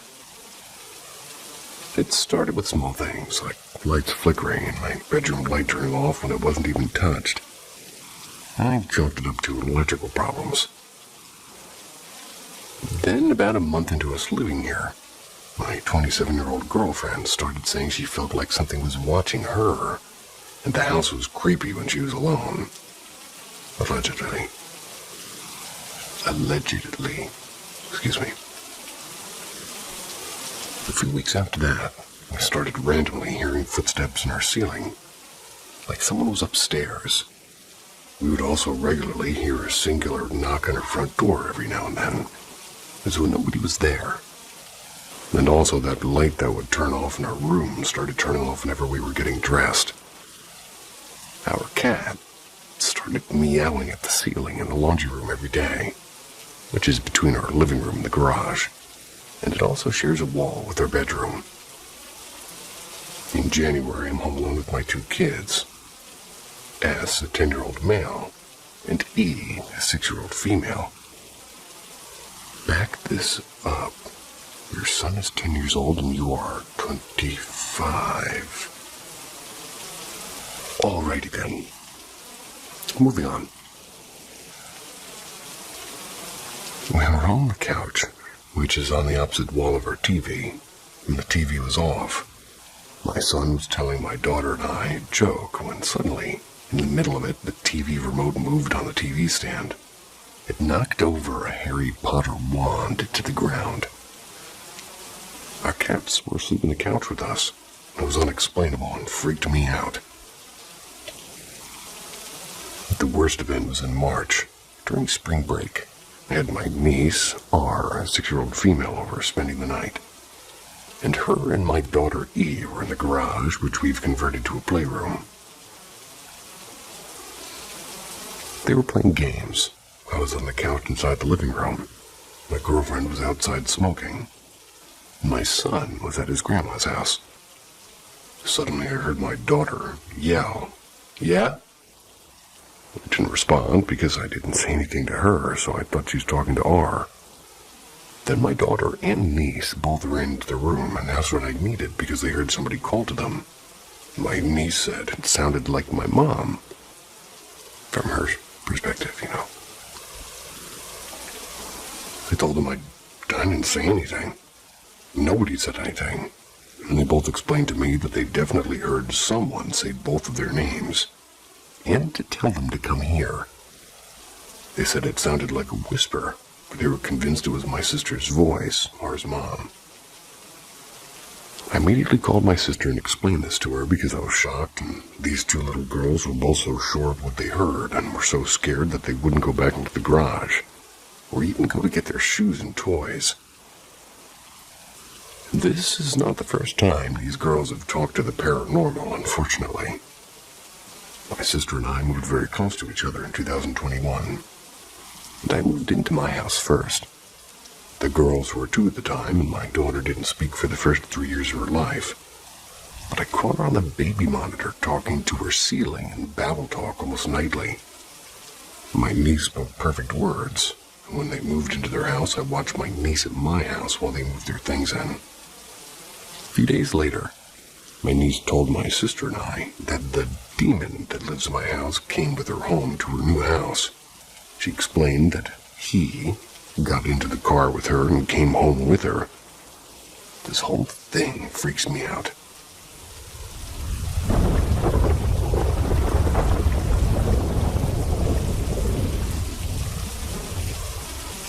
I got summoned to purgatory last night as a guide. I don't normally dream. I usually go to sleep and wake up with no recollection of any dream whatsoever.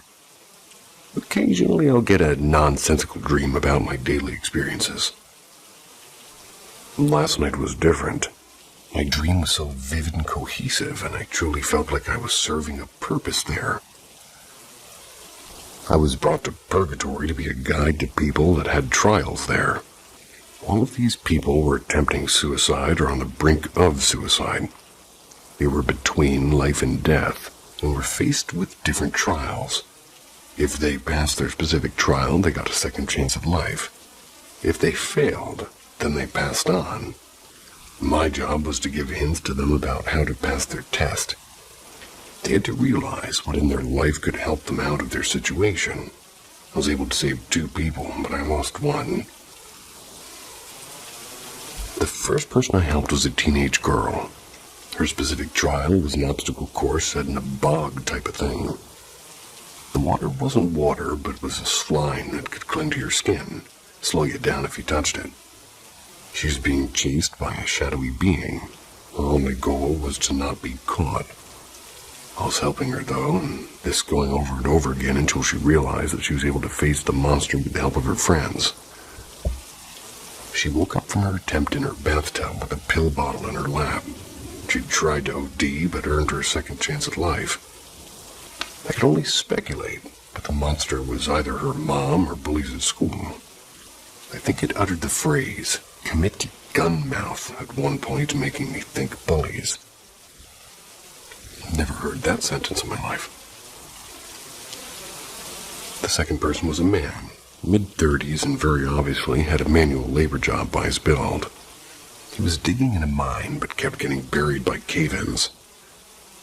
In this one, I told an anecdotal story about how family is one of the pillars of healthy life, and he's able to realize that he could use his family, spirituality, and other aspects of his life to lean on, just to kind of help him out of the trouble.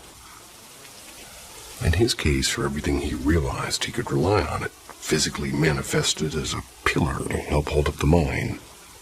The strongest being his wife and daughter. She was about 3 and cute as a button.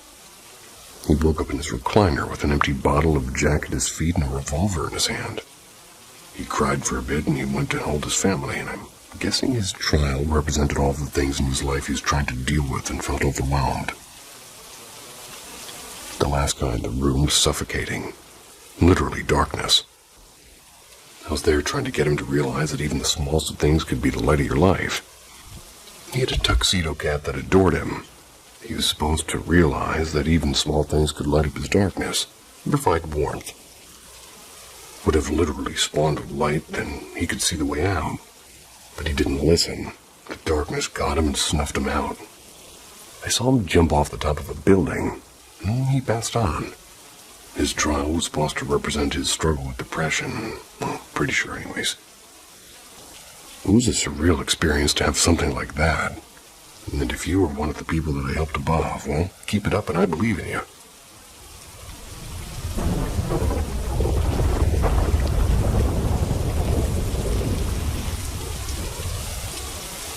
It's been a year. A little backstory. I've always been a bit sensitive when it comes to paranormal things, but mainly it's dreams. Over the last year, I've become scared to walk around the house at 3 a.m. I know it sounds cliche, but that's when most of it starts and ends at 4 a.m. My family moved into the home 7 years ago, and within the past year, I've had the most encounters ever. Nothing harmful has happened, but it's more of a "I'm here" type of thing. It first started when both me and my husband heard something talking. Nothing was on, and we assumed it was one of the kiddos' iPads.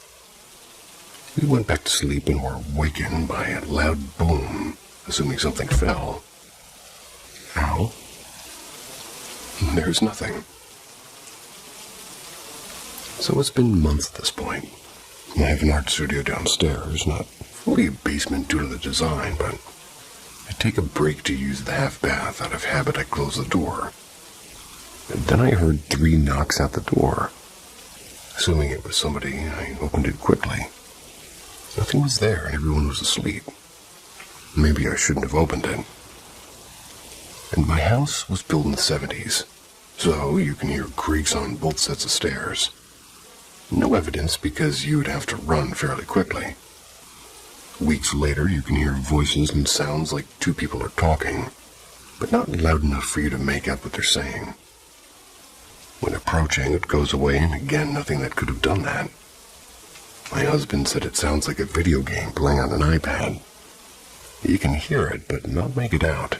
No iPad or electronics were on to even play something. My son has heard the man as well.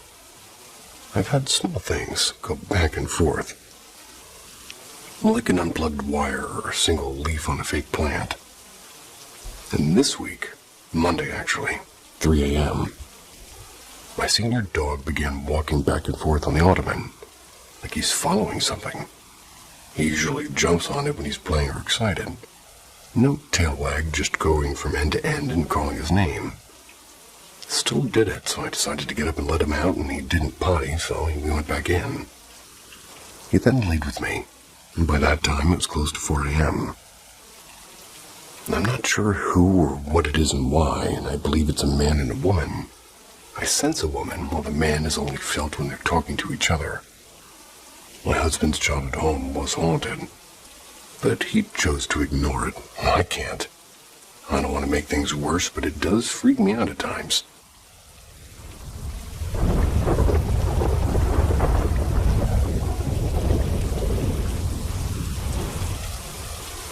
Whispers in the Pillow. This is a story my friend told me. Something his mother went through when she was still very young. I'll tell it the way that he shared it with me.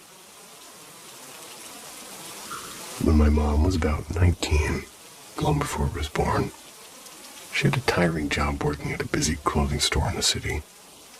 Every morning she'd take 2 buses to get there, and by the time she returned home, her shoulders would feel like they were carrying rocks. She soaked in warm baths, used herbal patches, and even had her best friend crack her back. Nothing truly helped. Finally decided to visit a chiropractor near the station. Throughout the session, the chiropractor made small remarks like, "This muscle's been tight for a long time," or, "You must stand lopsided when you walk." My mother smiled politely, though she was growing a little tired of his observations. Then out of nowhere he said, "Your pillow doesn't suit you." She froze. Growing up, she never had a proper pillow, just bundled up t-shirts or folded towels under her head. And even at that age, she used the same habit. And hearing that from a stranger made her feel strangely exposed. That night, she decided to buy a real pillow. At the store, the down pillows were too expensive. Soft cotton ones didn't feel right. And then she noticed something a little bit unusual. A firm pillow filled with buckwheat husks made a faint rustling sound when she pressed it. She liked how she could shape it under her neck, and she brought it home. The first night she slept on it, she sank into the kind of sleep she hadn't felt in years. She woke up late the next morning, something she almost never did. A week later, her coworker noticed how rested she looked and asked why.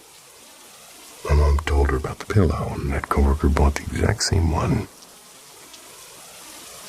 Not long after, coworker began oversleeping too, so much that she started arriving late to work every other day. At first, my mom thought it was just a coincidence, but then she too found herself dozing off during lunch breaks, barely able to keep her eyes open in the evenings. Her own mother started to worry. "You've been sleeping too much lately," she said. Half asleep, my mom mumbled something back and pressed her cheek against the pillow. That's when she felt it for the first time, a strange faint breath of cold air against her skin. She sat up fully awake. Heaviness vanished in an instant, leaving only a cold prickling along her spine. Without thinking, she grabbed a pair of scissors and tore open the pillow seam. Buckwheat husks poured out on a soft wave, but mixed in the filling with something else. A dark reddish stain that soaked through the inner fabric.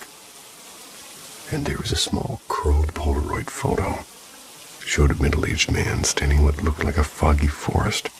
He's waving at the camera with his face blurry. But that wasn't the worst part. Along with the photo, there were several strands of coarse black hair. They were stuck together with something that looked disturbingly like dried blood. And inside the lining of the pillow were 4 faint, dragged finger marks, as if somebody had clawed their way out.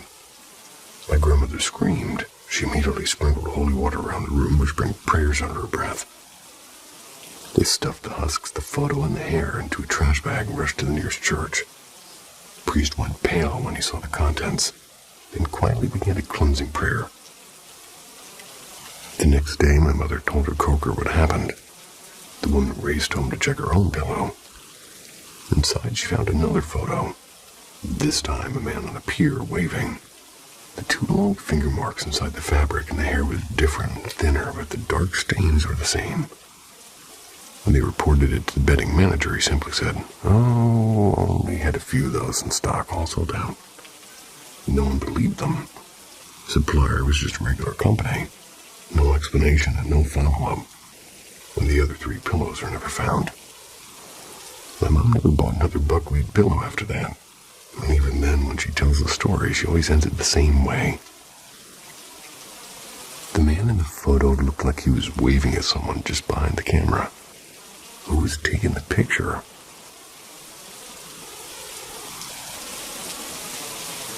It certainly wasn't me. Or whoever's voices come on in after me. I don't even know what's going on anymore. But from the silent abyss of curiosity, I bid you farewell. Sweet dreams. See ya.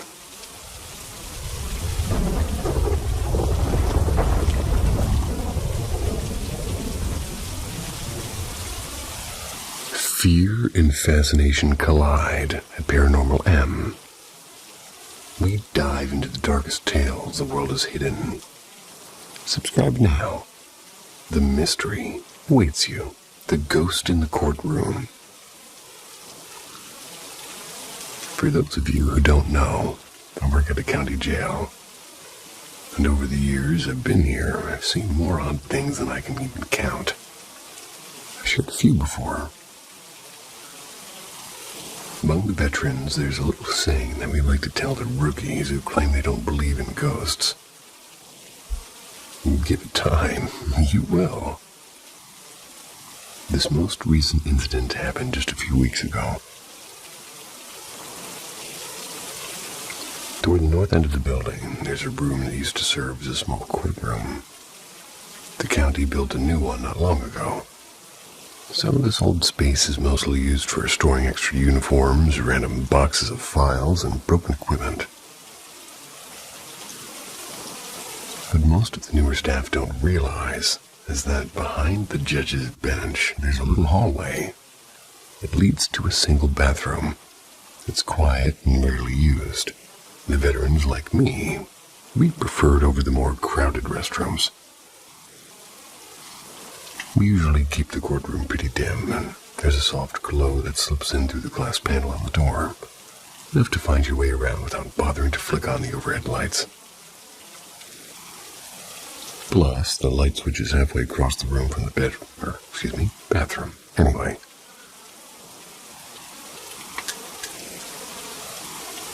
A few weeks ago, I'm on the night shift. Headed into the old courtroom, used the bathroom, and as I stepped out, the open door cast just enough light to spill across the benches. That's when I noticed someone or something sitting toward the back of the room.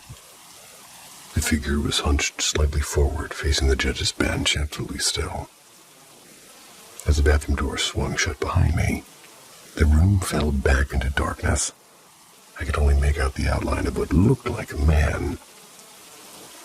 My first thought was that one of the night crew was pulling a prank. I clipped my flashlight and aimed it straight at him. The beam caught the back of a man's head. Short, dark hair, broad shoulders. "Hey," I said. There was nothing. I hit the strobe setting on my flashlight, figuring it'd be enough to startle anybody sitting there. The light blinked once, then twice, and on the third flash, the figure was gone. They were just gone. No sound, no movement, no nothing. I crossed the room, heart hammering in my throat, and flipped on the main light. Empty. Not even a creak of the floorboards. Checked under the benches, the corners, even the narrow hallway to the bathroom. There was no one. But when I reached the bench where the figure had been, I rested my hand on the wood. It was warm, like somebody had just been sitting there moments ago. The next morning, I brought it up to my supervisor. He'd been here since the place opened back in the mid-'80s. He was a practical man, not the type to spin ghost stories, but when I mentioned the old courtroom, he gave a little nod like he'd been expecting me to ask him. He said, when the courtroom was still in use, staff often came in the morning to find papers scattered and chairs moved and drawers open. He eventually installed cameras to keep an eye on things. And the weird part was, once the cameras were up, the activity stopped completely. But after the remodel, when they removed them, it all started again. Now I never use that bathroom. I turn the lights on first, every single time.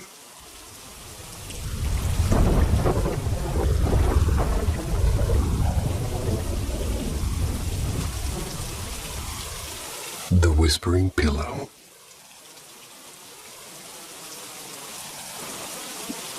This is a story my friend shared with me. Something his mother experienced back when she was young.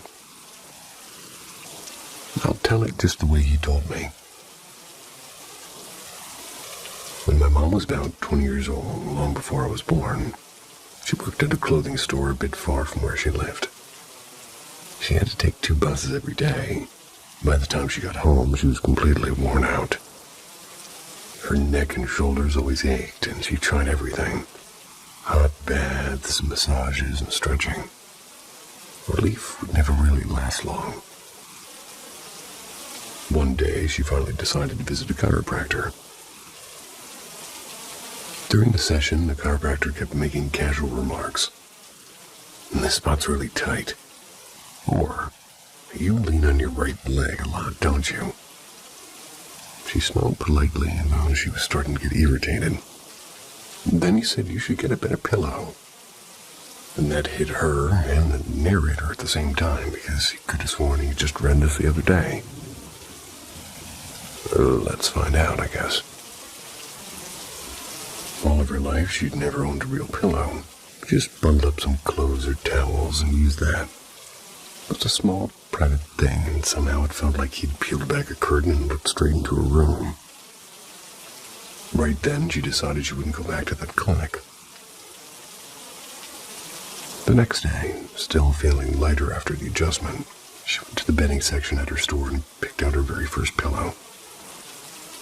At the time, memory foam wasn't around, so the options were pretty simple. She ended up choosing a firm buckwheat pillow. The kind that makes a soft rustling sound when you shift it.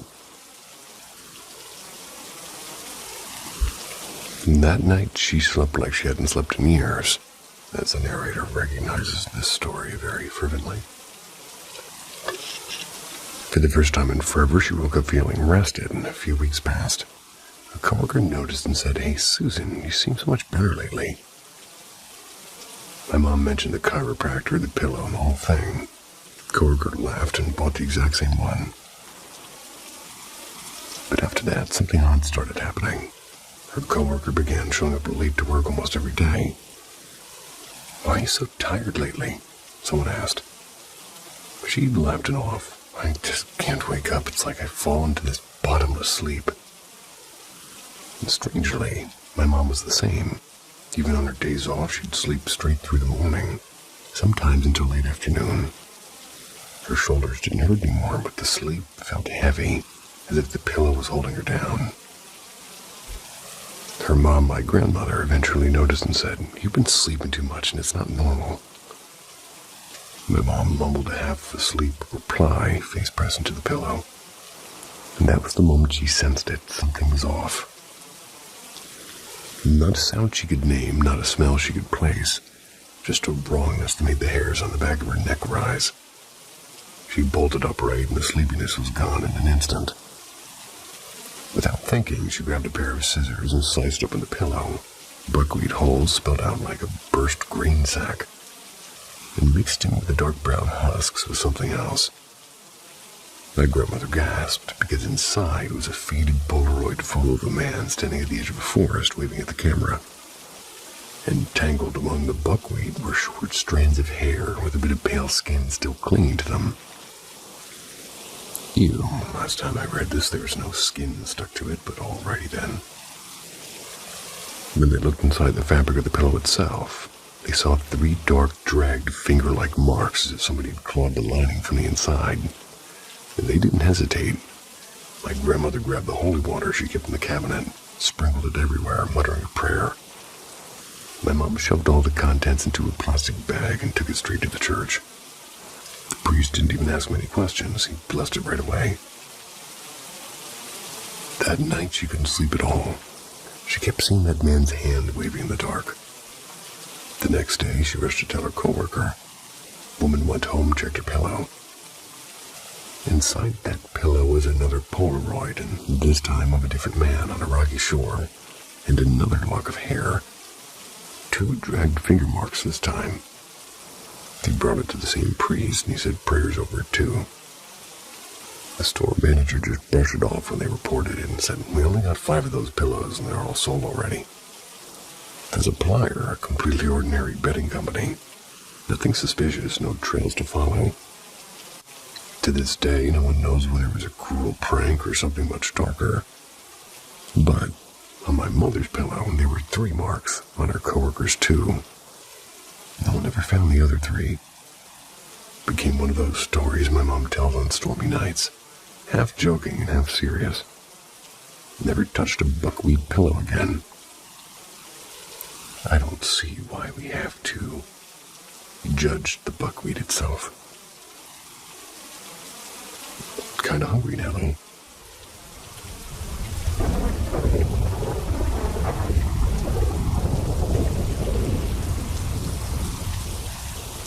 The Rooftop Voice. This is the story of Emma, a pseudonym, a colleague of my nurse friend. Read it if you got the time. That night, Emma was working a quiet shift with another nurse in the ward. A few days earlier, one of her assigned patients, Margaret, also a pseudonym, they were scheduled for a heart procedure. So she accompanied her to the pre-op area in front of the operating room. Margaret was in her late 60s. She often mixed up faces and called me Lily, which I later learned was her daughter's name. Every time she saw me, she'd smile faintly and grip my hand like she was afraid of losing it. And even when I helped her change gowns, she'd suddenly stroke my arm and whisper something soft I couldn't quite catch. Sometimes got in the way when I was busy, but couldn't get annoyed. She reminded me of my own grandmother. Often found myself stopping for a little chat with her. Although Margaret's memory was a bit cloudy, she seemed to understand she was heading into surgery. And on the stretcher, she held onto my hand with a fragile but determined grip and her eyes wide with fear. "You're safe. I'll be right here until the door," I told her. Even after the surgical team took over, she wouldn't let go. She shook her head stubbornly, tears in her eyes, until finally, after a few minutes, her fingers slowly loosened and the door closed. The surgery took longer than expected, but it was successful. Later during rounds, I checked every room, and at the very end, I decided to peek into Margaret's room again. She was awake, her face pale but calm, and she asked to talk. I got permission, went back to sit beside her. Her voice was clearer than I'd ever heard, and she said she'd realized I wasn't really Lily when she saw my name badge. But somehow she felt safe with me, and she thanked me over and over for holding her hand before surgery. So I told her, "You'll get stronger each day when you're ready. We'll go outside for some fresh air." She smiled as if that small promise was enough. The way she said thank you before I switched off the lights stayed with me.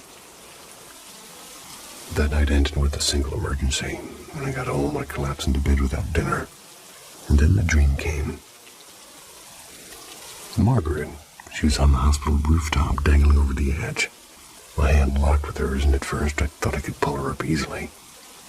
Then I saw dozens of shadowy figures clutching her legs, pulling her down. So she screamed at me not to let go, and, "Please, I don't want to go down there." Her grip was burning into my skin. The weight grew heavier, my arm trembling like it would snap. But I couldn't let it go. Everything I had, I pulled her back up. The shadows were gone, but lonely darkness stretched endlessly. I turned, wanting to get her back into her room, but a violent wind roared up from the void. Then near my ear, a low voice, made of many voices twisting together, whispered, "You shouldn't have interfered." I woke up gasping. I was drenched in sweat. When I checked my right wrist in the shower, a dark bruise circled it, exactly where she had held me in the dream. So I rushed back to the hospital. Morning nurse said she almost crashed last night, but she's stable now. Relief and unease tangled inside me as I remembered that voice. Then Mia, one of the day shift nurses, invited me for breakfast. We went to a small diner nearby, and she was quiet. After we finished eating, she finally asked, "Emma, did you have a strange dream?" My heart was frozen. She had seen something too, I think. She whispered, "I let go in mine," and tears welled up. The patient in her dream had died, a real patient years ago, and ever since the same figure kept appearing, begging her to help. She said that there were always shadows clinging to the patient's legs. I shivered, and if I hadn't pulled Margaret back. Less than a year later, transferred to another hospital. I didn't want to spend another night shift in that ward. Years afterward, I heard Mia had taken her own life. My old coworker said she'd never recovered from her guilt, and she kept repeating it wasn't my fault. Till the day she jumped from the hospital stairwell. Margaret, meanwhile, is still alive, and every Christmas she sends me a handwritten card, always ending with the same words. "Thank you for not letting me go."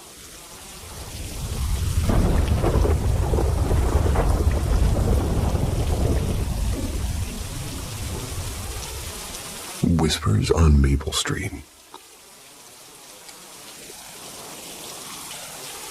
I just wanted to share a few moments of my life that I still can't quite explain. Sorry if the story runs a bit long, but over the years I've come to believe not every spirit lingers to scare us, extra plural, to scare us. Some stay to keep watch, and my childhood was quietly shaped by the ghost of a boy in a striped pajama set that we're going to call Eli. These are just a few of my strange, unforgettable memories. Some neighborhoods have picket fences and friendly porch lights, and ours had that too, but it also had something else.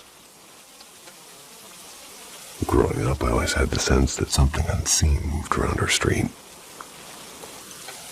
From the boy in the striped pajamas to whispers in empty rooms, the whole block felt like it was holding on to an old story.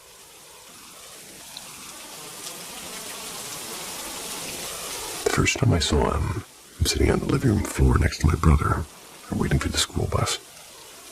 Morning cartoons were flickering on the TV. The lights soft and warm, and then a creak.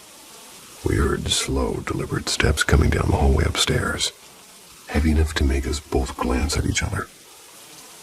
He appeared at the top of the stairs, a boy with messy dark hair wearing blue and white striped pajamas. He didn't look lost, he looked at us like he already knew who we were. My brother and I froze, and then nothing. We vanished between one blink and the next. Just the quiet hum of the TV remained. And that was the beginning. A couple of years later, a stormy summer night, My brother and I were curled up in our shared room watching old Disney tapes. Rain smacked the window, thunder rolling somewhere far away. I was nodding off when a shadow crossed in front of the TV. Screen went dark, whole room swallowed by black. "Dylan, quit it," I grumbled, thinking he had stepped in front of the player. Then I heard his voice drifting from the kitchen downstairs with my parents. Remember the cold that crawled up my back then, and whoever passed in front of that TV, it wasn't him. One afternoon I passed by the laundry room door and caught a glimpse of Eli again, standing at the bottom of the basement stairs. He didn't move, and neither did I. And by the time I blinked, the space was empty, just the faint smell of detergent hanging in the air. Naming him made things easier. Eli made him feel less like a monster and more like a neighborhood kid who never left. It wasn't just our house either. At my cousin's place 3 doors down, we're making chocolate cupcakes one Friday night. The early 2000s pop songs were thumping from the radio, warm smell of cocoa filling the kitchen, and suddenly the front door creaked open all the way, slammed shut so hard the windows rattled. We all just stared at each other, hands still covering in batter. Nobody laughed and nobody moved. And even my best friend Riley, who lived at the corner house, had her own stories. One sleepover we heard footsteps in her attic crawl space, light and quick, like somebody pacing. The thing was, her attic was so low no one could stand up there. Yet the steps kept going until they stopped just above our heads. Riley used to say a ghost in her house was a woman named Eloise. Over time, it felt like Maple Street itself was haunted, but it wasn't until years later that I learned why. My grandma's neighbor, who had lived there since the 1940s, told us a story once. A boy had lived near the end of the street when he got pneumonia one winter, passed away right at home. He'd been around the same age as me. We had called her ghost Eli, and Riley's ghost Eloise. Both names started with E, and then, to learn his real name had been Elijah, I still don't know what to make of that. As a kid, I thought that pajama boy was the strangest mystery I'd ever face. Now I wonder, was it really Elijah, and was Eli ever real? Or did the house just whisper back what it remembered?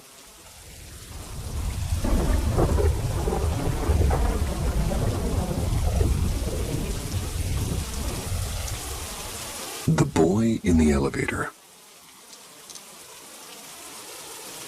Today, I want to share the true story of a friend of mine who swears he has zero sensitivity to anything paranormal. It happened when he was hospitalized after breaking his ankle.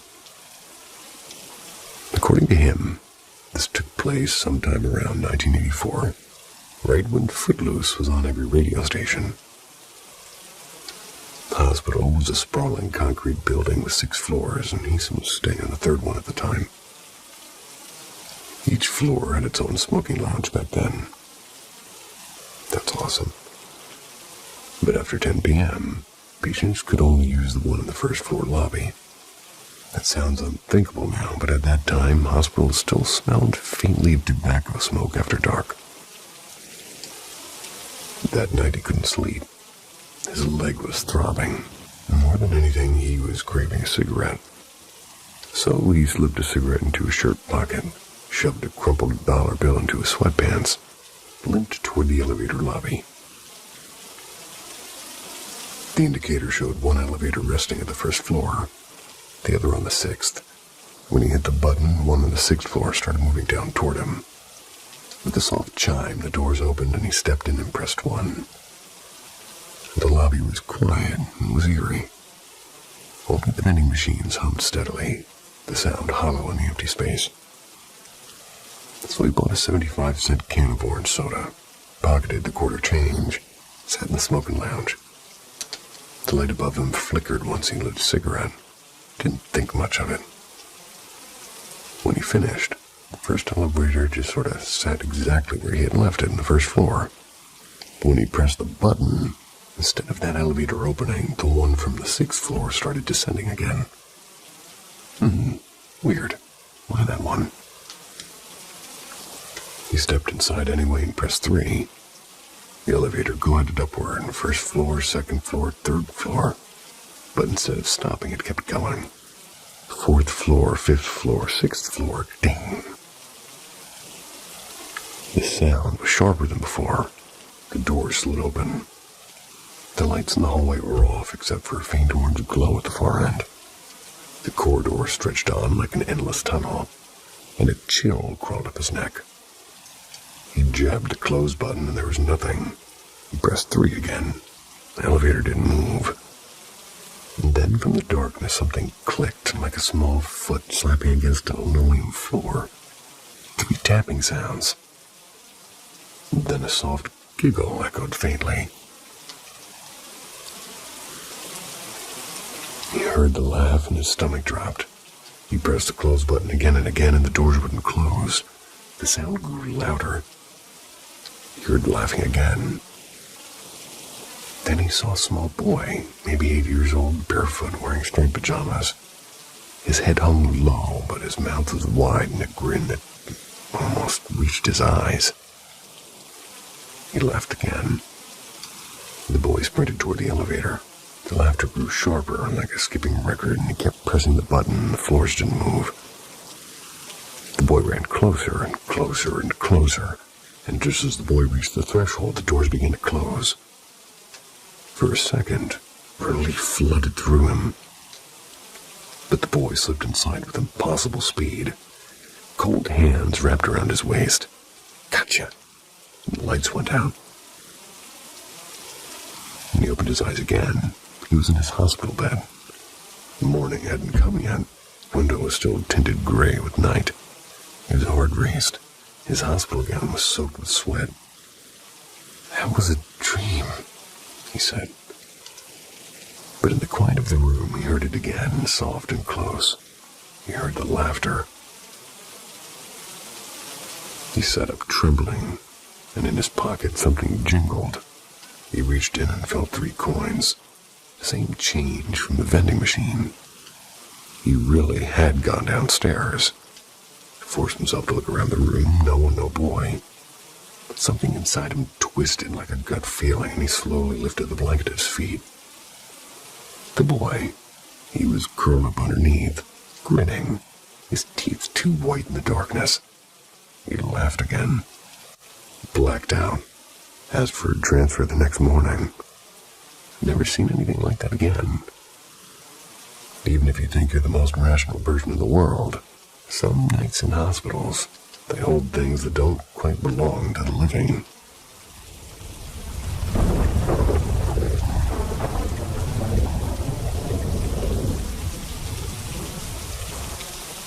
The vanishing dinner and the missing setup. Okay, kiddos, this is honestly one of the weirdest nights I've ever had in this house. Still get chills thinking about it. About 5 or 6 years ago, I decided I didn't want to go anywhere. Made myself a little self-care night. Pajamas, Netflix on my phone, and the intention of not moving from my bed until morning.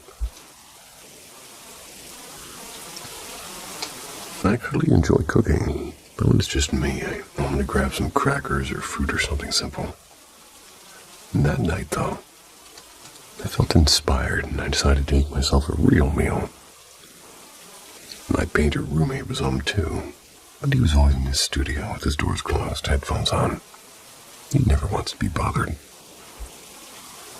So I cooked, like really cooked, homemade pesto pasta, boiled the noodles, toasted pine nuts, sauteed zucchini, and made the sauce from scratch. It took about 40 minutes, and I was proud.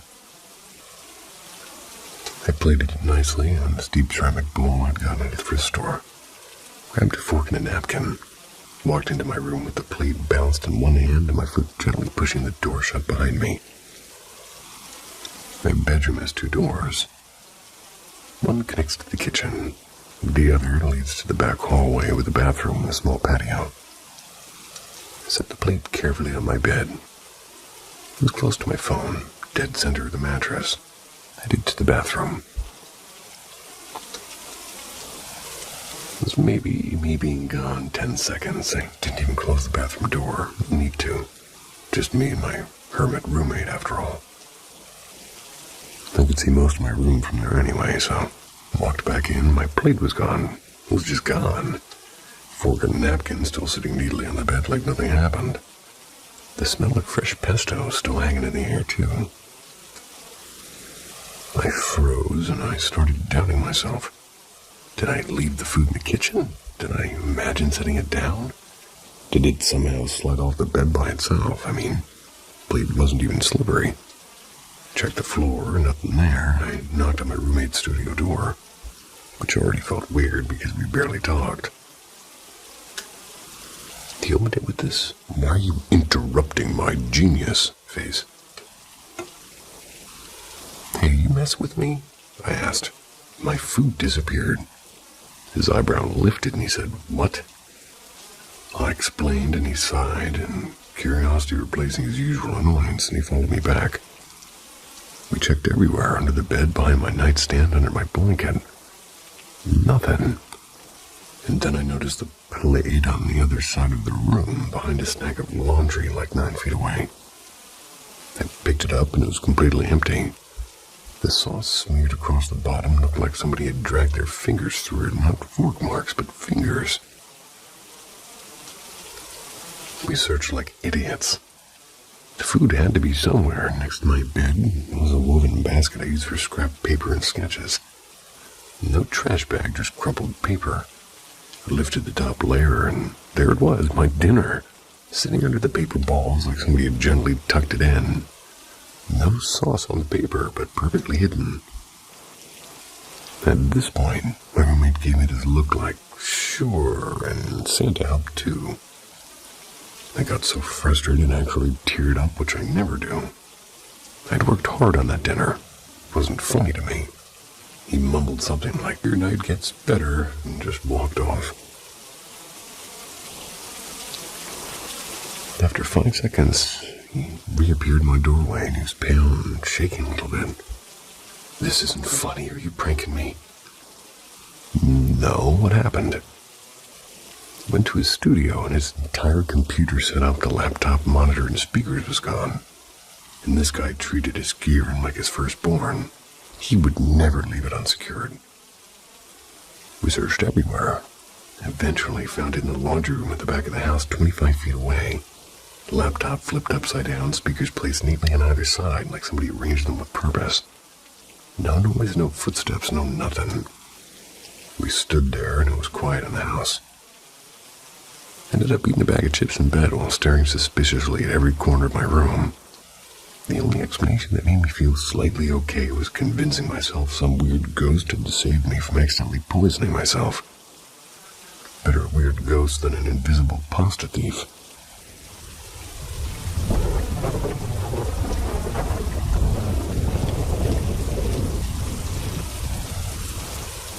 Whispers beneath Carnley Park. And I might pronounce that wrong, so I'm gonna try a different way to say it. I'm 15. I live near Carnley Park, and to most people, it's just another quiet pocket of Victoria, Australia. It's a suburb with winding streets, neat houses, and playgrounds where children run without ever wondering what lay here before. But to me, Carnley Park is something else entirely. It is home, yes, but it's also a place that hums when no one is listening, where shadows seem to breathe and where history does not sleep beneath the soil. This series, Whispers Beneath Carnley Park, it's not make-believe. These are simply fragments of what I've seen, what I felt, and what I learned. They tell of the ground I walk on, of the suburb that wraps around me, and of the past that still stirs beneath it. But what's done here hasn't been laid to rest, at least not for me, and, well, I don't think for anyone. long before houses and driveways appeared. This place was not meant for families. It was once fenced, locked, and kept in silence. It was a wartime storage site, a production ground for things that buried and tore and roared. Munitions built here for a world far away. But not everything built here left. Not everything burned the way it was supposed to. The Albion fires. Few speak of them now, but the ground remembers.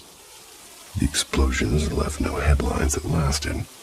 Only records buried underneath more records, and bodies buried with no names said aloud. Women and men were lost in the quiet of duty. The air then was smoke, and it hasn't forgotten. Soil, it holds more than dirt. Silence, it holds more than nothing. Silence is simply waiting. And there are places where people live on top of unfinished stories. Cairnley Park is one of them. In daylight, it's harmless. Playground, laughter, chatter of birds, and footsteps of those who believe the ground is just ground. Maybe a gecko screaming in the distance. But when darkness folds itself over the streets, the earth thickens. It isn't just the night, it's memory. The wind here doesn't just chill, it carries something bitter. Rooms that look ordinary feel heavier at night. A corner of your vision doesn't clear as fast as it should be, and the earth shifts as if remembering too much. Iron and soot lie under every step. Regret seeps through every quiet evening, and a past that does not rest watches. It does not forgive, it does not go away. These are the whispers beneath Cairnley Park.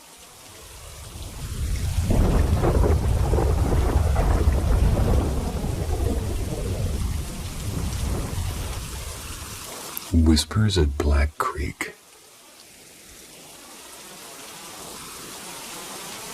When I was 17, in 2004, something happened to me and my friend near an old stretch of train tunnels. A place people in town liked to whisper about but never really stayed after dark. A dark history. The area had a heavy history. Years ago, a father and daughter drowned in the creek that curled through the forest like a black ribbon. An old caretaker was found hanging from a crooked sycamore tree leaned over the water. The kind of tree that already looked haunted without needing a story behind it.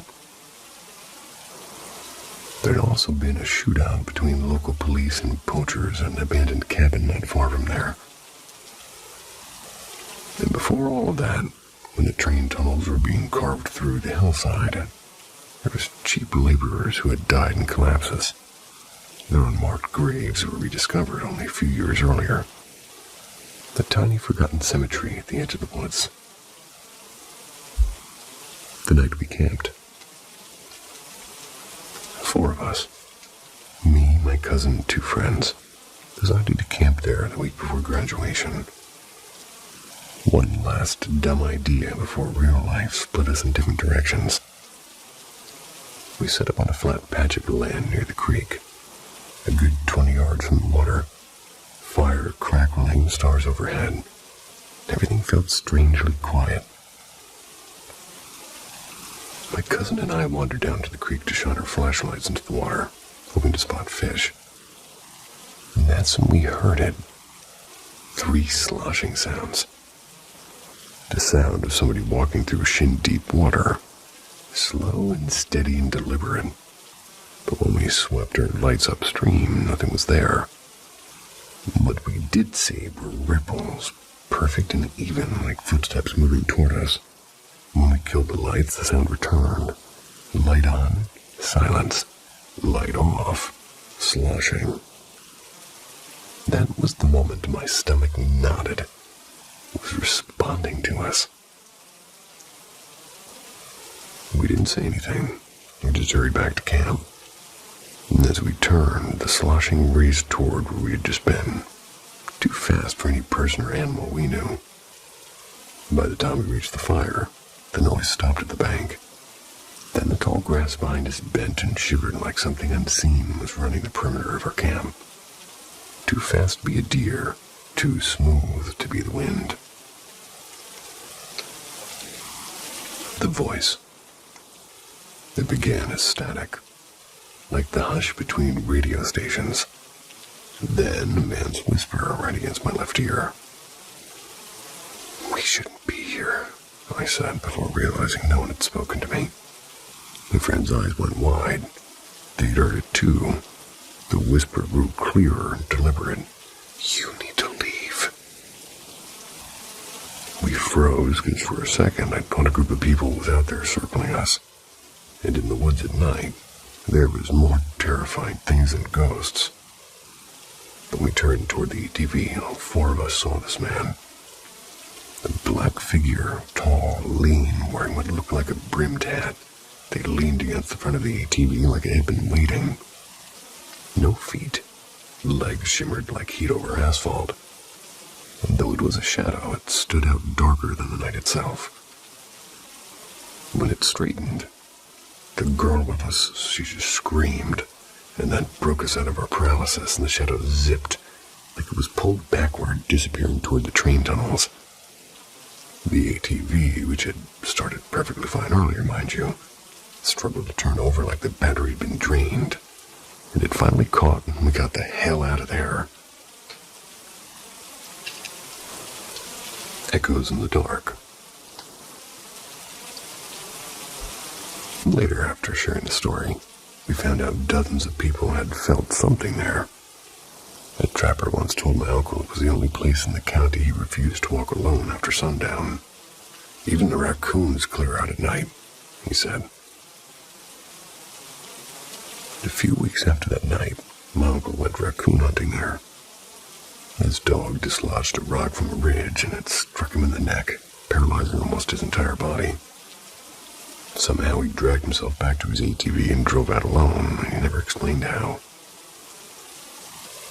Years later, around Halloween, when my story started circulating on Facebook again, my uncle texted my mom. "I never told anyone this. That man in the hat, the one the kids saw, he's the one who picked me up and put me back on my ATV." One final thought. For years, I believed the shadow wanted to scare us away, and now I'm not sure. Maybe it wasn't the danger, maybe it was the warning. Whatever else was in those woods that night might have been worse.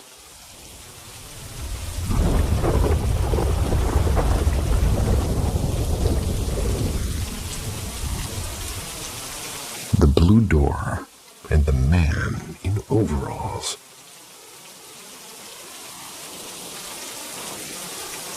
A few summers back, my dad told me that we were taking a trip to see my grandmother in Virginia. She'd lived there for years, ever since she left the old house in the countryside. I asked if that was where my dad grew up.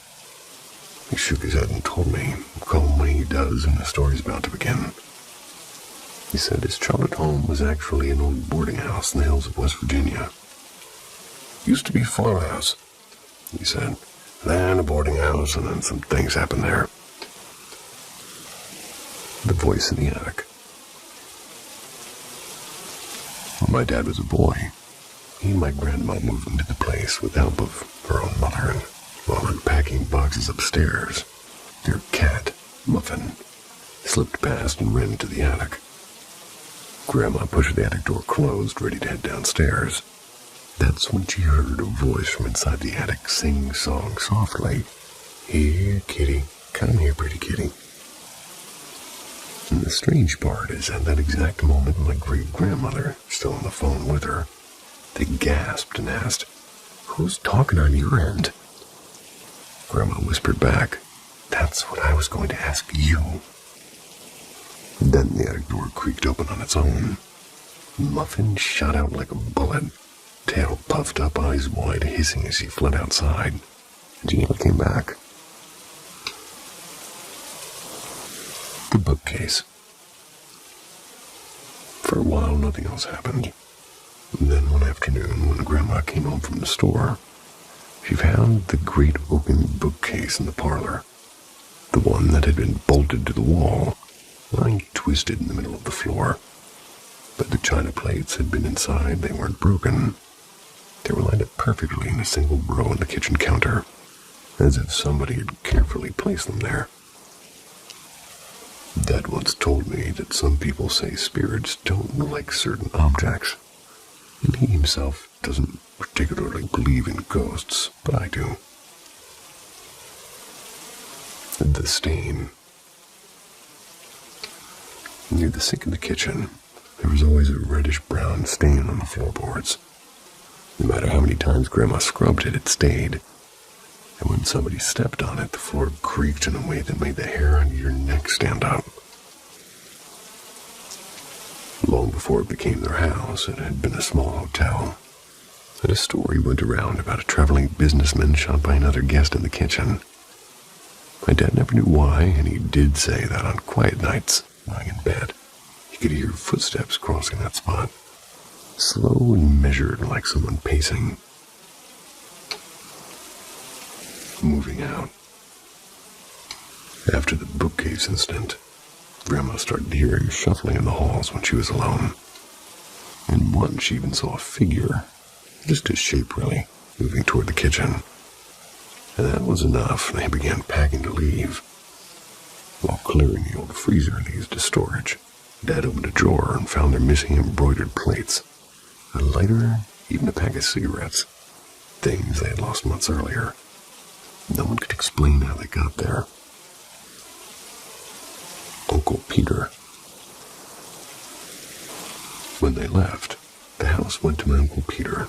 He was a retired truck driver. And at first everything was quiet, and then one night sitting in his reading chair, he heard footsteps in the hallway. A short man with messy dark hair and sad blue eyes, blue overalls. They appeared in the doorway. The man didn't face him at first. He was staring at a faded painting on the wall. "Hey!" Uncle Peter shouted. The man turned and then vanished like smoke. Grandma got the call a minute later. "Someone's in my house." When she arrived, Uncle Peter was sitting on his bed, hand shaking, shotgun pointed at the door. The night after. From then onwards, Peter claimed the invisible man would drag him from his bed into the hallway, slap and punch and even bite him. But the man never crossed into the parlor. That was quote-unquote safe ground. When Dad was about 14, they spent a night there. Peter handed him an old patchwork quilt, the so-called magic blanket, and then he said, "It doesn't come past the parlor, you'll be fine." Dad stayed up trying to catch the man. Around midnight, he said he felt a presence before he saw anything. A figure stood in the doorway staring, and it was gone. When the grandfather clock chimed 6, footsteps echoed toward him again. Uncle Peter appeared, smiling weakly. "See, the blanket works." The last sight. Years later, after Peter passed away of natural causes, Grandma saw him or something again. A short man in blue overalls with a black goatee, walking up the front path. He paced on the porch, stopped at the door, and disappeared. Grandma always said it was like a family ghost, and I don't still really know what that means, but I at least do know that none of us ever set foot inside that house again.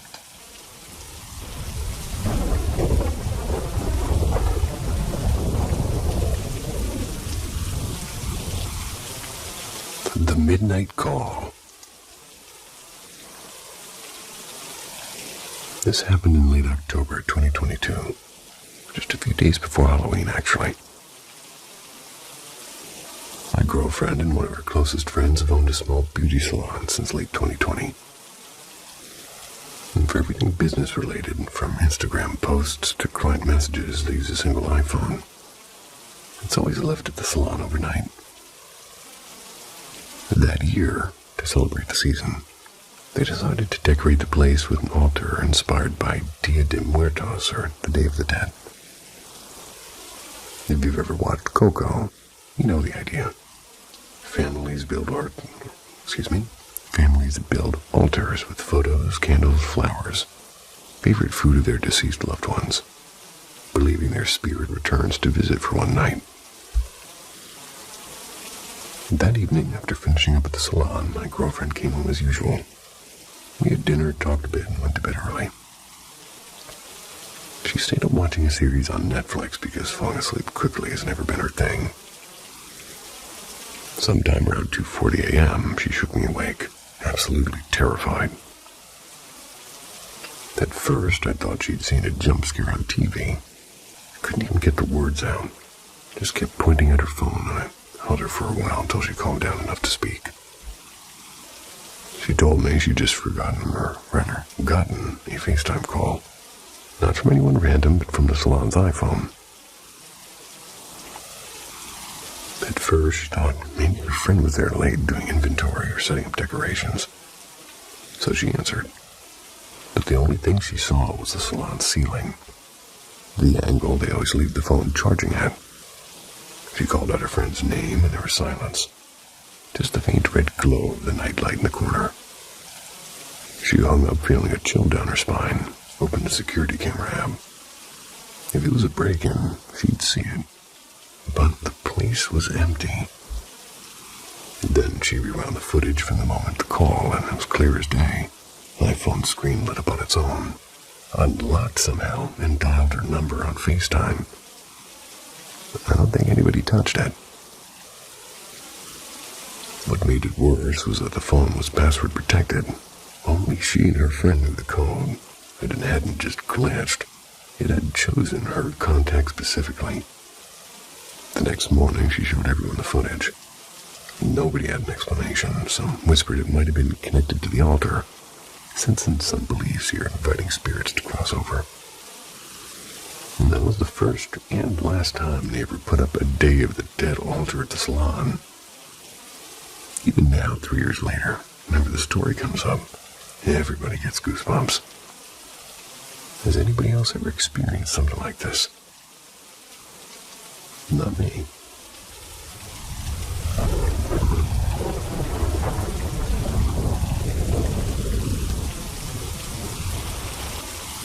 A demon passed on by telling a story. So I want to clarify that this experience happened before my little footstep story. This happened when I was in middle school, so roughly 2002 to 2004. Not sure exactly when, but I was a bit younger. Also happened in the same house. This house I grew up in from grade 3 to graduation in high school. So plenty of stories to tell. Okay, now I will tell the story that I was told. The experience my at-current middle school boyfriend crush had happened to him. He had this happen to him because his friend told him their story, and now it was his turn to tell me his.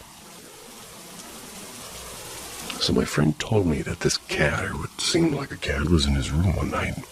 He didn't own any cats, so it was confusing. But funny enough, when he got a good look at it, it didn't have fur and definitely had red eyes. Well, last night I had an experience that I will never really think I'd have happen to me. My cat Larry was a black female cat, was in my closet and just kind of sitting there staring out. He told me the eyes were like Larry's, yellowish green. So it was getting close to bedtime, and I know she likes to cuddle with me, so I went to pick her up. Called her name, did the whole pss, pss, pss, pss, pss. But she seemed comfortable where she was. But I wanted to cuddle her, so I reached out to pick her up, and she took a swing at me. And Larry wasn't an aggressive kitty, mind you. He had taken a breather, and he was quite shook, as one would be if their cat suddenly took a full clawed swing at them. But I don't think it was Larry.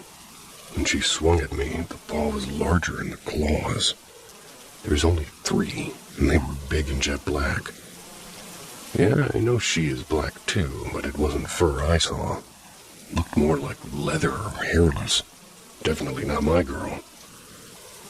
Anyways, I'd pulled my hand away fast, or I thought I did, but I got scratched before seeing one of the claws strike the floor. A little mad, I got up and went to bed, and honestly thought I was dreaming. Didn't feel real. Well, come morning, when I was getting ready for school, I saw the scratch in my hand, and then last night it came back to me. Checked my closet, and there was a small hole in the floor. Carpet bits beside it, but Larry wasn't in the closet. Apparently, she was sleeping with my parents. I think I now know what it was. So he told me his friend's story after his, and I was highly intrigued by it all. But I clung in slowly, as I was now told the story about his cat creature and perhaps a demon. I mean, leatherish skin, 3 thick-toed claws, and color-changing eyes. And apparently, the tail was long and slender, much like a lizard's would maybe be. Some details are still fuzzy, but of course I remember the story aspect. Kinda sticks with you.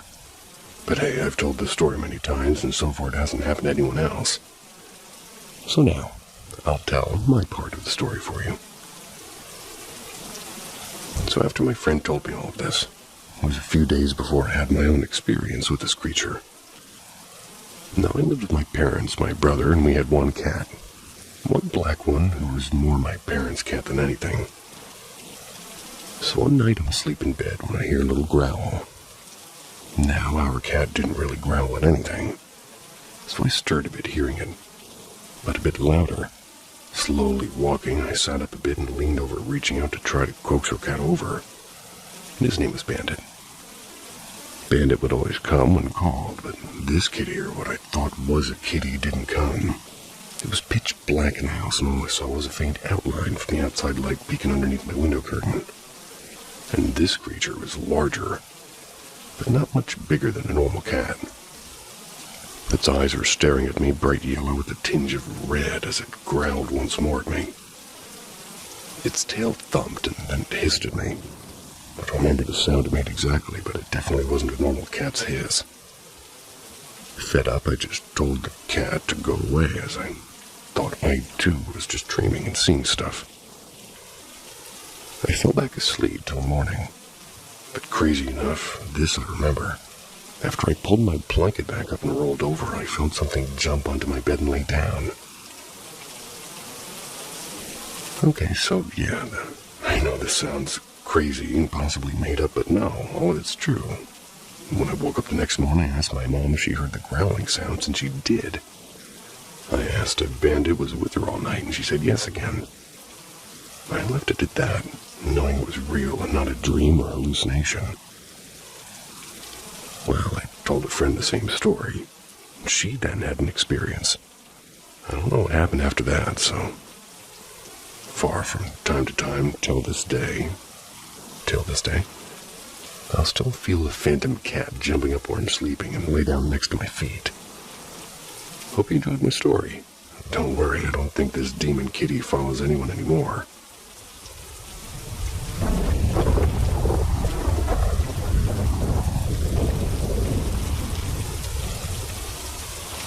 The Lost X-Files episode, and A Man in White, paranormal encounter that shook my reality.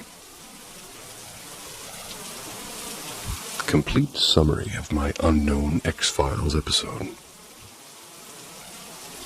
One evening while watching TV, I came across a very strange episode of the X-Files. This episode was presented as a special, which immediately caught my attention.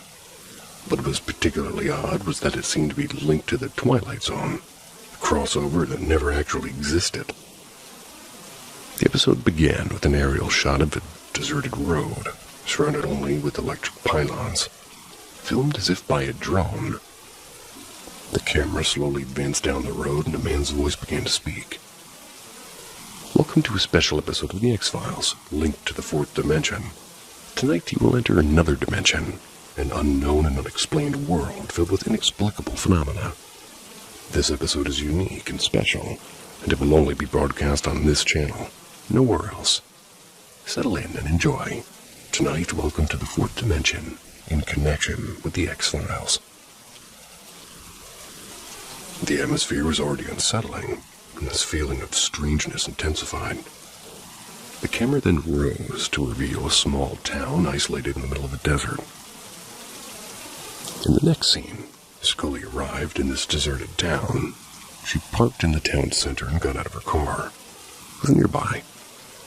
And there was another car parked as well, carrying a family. A father, a mother, a boy about 9, and a 7-year-old girl. The family seemed disturbed, especially the father, who was telling his son to calm down.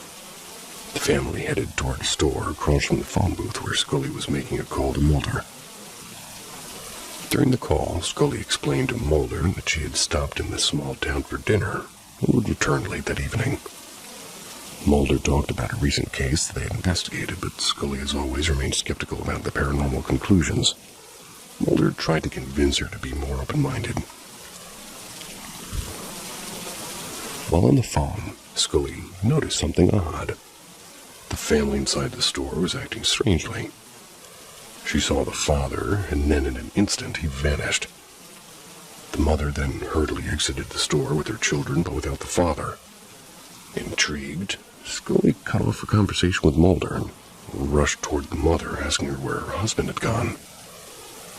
The mother, nervous, asked Scully to leave them alone, but as she placed her hands on Scully's shoulder, she suddenly whispered desperately, "Help us, please." Before she could say more, the boy insisted that they get back in the car.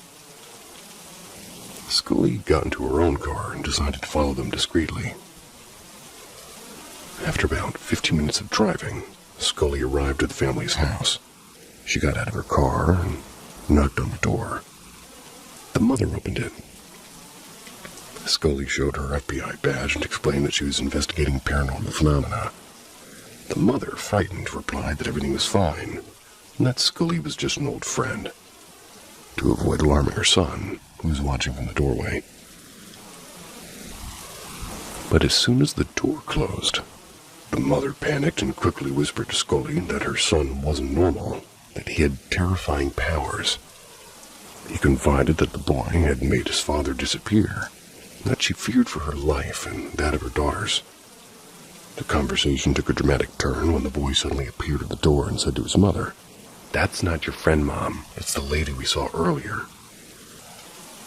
In a chilling tone, he ordered his mother to go inside the house, and instantly she obeyed as if controlled by an invisible force, while the boy added, "You lied to me. You will be punished." With a wave of his hand, he made his mother's mouth disappear, preventing her from speaking. Shocked, Scully tried to reason with the boy, but he forced her into the house. What followed was a disturbing scene. The boy's sister, concerned, asked what was happening, and furious, the boy made the little sister disappear with a snap of his fingers. The mother, in a panic, attempted to grab a weapon of some kind, probably to attack her own son. But before she could do anything, she also disappeared. Scully suddenly found herself transported to the boy's bedroom. He was sitting on his bed crying and confessing that he didn't want to hurt his family, but that he always felt rejected and unloved, and Scully tried to comfort him, explaining that his powers were extraordinary, but that he needed to use them for good. Finally, the boy stood up and opened a door that led to infinity, as if it opened to the universe itself. He stepped inside, leaving Scully alone in the room, and everything returned to normal. The house, the town, and everything around seemed restored as if nothing had happened. But the family had completely disappeared. Scully, still shaken and troubled, got back into her car, resumed her journey, and the episode ended. Well, it certainly was a description of an episode, and I almost remember that. I'm a little bit confused, though.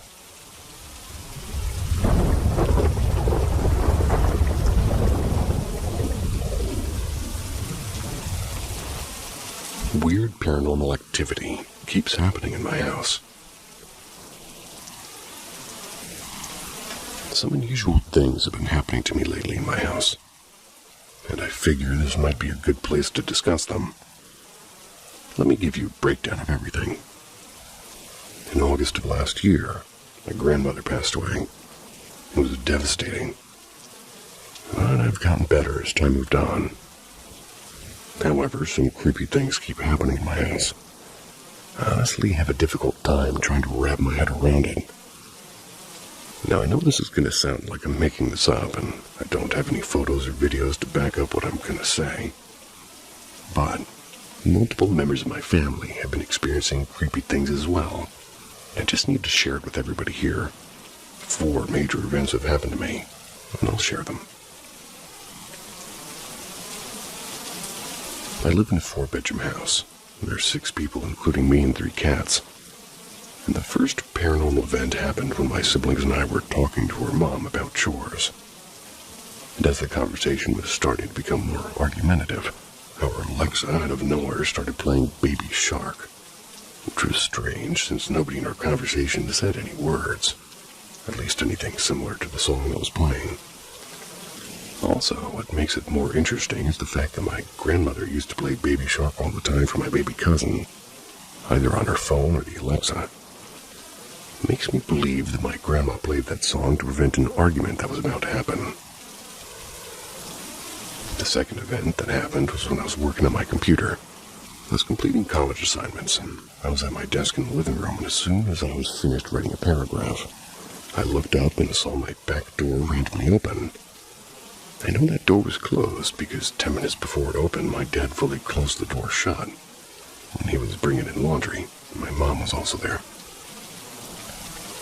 The third event happened when I was home alone. I got back from watching Goodfellas. I was at a friend's house. My family left to help my aunt prepare for her upcoming pregnancy. I was sitting at my desk watching some YouTube until I thought I heard something coming from the dining room. As soon as I looked over, the chair from my kitchen table was pulled out right in front of me. It wasn't any of my cats because one was sleeping on the couch and the other 2 were put away. And finally, the creepiest event is the kitchen light. The light in my kitchen is interesting, to say the least. The light bulb is just dying or almost dead, but it doesn't blink or anything until it does. My sister and I are cleaning the dishes one night until we start noticing the light blinking.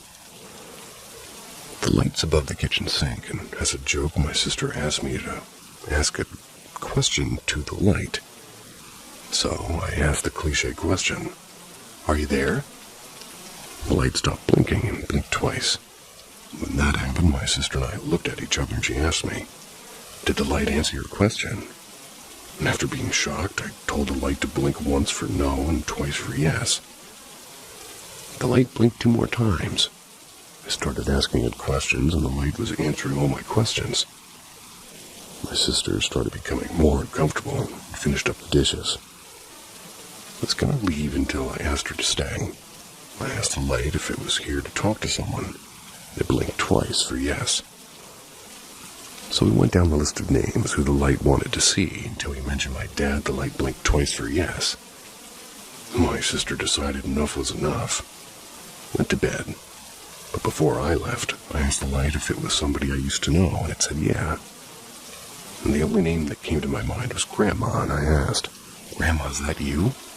And the large light blinked twice. Now I don't know what I should do, whether I should ignore all of this or try something to do about it. But now what worries me is that if it's my grandma, like is he trying to communicate from beyond this world, or is it something more sinister?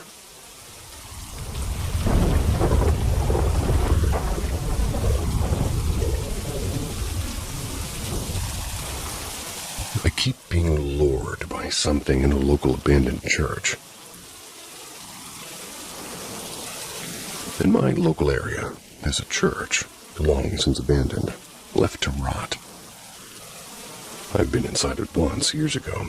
It left me with reoccurring surrealist nightmares about being trapped in it with vicious, obvious hostile force. Almost always resulting in my death before waking. Most commonly by throwing myself from the steeple.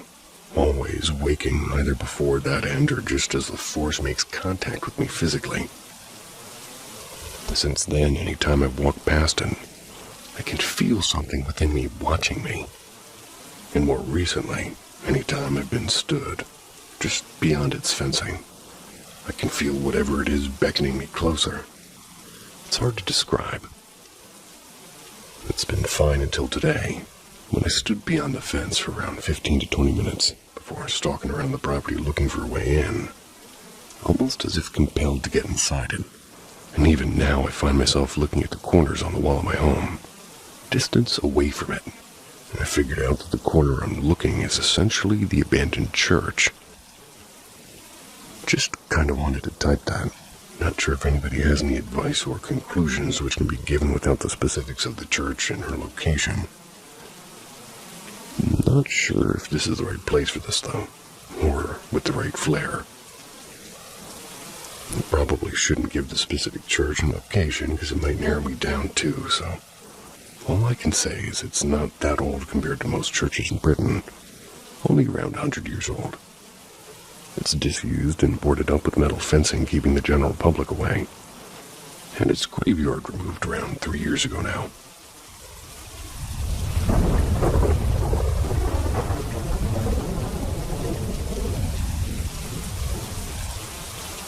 Help me make sense of the paranormal history of my late grandmother's house.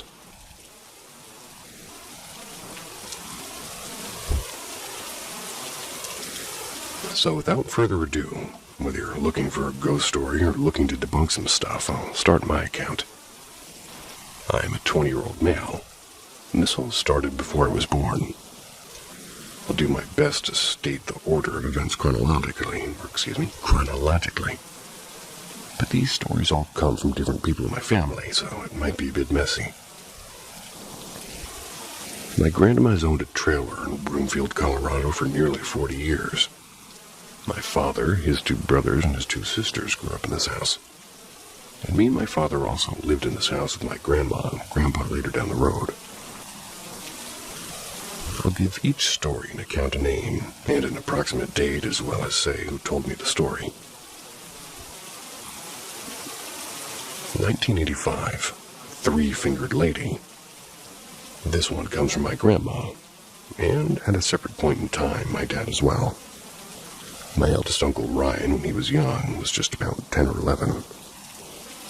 Had just got his own room, and he would tell my grandma about a 3-fingered lady in his closet that would talk to him at night. And one night, my grandma heard banging on her door in the middle of the night and screaming. Opening the door, she found Ryan, who was screaming and crying with blood coming out of his leg.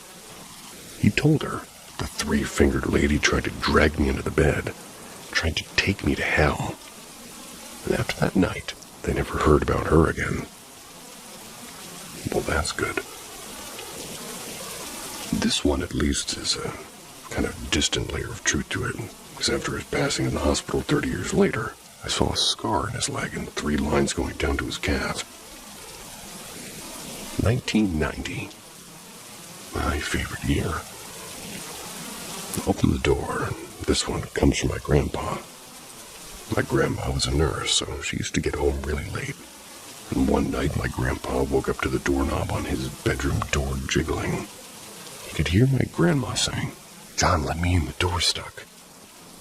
But when he opened it, my grandma wasn't on the other side. He looked down the hallway and didn't see my grandma anywhere. Coming back to bed, he said that my grandma was asleep next to him already. Year 2000. The man in the corner. This one also comes from my grandpa and my great-uncle Rick. It was late night and Rick and John, my grandpa, were up late watching cable. John went to grab a beer, Rick went to take a piss, and on his way down the hallway after pissing, Rick passed who he thought was his grandpa, standing in the hall. He said, "The fuck are you doing, John?" Before continuing to the living room where John was drinking his beer, John said, "Who are you talking to?" And then they searched the whole house, but nobody was inside except the kids and my grandma, all in bed asleep. The year 2000 again. Moving furniture. This one comes from my dad and my youngest Aunt Jamie. Once every couple of months, upon returning home from days out, the family would find rooms, and one time the TV was knocked off the entertainment center broken. In 2005, The Face. From my brother's twin Aaron, I'd like to note that I was born this year, and I was the first grandchild of my family. My grandma once said that I was having grandchildren made the devil angry, or having grandchildren made the devil angry, because things got worse in the house after I was born. My uncle was homeless at the time, and my grandma let him stay on the couch, and apparently he kept hearing breathing. Whenever he closed his eyes, he would see a face looking at him. 2007, the seance. I've seen a video recording of this one, actually, and I'll be honest, I have no idea what's happening in the video. The recording's on a camcorder somewhere. My whole family decided to do a seance where they read the Bible and try to get rid of the demon in the house. In the video, you can see my family reading the Bible into a dark room, and I swear to God, you can hear growling come from the video. It's really weird, but maybe one of my family members made the noise, I don't know. A plate fell off a shelf in the video and breaks as well. 2007 and onward. Crosses fall off walls, people see things out of the corner of their eyes. People feel like stuff is clinging to their backs. Things move slightly and stuff breaks randomly. And my own personal experience. I've never seen anything overtly sinister happen in this house, but something strange has happened to me, and I rarely dream, almost never. When I do, it's always good. But there has never ever been a night that I stayed in that house that I didn't have a nightmare.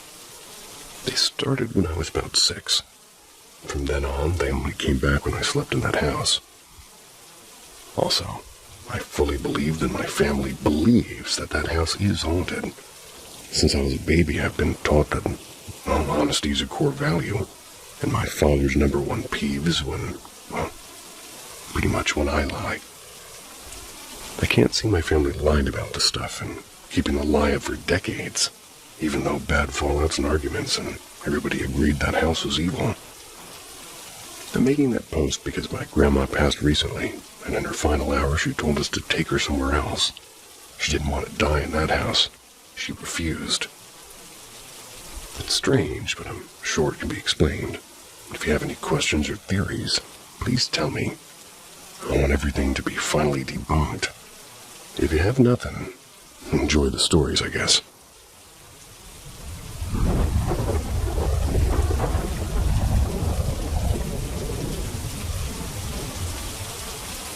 I got summoned to purgatory last night as a guide.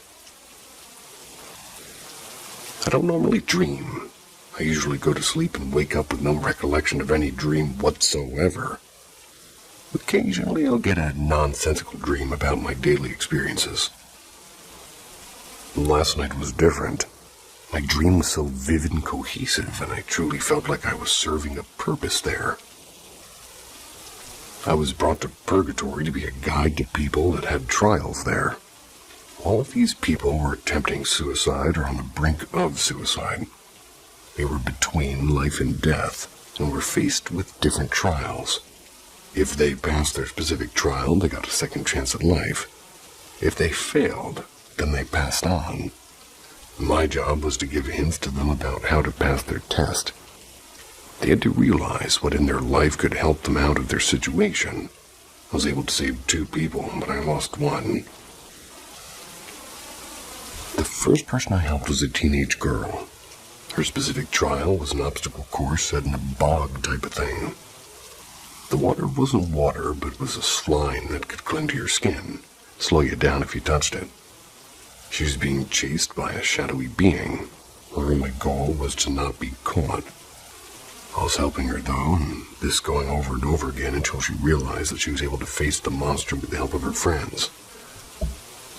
She woke up from her attempt in her bathtub with a pill bottle in her lap. She tried to OD, but earned her second chance at life. I could only speculate, but the monster was either her mom or bullies at school. I think it uttered the phrase, "commit to gun mouth," at one point, making me think bullies. Never heard that sentence in my life. The second person was a man, mid-30s, and very obviously had a manual labor job by his build.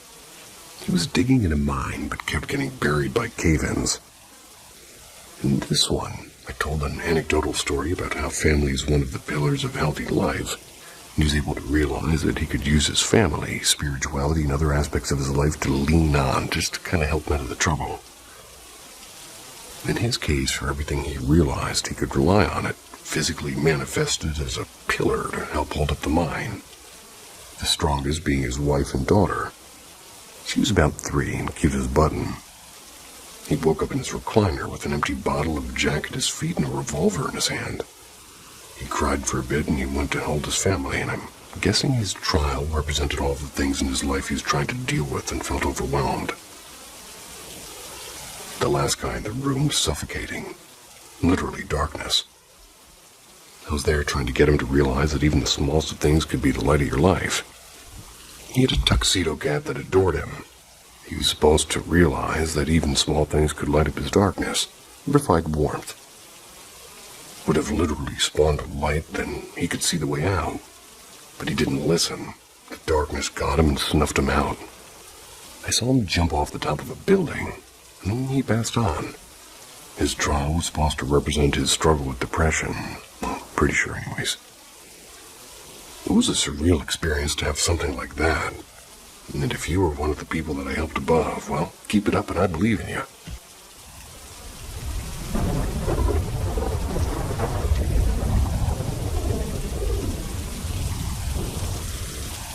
She turned, not slowly, not unnaturally. Well, not naturally. She spun around in one smooth, unnatural motion, like a puppet on a string, and her face locked onto ours. Her eyes were shadowed but fixed. Her expression blank, yet somehow furious. Her skin was pale and too pale, stretched too tightly across her cheekbones and pointed chin. The second she looked at us, the world seemed to drop. A coldness slammed into my chest, sudden and bone deep. My skin prickled and every hair standing on end. My stomach lurched like I was falling, but I hadn't moved and I couldn't move. It felt like time stopped, but only for a second. Then everything in us screamed, not out loud, not even in words, just run. That wild animal panic that lives deep in your gut. The kind you can't reason with, the kind that keeps you alive. We bolted. No warning, no signal, just instinct. Legs pumping, breath catching in our throats, the echo of our footsteps, loud in the stillness. Down to the tunnel walkway we went, the lights overhead flickering dimly like they might die at any second. The air was thicker down there, like breathing through wet cloth. Our footsteps slapped against the concrete, and we didn't speak, and there was nothing even to say. Halfway through, we slowed just enough to glance behind us, and she was there, still following. Closer. Too close. And she wasn't running. She was walking that same slow, deliberate walk. But somehow, she was nearly right behind us. Her arms hung loose by her sides, her shoulders stiff, and her head tilted slightly, like she was studying us. Like she didn't really need to run to catch us. Her movements were silent, not a sound was made. It made no sense. She made the tunnel feel longer than it was. We ran harder. Her lungs burned and my legs felt like jelly. The exit was just ahead, the stairs leading back up to the street. We scrambled up them 2 at a time, nearly tripping, hearts thudding like drums in our ears, and I turned, and she was there on the steps, still walking, still gaining.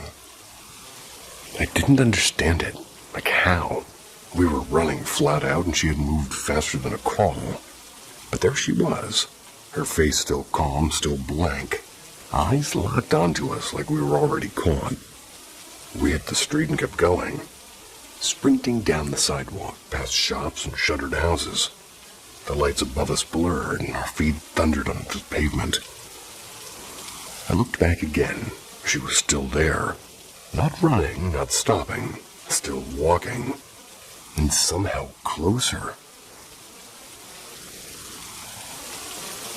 We didn't stop until we saw them. 2 men standing near a crossing, smoking. talking softly under the weak glow of the street lamp. We made a beeline straight for them. Our fear was plain in our faces, and they looked confused and, well, startled even. And when I turned back, she was gone, vanished. Not behind a corner, not retreating, just gone. We wanted to chalk it up to her being somebody that was high or something, but I couldn't explain the fact that she had just vanished. Well, she got too high. But I swear it didn't feel like she'd left. It felt like she'd just stepped out of sight, like she was still nearby and watching, just out of reach, waiting. And even now, when I pass that street, or see a cat staring from a window, I get that same cold twist in my stomach. That pressure in the air, that feeling that something unnatural is near. That if I turn too slowly or blink too long, she'll be there, still walking, still catching up.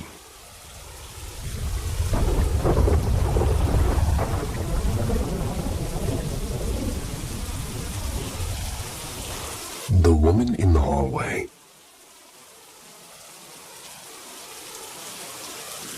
My best friend, let's call her Mara. I've known her for almost 25 years. She isn't exactly an atheist, more like somebody who doesn't think too much about spiritual things. She grew up in a regular home. No religion, no rituals. She doesn't have any issues with me or other friends who believe in something. But she herself doesn't buy into ghosts, karma, or anything quote-unquote beyond. To her, the world is what you can see and touch. Ironically, she loves horror movies. Haunted house attractions, too. Halloween decorations and everything spooky. But only in the fun way, like a carnival. Mara and her ex-husband, Ben, they used to live in a small two-bedroom house built in the early 1940s. It had been slightly remodeled in the 1980s, but it still felt like an old house. A narrow hallway, wood floors that creaked, and a big oak tree in the front yard. This particular story happened around 12 years ago. Ben had a teenage son from a previous marriage, and he and Mara also had a little boy who was about 4 at the time. That evening, Ben and the team went to watch a basketball game. So it was just Mara and her little boy at the home. She made a bath for him and was sitting cross-legged on the bathroom floor. She was scrolling through her phone, looking at some kind of program detailing the specifics about beaver nuggets. The bathroom door was open. From the corner of her eye, she saw this tall-looking figure, and it glided past the hallway. She caught a glimpse of long, dark hair and a pale sweater. Someone heading toward the smaller bedroom. For a split second, she thought Ben had come home early. She called out, "Ben?" No answer. Something about the silence made her uneasy. She stood up, wrapped a towel around her son, and carried him to the bedroom. Then she went down the hall to check. No one. Living room empty, front porch empty. Car wasn't in the driveway. That's when she said a strange coldness washed over her. Not just goosebumps, but a deep chill that made her hands shake. She checked every door and window, and all locked. She called Ben, and he said that they were still at the game. Would be home for another hour. "Why? What happened?" she said. "I swear I saw someone in the house." That night, nothing else happened. Turned on all the lights, put on cartoons, and tried to shake off the feeling.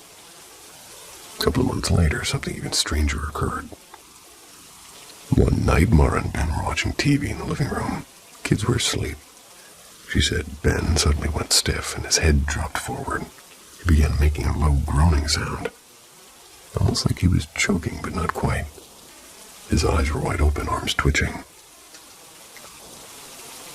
So she panicked, screaming his name.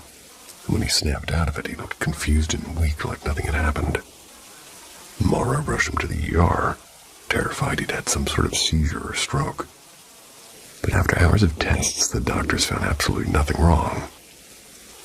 Moved out of the house later that year, not because of what happened, but because they'd found a bigger place. But Mara told me years later, I never really felt alone in that house. When I asked Ben afterward if he believed in ghosts now, he said, I honestly don't know, man. I don't want to really believe it, you know. But I believe it. I'd probably never sleep again. Well, I hope the opposite thing is happening for you guys. And to anybody else who is alone tonight. You got this. Sweet dreams. See ya.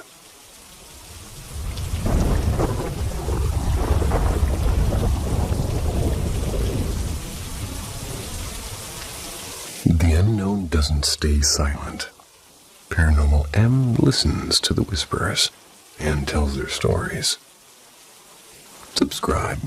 Hit that like button if you feel like it. And let's let the darkness unfold. The Ghost in the Stairs.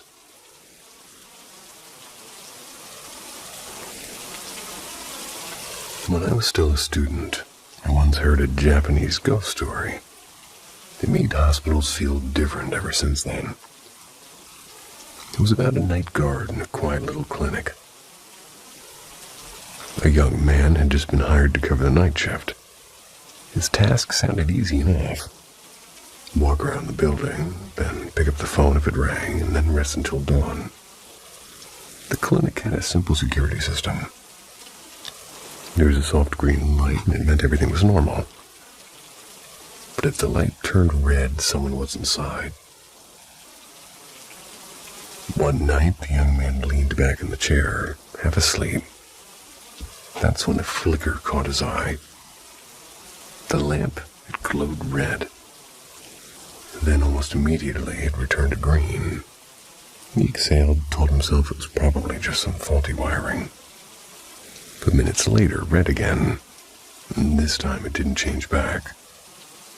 Heart pounding, he called the director.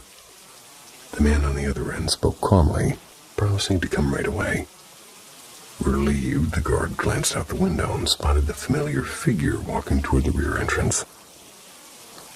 The security system beeped softly, then powered down, just like when the director used his key. As soon as he stepped into the hallway, something changed. A foul, wet stench seeped through the air, thick enough to choke on. Then came the noise.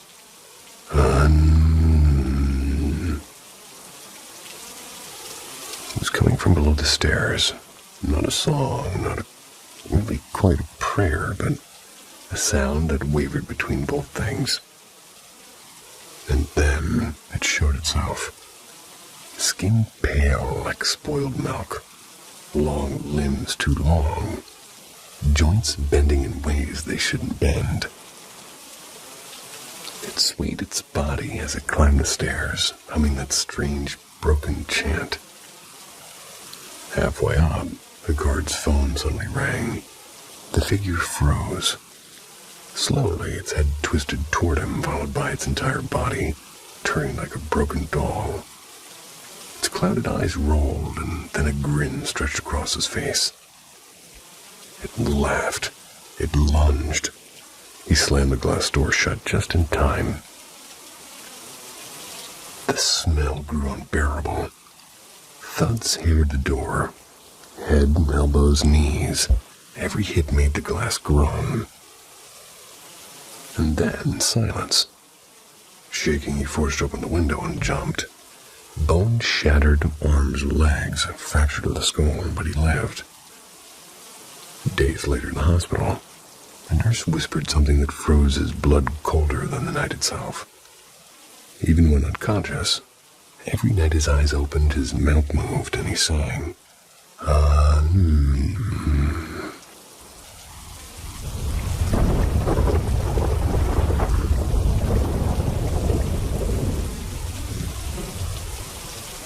The Woman by the Gate. I want to share something strange that happened to me just past midnight. An old classmate of mine happened to be passing by my house. sent me a message right away. He said he'd noticed someone sitting quietly on the low stone bench right outside my yard, the front gate wide open as if it had been waiting for someone. From where I was standing inside, the shadows blurred everything. Switched on the porch light and opened the door. By then, the figure was no longer sitting there. It had moved just outside the gate, standing half in the light, half in the dark. I stepped out while I stole the phone. I was trying to see more clearly. That's when I saw her. A woman in a pale blue dress, standing not too far from me. Well, she wandered slowly up and down the street. The soft sound of her sandals, they were scraping on the pavement. Every few steps, she'd stop and tilt her head toward the house ahead, as if listening for something. She moved gently, and there was something oddly deliberate about the way she did it. After a moment, she drifted closer. She must have realized I was talking about her with my friend. She lifted her head and said in a low, trembling voice, "Don't be scared of me." And then she added, "I'm just waiting. Someone promised they'd come." Her voice seemed to crack on the last words, like she was holding back tears. I told her she couldn't come any nearer, but gave me this faint, almost sad smile and whispered, "But the gate was open." Taking one step closer, slowly, I shook my head and said firmly, "No, it was not.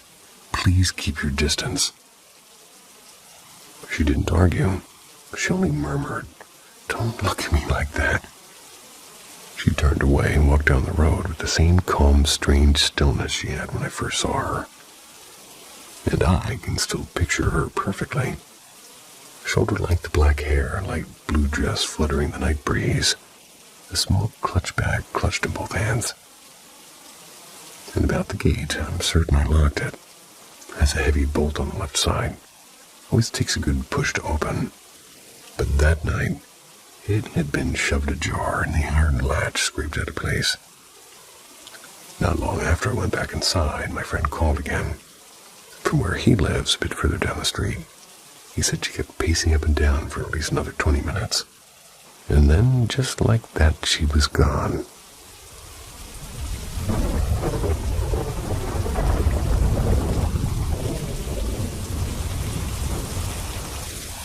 The shadow that followed us.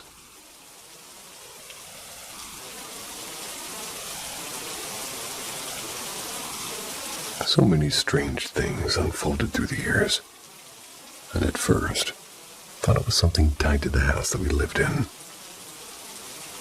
But when we moved, the paranormal came with us, and this might be a long one. I'll start with a memory I've shared elsewhere before. I was born in Manchester in the late 80s. My mom was always a deeply spiritual person. She read tarot, used pendulums, and burned incense in the kitchen like it was an everyday ritual. We lived in a small flat built sometime in the early 70s. Odd things were just part of daily life. Toys being found in weird places, knocks on walls when no one was there, and once, what I can only describe as a perfect voice imitation. When I was little, I didn't understand that. Imaginary friends were supposed to be visible only to the one imagining them. But as long as I can remember, I only saw a little girl with black hair cut in a neat bob, pale as chalk, polka-dotted dress. They'd be playing silently in the hallway. I thought she was someone from another floor. I never did recognize her from school. Back then in the early 90s, most neighbors kept their doors unlocked during the day. I remember going downstairs one afternoon, seeing the girl standing in the doorway. She stared at me blankly, turned, walked away. She never spoke, not even once. My mom often whispered with her friends about my older sister's imaginary friend. She was 5 years older than me and had started kind of acting out, which wasn't like her. she'd blame it on Dottie, the name she gave the girl. One night, I'm heading to the bathroom. I had one of those cheap sliding doors and never shut properly. I heard my sister whispering inside, and curious, I peeked through the gap. She was kneeling on the floor, talking softly to someone. And in the bathtub, sitting perfectly still, was the girl. Same dress, same hair. My sister spoke as if they were having a full conversation, but the girl said nothing. Later that night, I asked her about it. She was shocked, and I could see Dottie. Years passed. We moved away. Then one day as we sat in her kitchen, she was scolding her young daughter over something. Her little girl looked straight at her, shrugged, and said, "Dottie told me to do it." The Imitation. Christmas '97. My mom was fussing with the cassette player. My stepdad was at work. Two of my siblings out with friends. My sister went upstairs to the bathroom. About half a minute later, my mom laughed and said, "That was quick, didn't even flush." We all turned to the doorway. My sister was standing there smiling, and then the toilet flushed upstairs. She faded like steam. And moments later, the real sister walked in, confused why Mom stared at her like she'd seen a ghost. And my sister looks exactly like her grandmother, who died in 1989. Moved a few months after that. The cards, the cups, and the signs. Mom's tarot cards had a habit of being knocked off the table by seemingly nothing. And once she left them laid out on a velvet mat. She was gone maybe 2 minutes. When she returned, beneath one card was a small, neat pile of what looked like dry skin flakes. No one else had been in that room. Another time, every teacup hanging from the hooks beneath a cupboard shattered, one after another like a chain reaction. I'd always sensed things others didn't, and sometimes I just knew things I shouldn't. Like that night in August of 1997, when I jolted awake in panic, shaking my sister and crying that Princess Diana is dying. She turned on the news to prove me wrong, but within minutes, the breaking news confirmed the accident. The healer's words.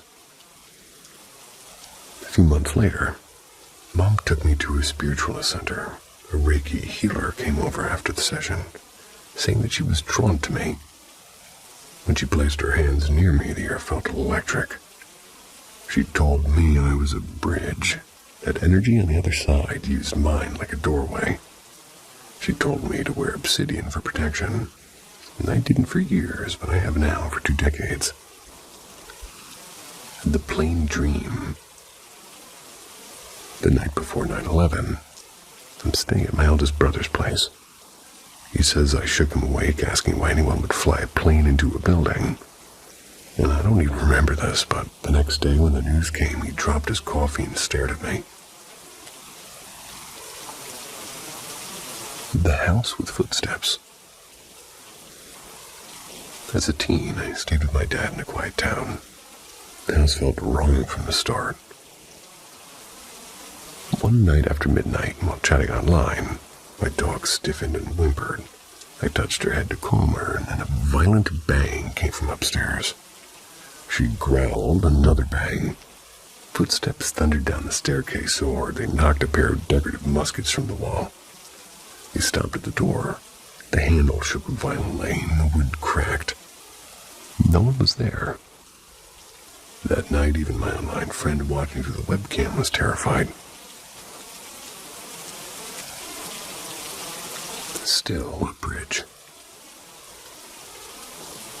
I don't always see or hear things anymore, but I can still feel them. A friend has a child spirit in her house that hates the vacuum cleaner. I told her about it before she mentioned it, and she laughed and said, "Yeah, I know." About 14 years ago, I woke to find an elderly South Asian man in traditional clothes standing beside my bed, looking lovingly at my sleeping husband. I didn't feel fear, only warmth.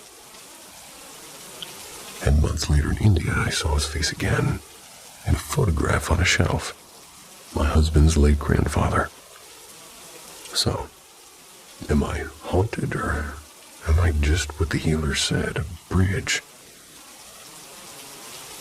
Maybe a doorway. I'm a bridge.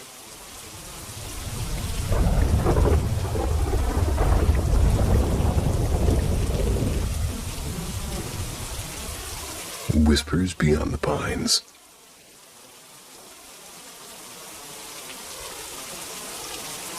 I'm watching ghost stories from Reddit on YouTube, and I figured I should finally share my own.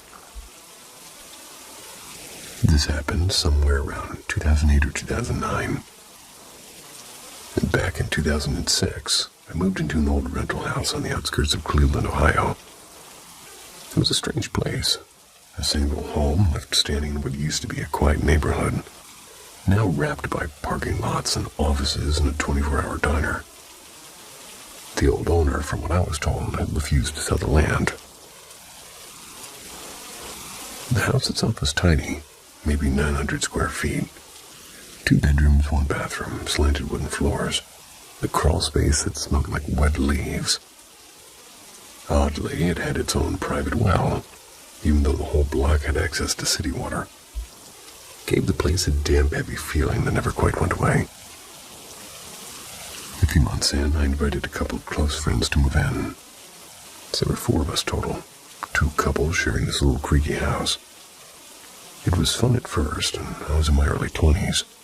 We were broke but happy, throwing weekend hangouts and playing music way too loud.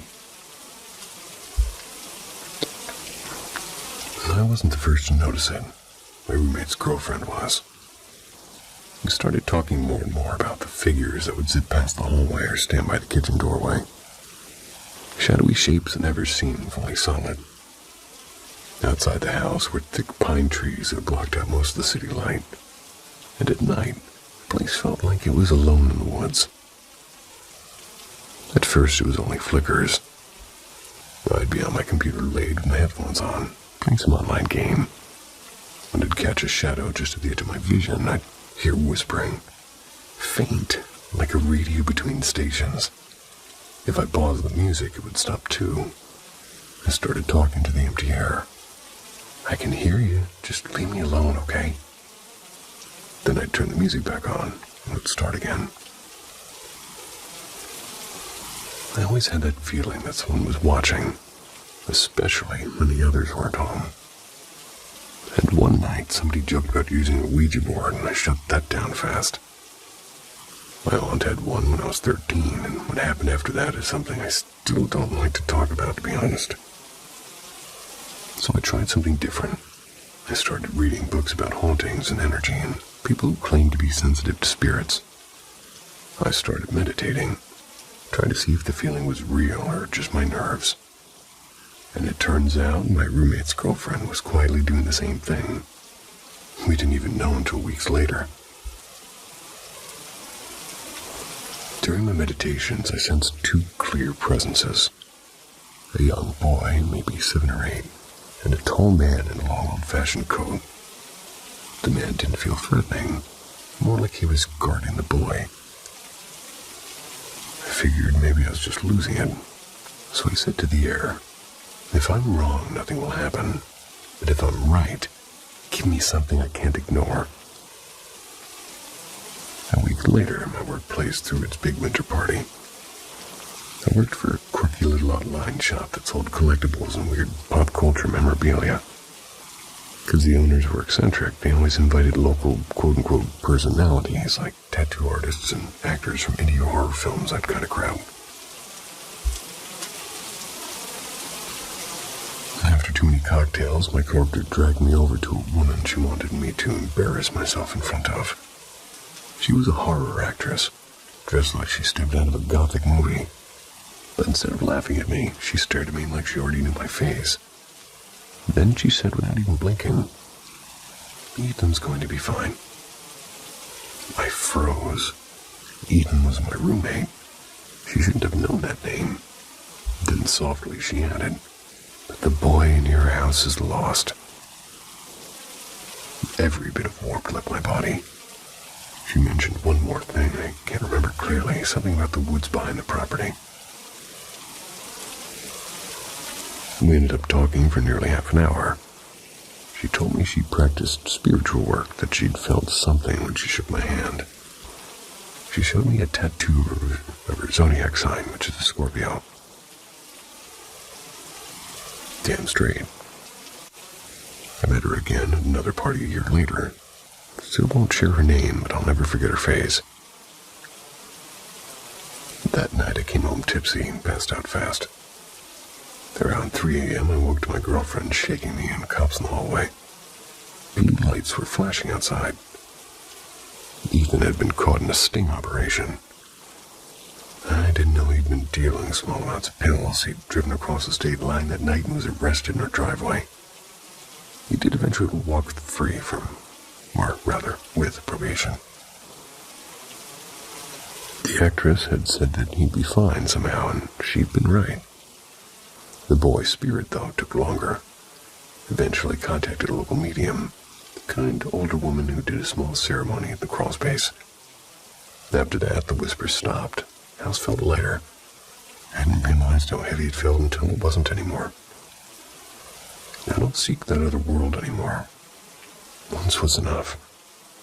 When it's my time to cross, I'll take that step, but not before. Shout out to my fellow weird Scorpios. You're misunderstood, okay?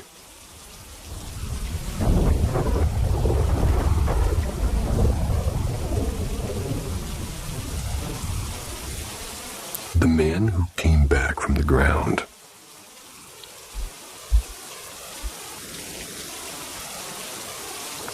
I work in an assisted living center.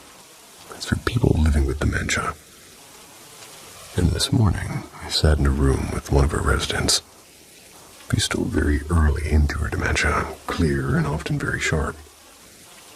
She told me quite calmly that she wanted to share something she'd never told anyone outside her family, and I said, okay. She leaned back in her chair, fingers nervously twisting the hem of her blanket, and said, "My second husband is dead, sort of." I asked her what she meant. She shook her head slowly. I have to start from the beginning. What followed was a long, winding story about 40 minutes, full of old photographs and newspaper clippings. She kept these all in a small box underneath her bed, and a voice that didn't waver once. She told me about 2 husbands before him, both who had hurt her, one through fists, the other through betrayal. Then she came to the last one. He had been kind to her at first. He brought her roses every Sunday. Then cancer came, and with it a storm of grief she said she couldn't stop. One winter evening, in what she called the quietest night of the year, he shot himself. He didn't die right away. They kept him in the hospital for weeks, but eventually he passed. There was a funeral and people wept, and the cemetery took him. Everything seemed final. Until 3 nights later. She told me she woke up at 3:17 to the sound of knocking. Not on the door, but on the side of the house, near the cellar window.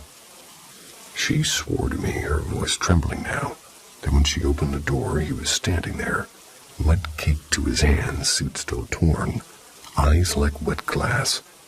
She said she let him in. Apparently, he didn't speak. He walked straight downstairs to the basement, the place where he had tried to end his life. She followed, but couldn't bring herself to touch him. She called her sister the next morning, but no one believed her. They thought it was grief or early confusion. For weeks, she said, she brought food and water to the basement door. Plates disappeared, cups came back empty, and sometimes she heard humming, an old war song he used to sing when they cooked together. Her daughter eventually forced her into assisted living. "You're imagining it," she said. But then the daughter moved into the house. A month later, she told her mother in a whisper, "I saw him too." She locked the basement door. No one went down after that. No one spoke of it again. Then she told me this. Tears filled her eyes. "He must be gone by now," she said softly. "Or maybe he's still waiting." My hands were cold. I've worked here for 6 years. I sat with dozens of residents telling me stories. Some real, some lost in fog, but this one was different. She's early in her dementia. She's never told me anything strange before.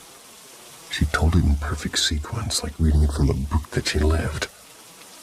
And I don't believe in ghosts, and I'm not religious, but that night I whispered a prayer on my drive home.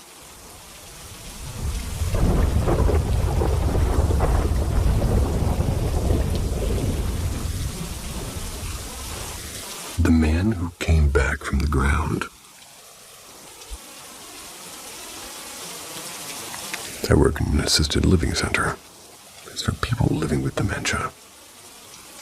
And this morning, I sat in a room with one of our residents. She's still very early into her dementia, clear and often very sharp. She told me quite calmly that she wanted to share something she'd never told anyone outside her family, and I said, okay.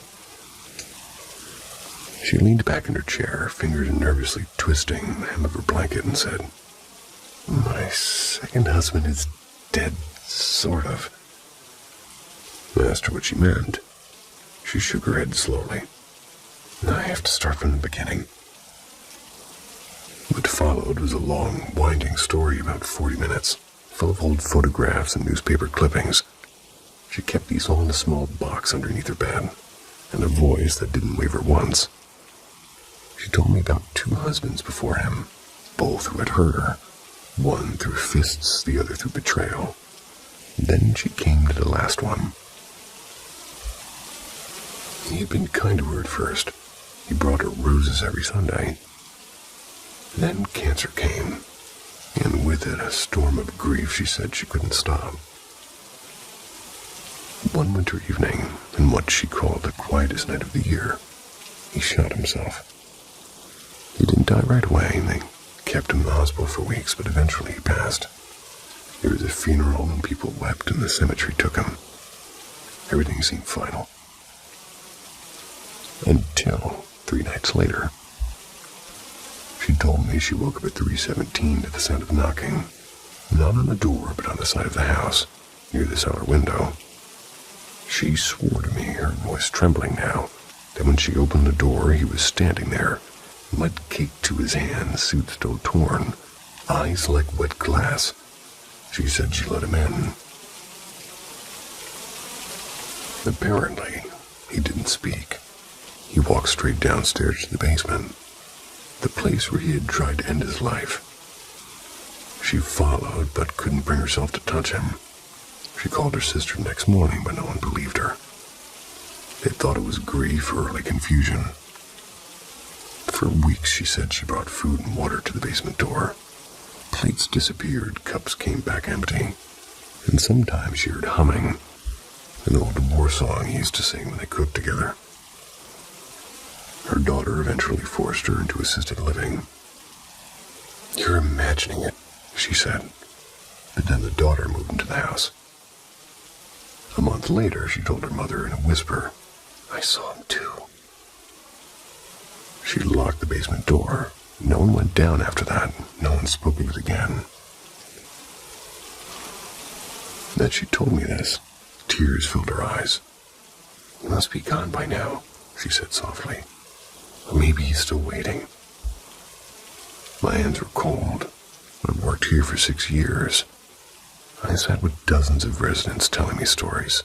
Some real, some lost in fog, but this one was different. She's early in her dementia. She's never told me anything strange before. She told it in perfect sequence, like reading it from a book that she lived. And I don't believe in ghosts, and I'm not religious, but that night I whispered a prayer on my drive home.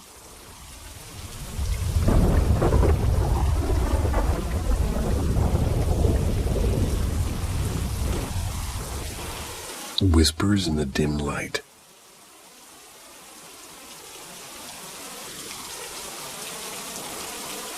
I'd never had a single brush with anything paranormal before I met my boyfriend. We crossed paths in late summer 2024. And not even 3 months later, found myself moving into his place. And yeah, it was fast, but it felt natural. We clicked, we shared bills, we shared space, and everything felt easy. At least at first.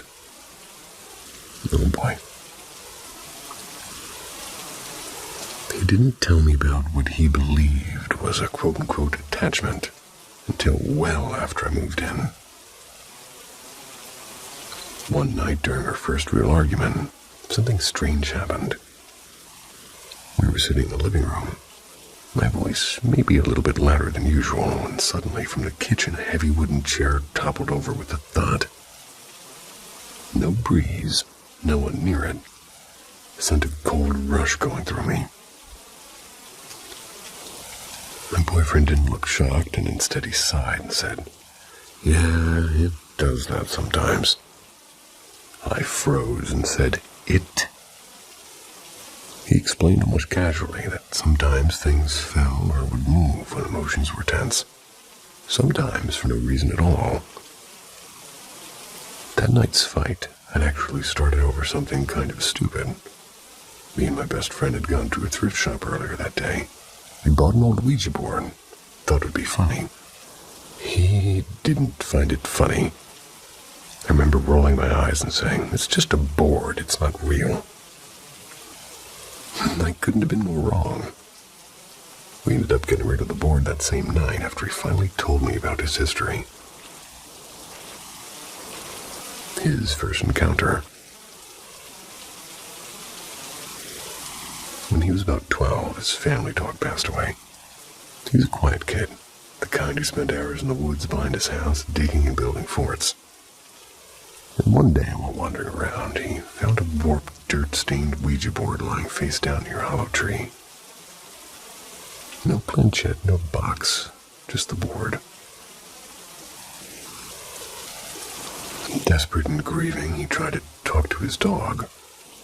He never told me exactly what came through, but he said he got a response. And this part made my stomach twist around. He didn't say goodbye. And from then on, things in his childhood home turned dark. Doors would open, footsteps creaked when he was alone, and once he swore something shoved him down the back stairs. Moved out before high school, but he always felt like something had followed him. The apartment. By the time I moved into his apartment, he'd already lived there for almost 2 years. Before me, his best friend had been his roommate. Things had been, well, weird there, too. I mean, chairs would overturn, cheap mirrors falling off walls, shadowy figures in reflection at 3 a.m. And his friend swore he'd seen someone pacing in the living room when no one was home. When that friend moved out, another took the room. Same mirror, same figures, no explanations. When I moved in, the activity had nearly stopped, and for months nothing more than the occasional soft creak or unexplained whisper in the kitchen. It felt dormant, until that night. The move. We decided to leave the apartment anyway. It was falling apart, and the cheap rent wasn't worth the mold growing under the washing machine. We packed up and started staying at my parents' mother-in-law suite until we could move into our new place. And I had lived in that suite before after my parents' house fire in 2023. The space was cozy and detached and familiar. The lights had dimmers I used to leave on low at night. I'd never experienced anything strange there, not once. And that changed the second night. We were having dinner with my mom when a glass vase. A heavy one filled with pebbles, too. Slid across the table a couple of inches toward me. Thought maybe I imagined it until I saw my boyfriend's face, completely serious. And after dinner he told me something else. The night before, while I slept, the lights in the suite had brightened and dimmed on their own, not flickered or shifted like somebody had their hand on the switch. As we spoke, the lights above us dimmed, Just a little, enough to make my stomach knot. The lights. And now it's Sunday night, or technically early Monday morning. 2:14 a.m. 2 hours ago after my shower, I sat on the couch wrapped in a towel. I was watching the lights pulse again, soft, then bright, then soft. I tried to joke. Maybe it's just faulty wiring. And right on cue, the lights flared to their brightest, making my skin prickle. My boyfriend half-asleep muttered, "Maybe it didn't like your tone." When it went completely dark, I could feel my heartbeat in my fingertips. My chest was tight. I don't know what this thing is or how long it's been with him, and for the first time it feels like it's not just following him anymore. It's paying attention to me. Whispers in the dim light. Story retold, but the fear seems the same.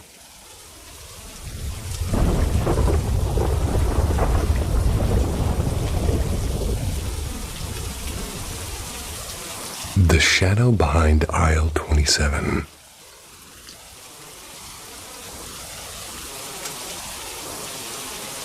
So I started working at the company when I was just 16. I left last week since I've got a new job starting soon.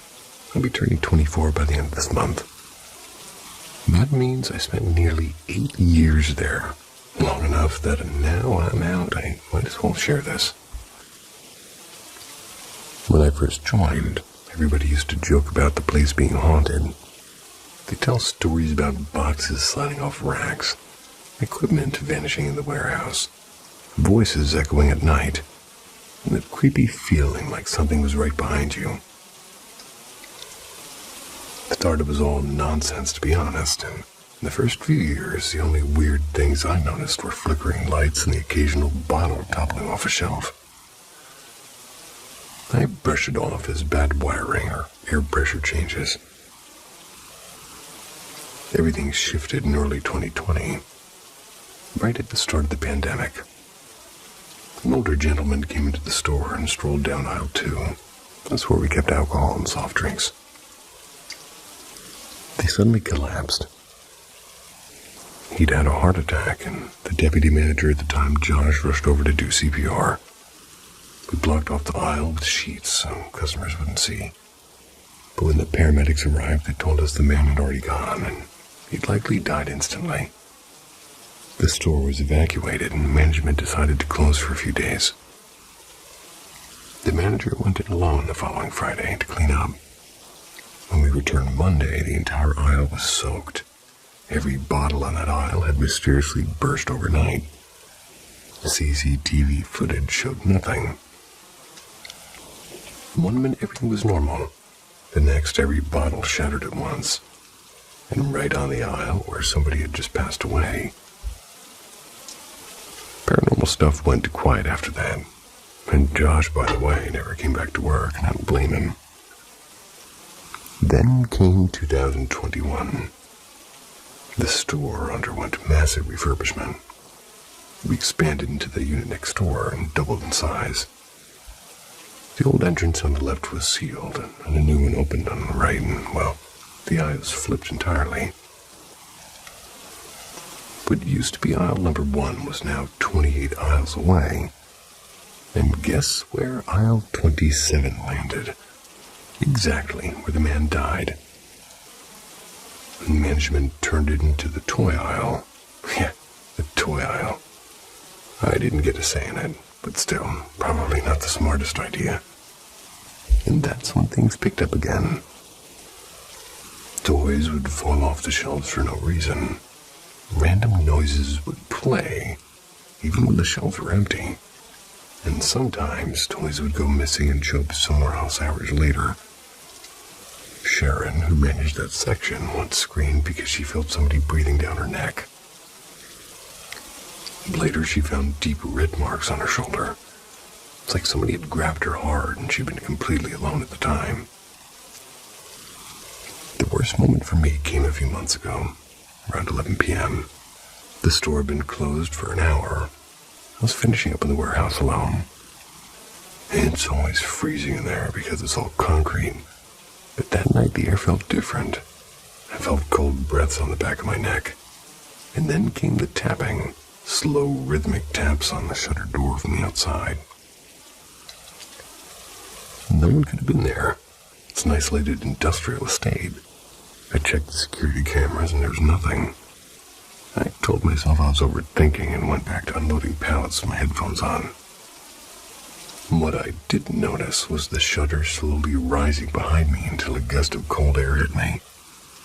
I spun around and the door was wide open. The only way to open it was with a key that also disables the alarm, and that key was in my pocket. I ran to check outside. No one. Locked it up again and checked the footage, and that's when I froze. The camera above the loading bay, it clearly showed me stepping outside to look around. My shadow stretching behind me. There was another figure, a dark human-shaped shadow standing directly in front of me. It vanished the moment that, this shutter came down. I didn't finish my night shift that night. Locked up early, posted the footage in the staff group chat, and went home shaking. No one could explain it. Nobody even tried to. I left the job now, but don't have the footage anymore. I've asked a friend to send it, and if I get it, I'll post it in the comments. Even after all this time, the thought of that shadow makes my skin crawl.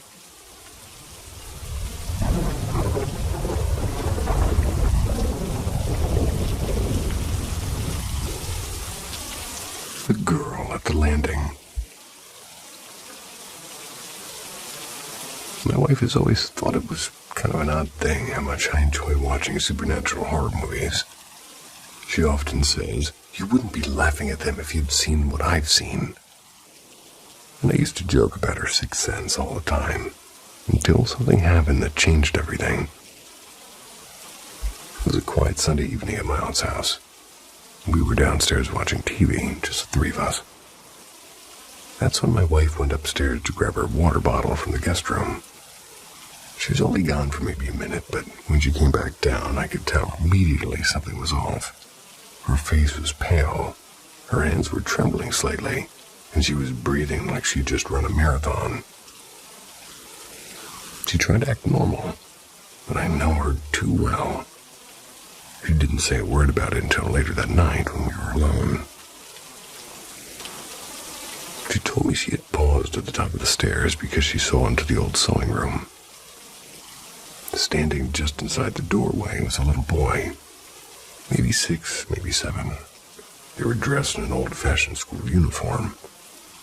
She said the strangest thing wasn't how real he looked, but the expression on his face, utter surprise, like he hadn't expected her to see him. They stared at each other for what she swore was at least 10 seconds before she bolted down the stairs. She didn't mention it to my aunt or my younger cousin, who were still downstairs, because she didn't want to scare anyone who actually lived there.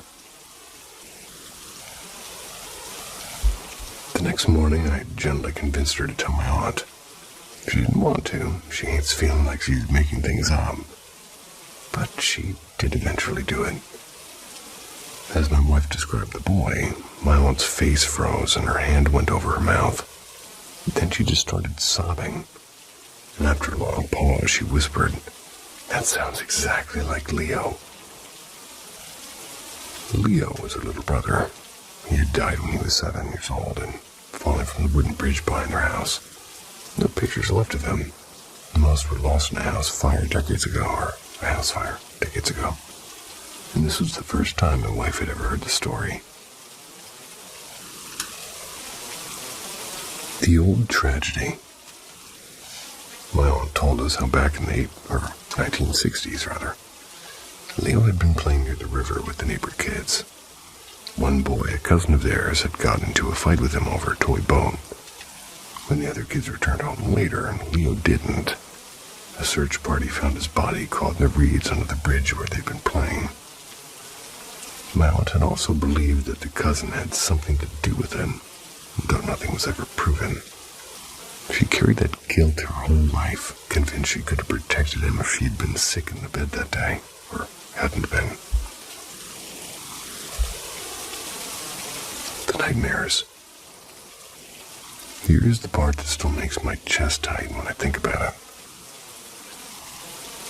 When I was a kid up until around age 9, I used to wake up in the middle of the night unable to move at all, really. It felt like invisible hands were pressing down on my throat. I couldn't scream, I couldn't breathe, I couldn't even blink. It would last maybe 20 seconds, then disappear. It never happened when someone else was in the room, only when I was alone. I told my wife about this one night, not really connecting it to anything. She looked at me and said softly, "What if that was him? What if he was trying to tell you?" She thinks Leo might have been held underwater by the boy he fought with. I had never even considered that possibility before. But something about the way everything connected and the look on her face and my aunt's tears and the memory of that feeling shook me to my core. I don't know if it was really him. Maybe it's all just coincidence.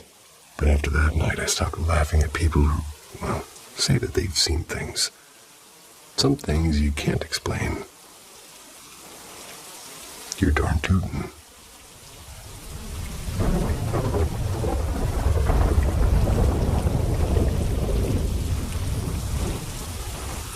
Whispers down the hallway. During the final 2 years I spent living in the house where I grew up, something odd started to surface. A newer friend of mine once told me that she didn't like walking on the side of the house where my parents' room was. I laughed at first, thinking it was nothing. Curiosity got the better of me. I asked a few of my old friends, the one who'd been over countless times. And to my surprise, they all said the same thing. That side of the house gave them all the creeps, so... To get this going, we would always come in through the back door near my parents' bedroom and the laundry room. I'd walked through there so many times, I stopped noticing how unsettling it really felt. But when they said it out loud, some memories started trickling back to me.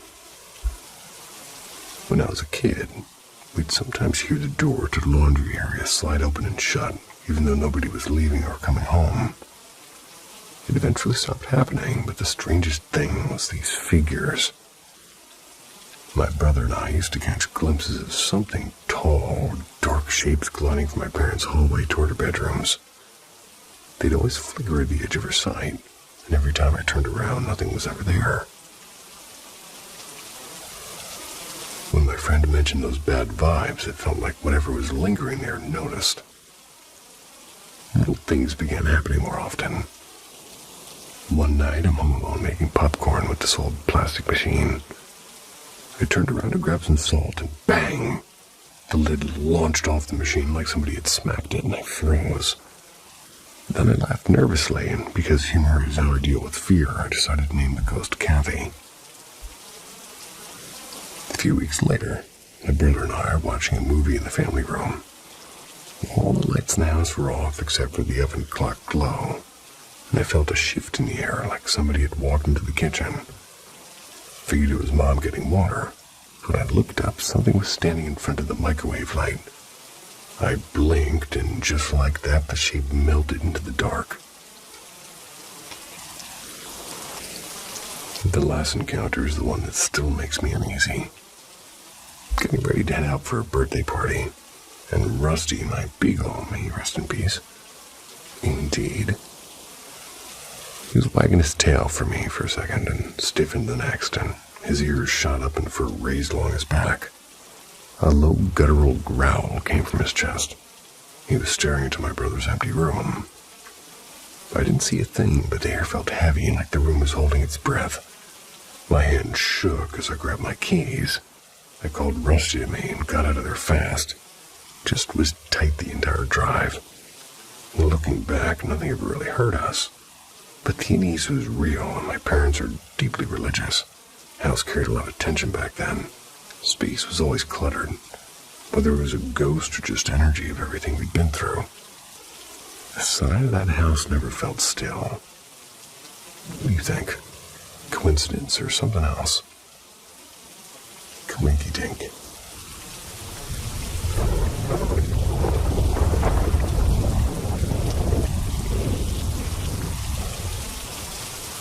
The whisper at the closet wall. I moved into my current house in 2016, fully aware that something strange had once happened here. My friend and neighbor, Chuck, he rented this place more than 20 years ago. He told me back then the house was haunted, not by a friendly spirit, mind you. Chuck isn't the kind of man who jokes about this stuff. He runs a successful electrical company, never drinks, never exaggerates. So when he told me pictures had slid off walls or doors slammed by themselves and footsteps echoed in empty rooms, I believed him. According to him, the activity got so bad they eventually called in someone. Not just a priest, but a whole team to cleanse the place. Chuck didn't stay long enough to see how it ended. He packed up and moved out before they finished. When I moved in, the house was feeling heavy, like the air was holding its breath. The far wall of my bedroom closet gave me the worst feeling, especially the left corner, as if the temperature there dropped a few degrees. I tried cleansing the house with sage or walking from room to room, whispering for the spirit to leave, but nothing would change. Months later, my son and his family came to visit. And one evening, as he wandered through the sunroom playing his guitar, he stopped mid-song and glanced toward the closet wall that backs up to my bedroom. He pointed and said almost absent-mindedly, "Somebody died right there." I froze and I said, "What do you mean?" I had never told him anything about the haunting. He strummed another chord and said, "Somebody hanged himself in that corner." Hairs on my arms rose. And for a long time after that, the ghost was quiet, except for the dogs. They'd stand growling at the closet at random hours, and the metal clothing rod fell down 3 times without reason. We ended up suspending it from the ceiling with chains. Ironically, right at the spot where the man supposedly had died. 2 years ago, something else happened. Plugged my phone into a charger like always, turned away, and then a loud crack split the silence. My phone was on the floor 3 feet away from me, cord whipped in the opposite direction, and the charging block was dangling. No smoke, no short circuit, and the TV plugged into the same outlet was still on. Felt like somebody had hit the wall with a sledgehammer. And after that night, the strange energy seemed to fade, or at least it lay low. Then 2 weeks ago, while I was making dinner, the metal strainer hanging on the pegboard above the stove started swinging. Slow and deliberate, like an invisible hand was pushing it. I turned, half laughing, and said, "All right, I know you're here." Then I went on cooking like nothing happened. And that night, lying in bed watching TV, loud music suddenly starts playing. Thought it was my husband on the computer in the living room, but no, it was the Alexa on my nightstand. Told it to stop, and it didn't, and the volume went up. And the song, as she talks to angels by the Black Crows, wasn't just playing in the bedroom, it was blasting on every smart speaker in the house. Still proud I don't even know what an Alexa looks like. I may not be old, but I'm old-fashioned.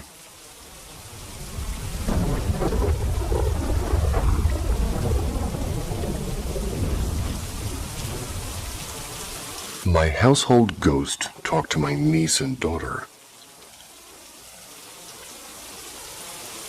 I, a 25-year-old male, moved into a new house in November.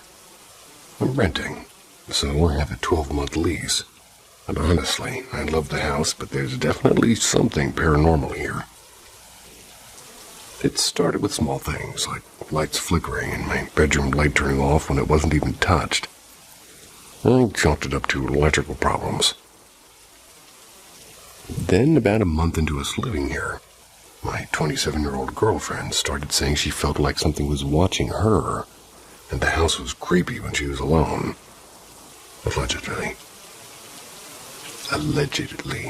Excuse me. A few weeks after that, we started randomly hearing footsteps in our ceiling, like someone was upstairs. We would also regularly hear a singular knock on her front door every now and then, as though nobody was there. And also that light that would turn off in our room started turning off whenever we were getting dressed. Our cat started meowing at the ceiling in the laundry room every day, which is between our living room and the garage, and it also shares a wall with our bedroom.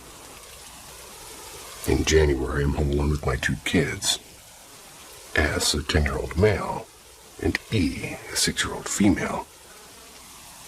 Back this up. Your son is 10 years old and you are 25. Alrighty then. Moving on. We were on the couch, which is on the opposite wall of our TV, and the TV was off. My son was telling my daughter and I a joke when suddenly, in the middle of it, the TV remote moved on the TV stand. It knocked over a Harry Potter wand to the ground. My cats were asleep on the couch with us. It was unexplainable and freaked me out. The worst event was in March, during spring break. I had my niece, R, a 6-year-old female, over spending the night. And her and my daughter E were in the garage, which we've converted to a playroom. They were playing games. I was on the couch inside the living room. My girlfriend was outside smoking. And my son was at his grandma's house. Suddenly I heard my daughter yell, "Yeah?" I didn't respond because I didn't say anything to her, so I thought she was talking to R. Then my daughter and niece both ran into the room and asked what I needed because they heard somebody call to them. My niece said it sounded like my mom. From her perspective, you know. I told them I didn't say anything. Nobody said anything. And they both explained to me that they definitely heard someone say both of their names, and to tell them to come here. They said it sounded like a whisper, but they were convinced it was my sister's voice, or his mom. I immediately called my sister and explained this to her because I was shocked, and these 2 little girls were both so sure of what they heard and were so scared that they wouldn't go back into the garage, or even go to get their shoes and toys. This is not the first time these girls have talked to the paranormal, unfortunately. My sister and I moved very close to each other in 2021, and I moved into my house first. The girls were 2 at the time, and my daughter didn't speak for the first 3 years of her life. But I caught her on the baby monitor talking to her ceiling in babble talk almost nightly. My niece spoke perfect words. When they moved into their house, I watched my niece in my house while they moved their things in. A few days later, my niece told my sister and I that the demon that lives in my house came with her home to her new house. She explained that he got into the car with her and came home with her. This whole thing freaks me out.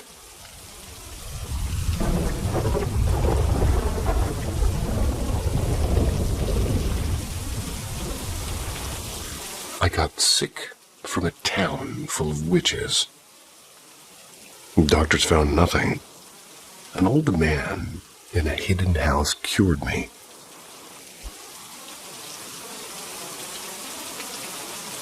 My stepdad's side of the family is from a province I won't name for obvious reasons.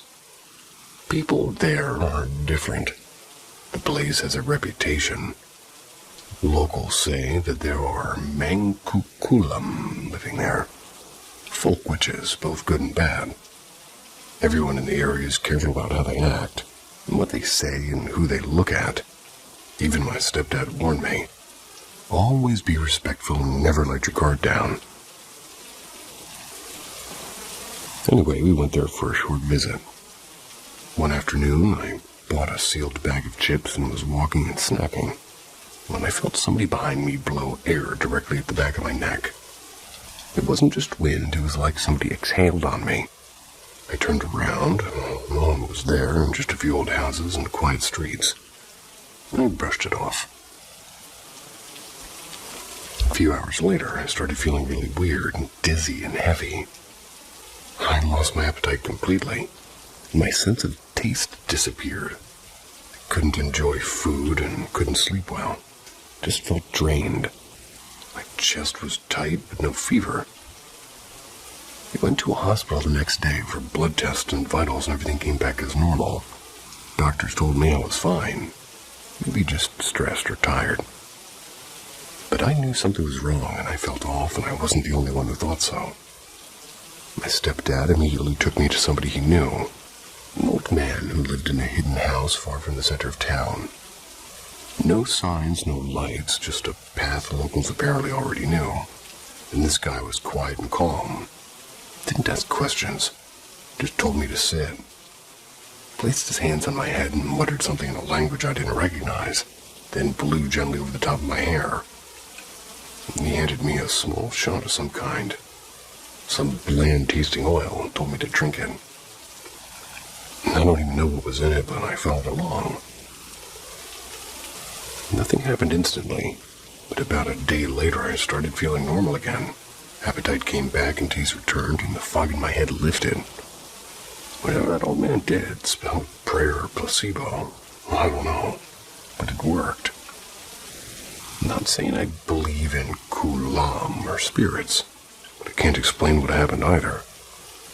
I just know that something invisible messed with me, and science didn't catch it.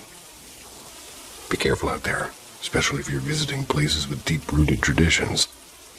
Some things can't be explained, and sometimes the old ways still have power, whether you believe or not. I'd let that guy blow on my head. Just wouldn't be any air.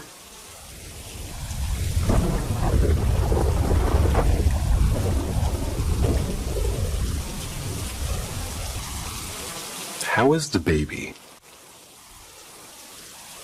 I've lived in the same small, rundown trailer park since birth, essentially. It was rampant with drugs and shady characters. The most popular drink and drug of choice at the time were heroin and beer. When I was 8, my mom married a man named Paul. Paul had been in a pretty bad car accident shortly before meeting my mom, and was prescribed oxycodone for the pain. He quickly got hooked, so soon after the authorities began cracking down on overprescriptions for opioids, and Paul was no longer able to legally get his fix. He turned to the streets, and at $30 a pill, he had to find something else. He eventually just graduated to injecting heroin.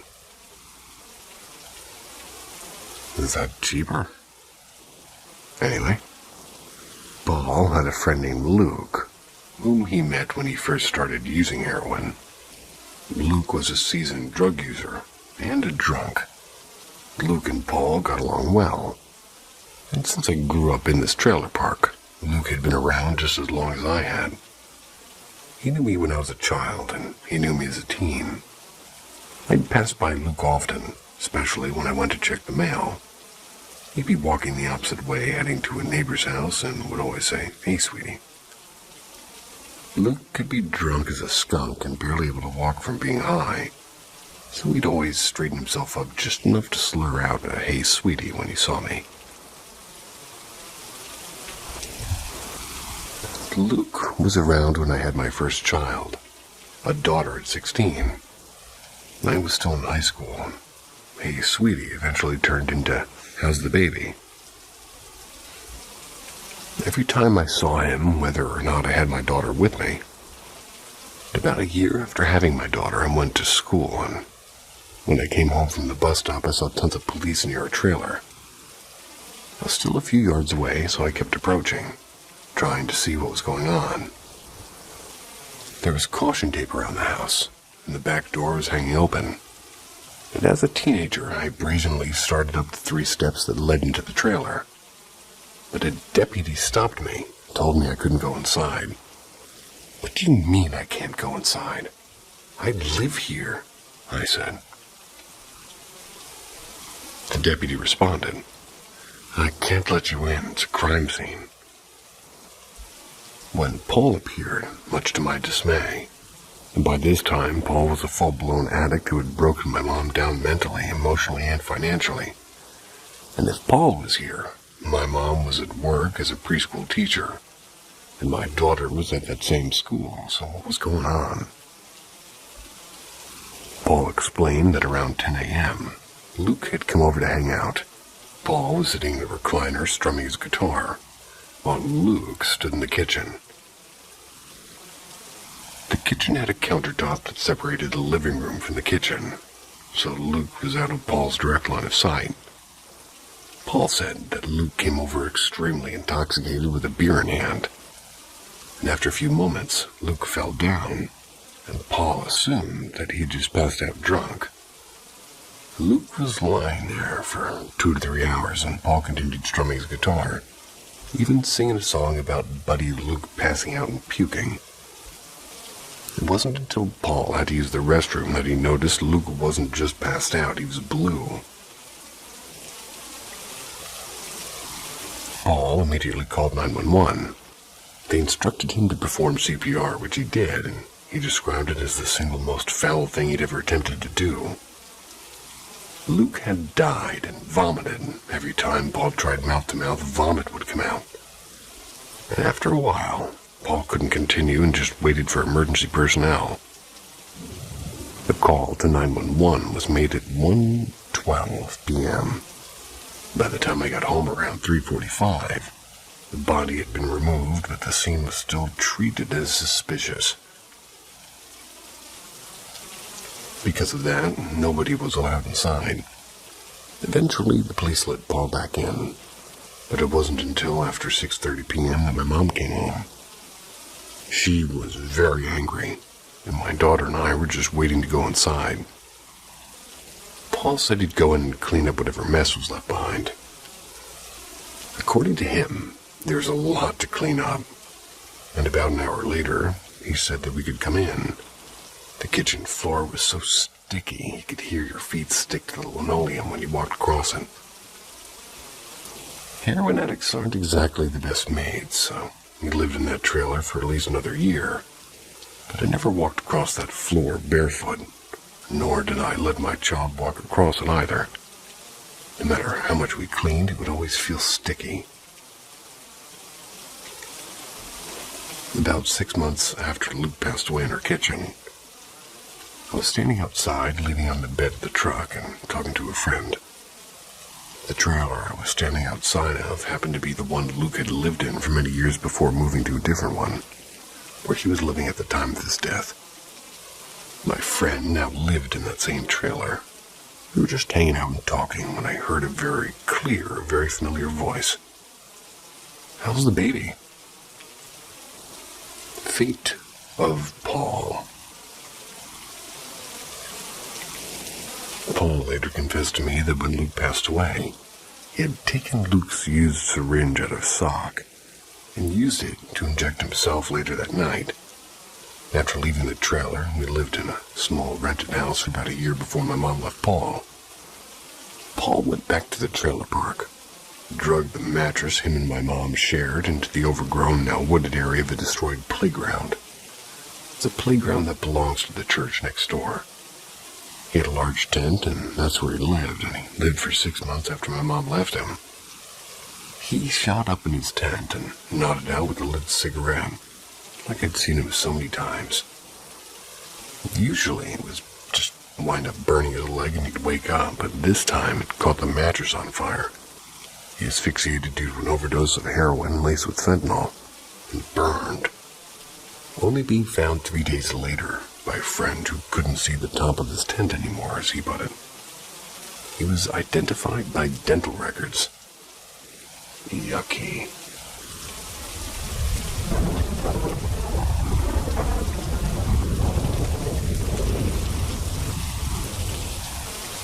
My time in the Caribbean. So this happened when I was around 8 to 10 years old, visiting my grandma's house in Trinidad. And it was me, my grandma, a couple of uncles, and my sister all staying there. The house already had a reputation. Everybody always talked about seeing or hearing ghosts there. But I just brushed it off as family superstition. Caribbean people always talking about spirits and duppies. and I thought it was just old folks being dramatic. But anyway, one night I'm sleeping in the guest room while my sister's with my aunt, and I start hearing this soft crying voice like a young girl sobbing. I couldn't make out what she was saying, but it was definitely a child's voice, and younger than anyone in the house. I was the youngest, so it made no sense. It freaked me out immediately. Now, the guest room was right across from the stairs, and to get to my grandma's room, I had to run up the stairwell. So what do? I wrap myself up like a burrito in my blanket. I make a run for it. Not looking at anything, just my feet hitting the floor. I bust into my grandma's room, turn on the light, and slam the door, and she wakes up instantly, like she knew something was off. Before I could even say anything, we both hear the crying too. She just pulls me in and holds me, tells me it's okay and that she knows how to help her, the spirit. Caribbean grandmas are scary calm when it comes to this voodoo stuff, man. Then she gets up and I literally beg her not to leave, and I didn't care that the lights were on. I didn't want her to just be out there alone. But she closes the door behind her and goes anyway. I'm in bed, still wrapped in a blanket. Can't even look around the room. Every little creak makes me feel like I'm about to die. Then I hear her voice, my grandma. She says she's back and everything's okay, and I feel somebody sit on the edge of the bed. But there's no sound of the mattress creaking, which is a red flag. I ask her to put her hands on the mattress so I can see them before I come out, and she does. I slowly lift the blanket, check everything in her hands and arms and nightgown. All normal, till I get to her neck. Her skin is pitch black, like unnatural shadow black, and I lose it. Blanket goes back over my head and I'm silently sobbing, full on snot faucet mode. Eventually, the weight on the bed lifts and now the mattress creaks. When my real grandma finally comes back, I hear the door open this time, green flag. She says, "Mama, I'm back." I still don't trust it fully, so I ask her to put her hands down too. She sits next to me, springs creak again, which is a green flag, and number 2, and pulls me in for a hug through the blanket, and I can feel it's really her. I rip the blanket off. She calms me down and tells me that she helped the little girl find the light. I tell her about the fake version of her that came back while she was gone, and she hugs me tighter. She tells me to feel her chest. Her soft skin and steady heartbeat honestly grounded me again. Then she picks me up, and Caribbean grandmas are strong. Tells me she needs to get some things from downstairs, and this time she's bringing me with her. I'm terrified, but I hold on to her tight, and her heartbeat keeps me calm. And here's the creepy part. She doesn't turn on a single light going down the stairs or back up. Could have, just didn't. And her heartbeat stayed completely steady, like she wasn't scared at all. Back in her room, she sits me down and starts placing all these spiritual items around. Like stone statues and paper with writing and cups with sand or something. I keep begging her to close the door because I can't stop looking at the pitch black hallway, but she tells me, "Doors don't keep spirits out. Your mind does." And says she'll be making sure nothing gets in. She tucks me in and turns off the lights. I panicked, but she kept her hand on my head, covering my eyes gently like she always does when she sings me to sleep.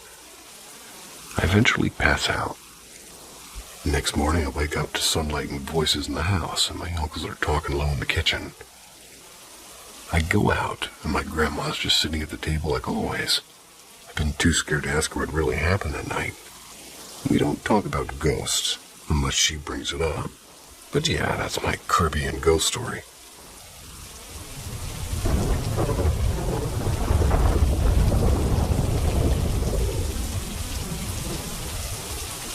The Oz effect experience.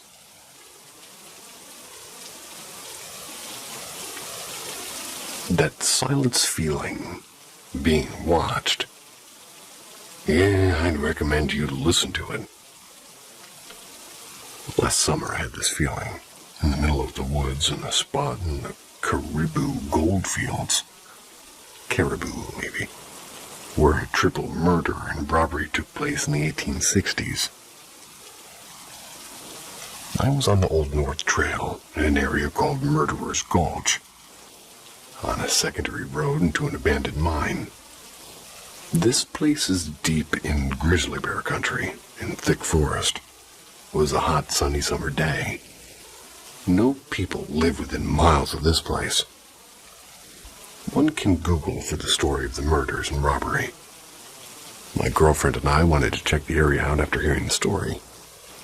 The main roads washed out, so we took the Old North Trail. That's where the robbery took place over a century ago, which is now an old deactivated logging road down to the opposite side of the main road past the washout. That leads into the abandoned mine. The main road had been totally washed out at Murderer's Creek several years earlier. The secondary road we took was not great, which had small washouts and was very overgrown. We spent 2 days clearing and fixing the road, and on the second day, we decided to walk the rest of the road, to get a sense of whether it was worth continuing trying to fix that road to get down to the abandoned mine in my truck. But anyway, before it went down on foot, my girlfriend wandered down the road a bit and came running back as I was digging away past a small washout in the road. She asked me if I heard that sound, in quotes. I had not heard anything as I was shoveling, just filling the small washout to a point to get my truck further down said road. We walked down to the abandoned mine to see how much work was ahead of us. I had my 45-70 lever-action guide gun with me, since we were in bear country. It was a steep grade with a cliff down to the mine site, hundreds of feet below, and thick forest on the other side of the road. Basically, it's a bottleneck the whole way down for about 1.5 miles. We got down, looked around the abandoned mine for about an hour, before heading back up the steep road to my truck, and on the way back I had an off vibe. I stopped before the V onto the bypass road that we came down. I felt something was off, like we were being watched. A big danger feeling where my hair stood up. My girlfriend asked if everything was okay, and I said, yeah, not wanting to freak her out. But I stood still listening, and I could tell she felt it too. And that's when I noticed it was silent. No sounds, no birds chirping, just silence. Then a squirrel lost its shit, chirping the danger sounds that they do. Then we heard 3 very loud knocks up the road back to the truck coming from the woods. Loud and spaced about a second apart between each knock.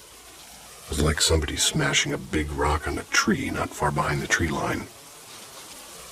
This being up the way that we had to go to get back to my truck. We kept walking toward it. There was no choice if we were to get out of there. It was hot and steep, and there was no way we could run due to the grade of the hill. Then we heard something. It was following us off to the left in the forest. Then 5 loud knocks 200 meters up the road from the last knocks. We were in the bottleneck, a steep cliff to the mine on the right, close knocks to the forest on the left. I looked at my girlfriend and said, we have to get the fuck out of here. We pushed up the steep road, me keeping an eye on the forest, ready to shoot whatever it was that was following us. It was the scariest walk of my life, but we got to the truck and got out of there. The sound my girlfriend heard prior to heading down turned out to be the same knocking sound we heard in the walk back up.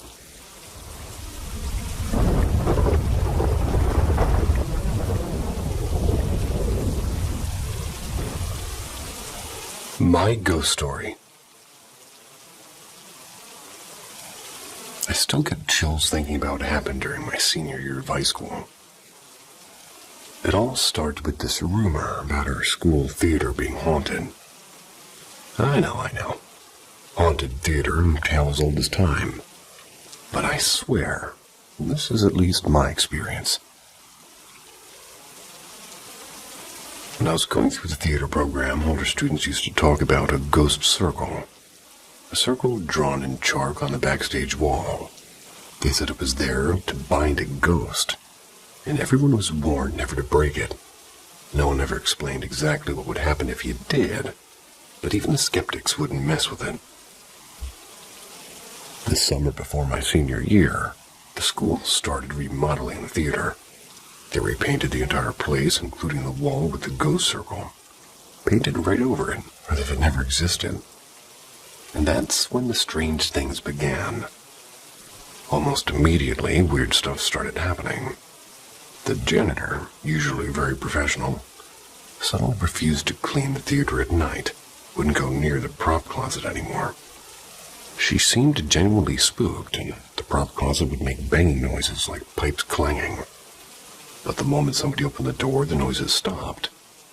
Props would disappear or turn up in odd places. And there was often a shadowy figure on stage, which we tried to blame on the lighting. Never felt right. I got really curious after everything creepy started and did some research about the ghost story. Found out that a former student, deeply involved in the theater program, had died in a car accident years earlier, right before a show. Out of respect, I won't share more details about him, but knowing this added a whole new layer to the weirdness. The culmination of weirdness was during the senior show I was directing that December. Tech kept glitching, lights malfunctioned, and sound cues failed. Things that worked perfectly for weeks in rehearsal started suddenly breaking. On closing night, the house lights refused to work, so I gathered up the cast and crew and we respectfully asked the ghost to stop interfering. The moment we did, the lights flicked on instantly, and I said, "Thank you," out loud, thinking it was polite. But looking back, that's probably when the ghost attached to me. After the show, my stage manager gave me a bouquet of flowers. I took them home, put them in a vase or a vase, whichever wording you guys fancy. I'm going with vase today. They put them in a vase on the kitchen table.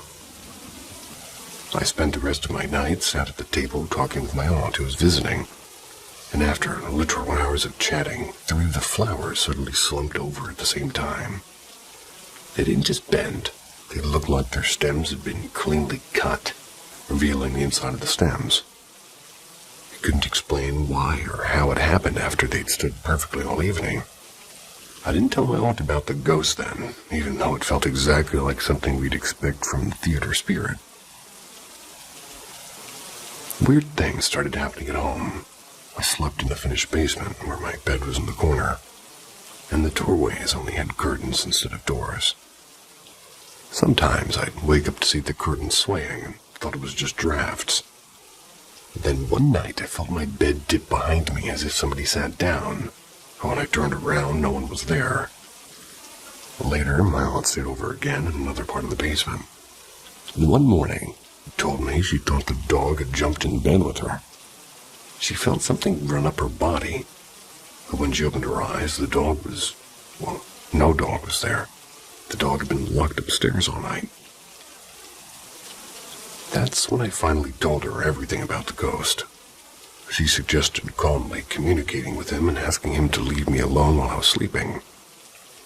We kept it between us and didn't tell the rest of my family yet. Months later, one of my sisters had a friend sleep over. She and my sister shared a bed while my other sister slept on the ground next to them. The next morning, the friend said that the sister, who was supposed to be sleeping on the floor next to the bed, held her hand all night. She gushed about how sweet it was. But the sister denied this, saying she went back to her own bed early, didn't hold anyone's hand. The friend was so freaked out she never stayed over again. Eventually, I told my family about the ghost following me home, and they shared their own experiences. One sister heard a loud bang one night and found a bag had fallen off a shelf for no reason. Another kept hearing noises from her closet that stopped whenever she opened it. But luckily, nothing was ever out of place. That was just the beginning. There were more strange incidents over the next couple of years, like noises and movements. Little things that still make me shiver. But then, almost as suddenly as it began, it all stopped, and it's been years now. I have no idea why the ghost left or what made him move on, and my family and I almost joke about him now. Like he was just some weird, invisible member of the household. Since then, nothing unusual has happened, and life's gone back to normal. There were a few other incidents that came to mind for me writing this post. I'll have to ask my family to remember the majority of them. It's not the scariest by any means, but I swear to everybody I know, we had a ghost for at least a few years.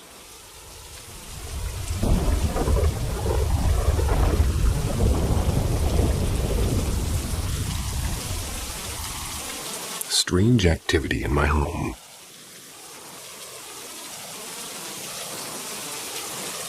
Hi. I think my house has at least one ghost. It's very hard to tell, though, because we are a family of ADHDers and have a bunch of pets. I'm writing this on my phone, so please forgive the formatting. For some background, I grew up in this house. My parents bought it from a family who bought it new in 1976. Only lived here for about 4 years. My parents rented it out to one family for about 4 years in the 90s before I bought it from them and moved my new little family back in. The neighborhood is built on an old limestone quarry. I've lived here for most of my life, except for a few years in my teens. As a child, I always felt watched, and I'd sit in my window at night and felt something in the backyard in the dark just watching. It wasn't scary, just present.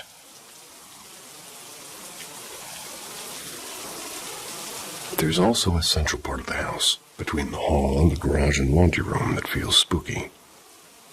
My sister corroborated the spooky feeling one time when she was visiting and told me about a time when she was doing laundry. She was overcome with the feeling of get out. In my previous marriage, we had a lot of my then-husband's family living here. At one time, there were 7 children under the age of 12. All of them were afraid of this area.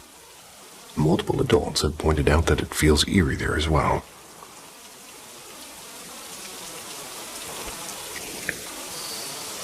Over the last couple of years, I've noticed more activity in the house.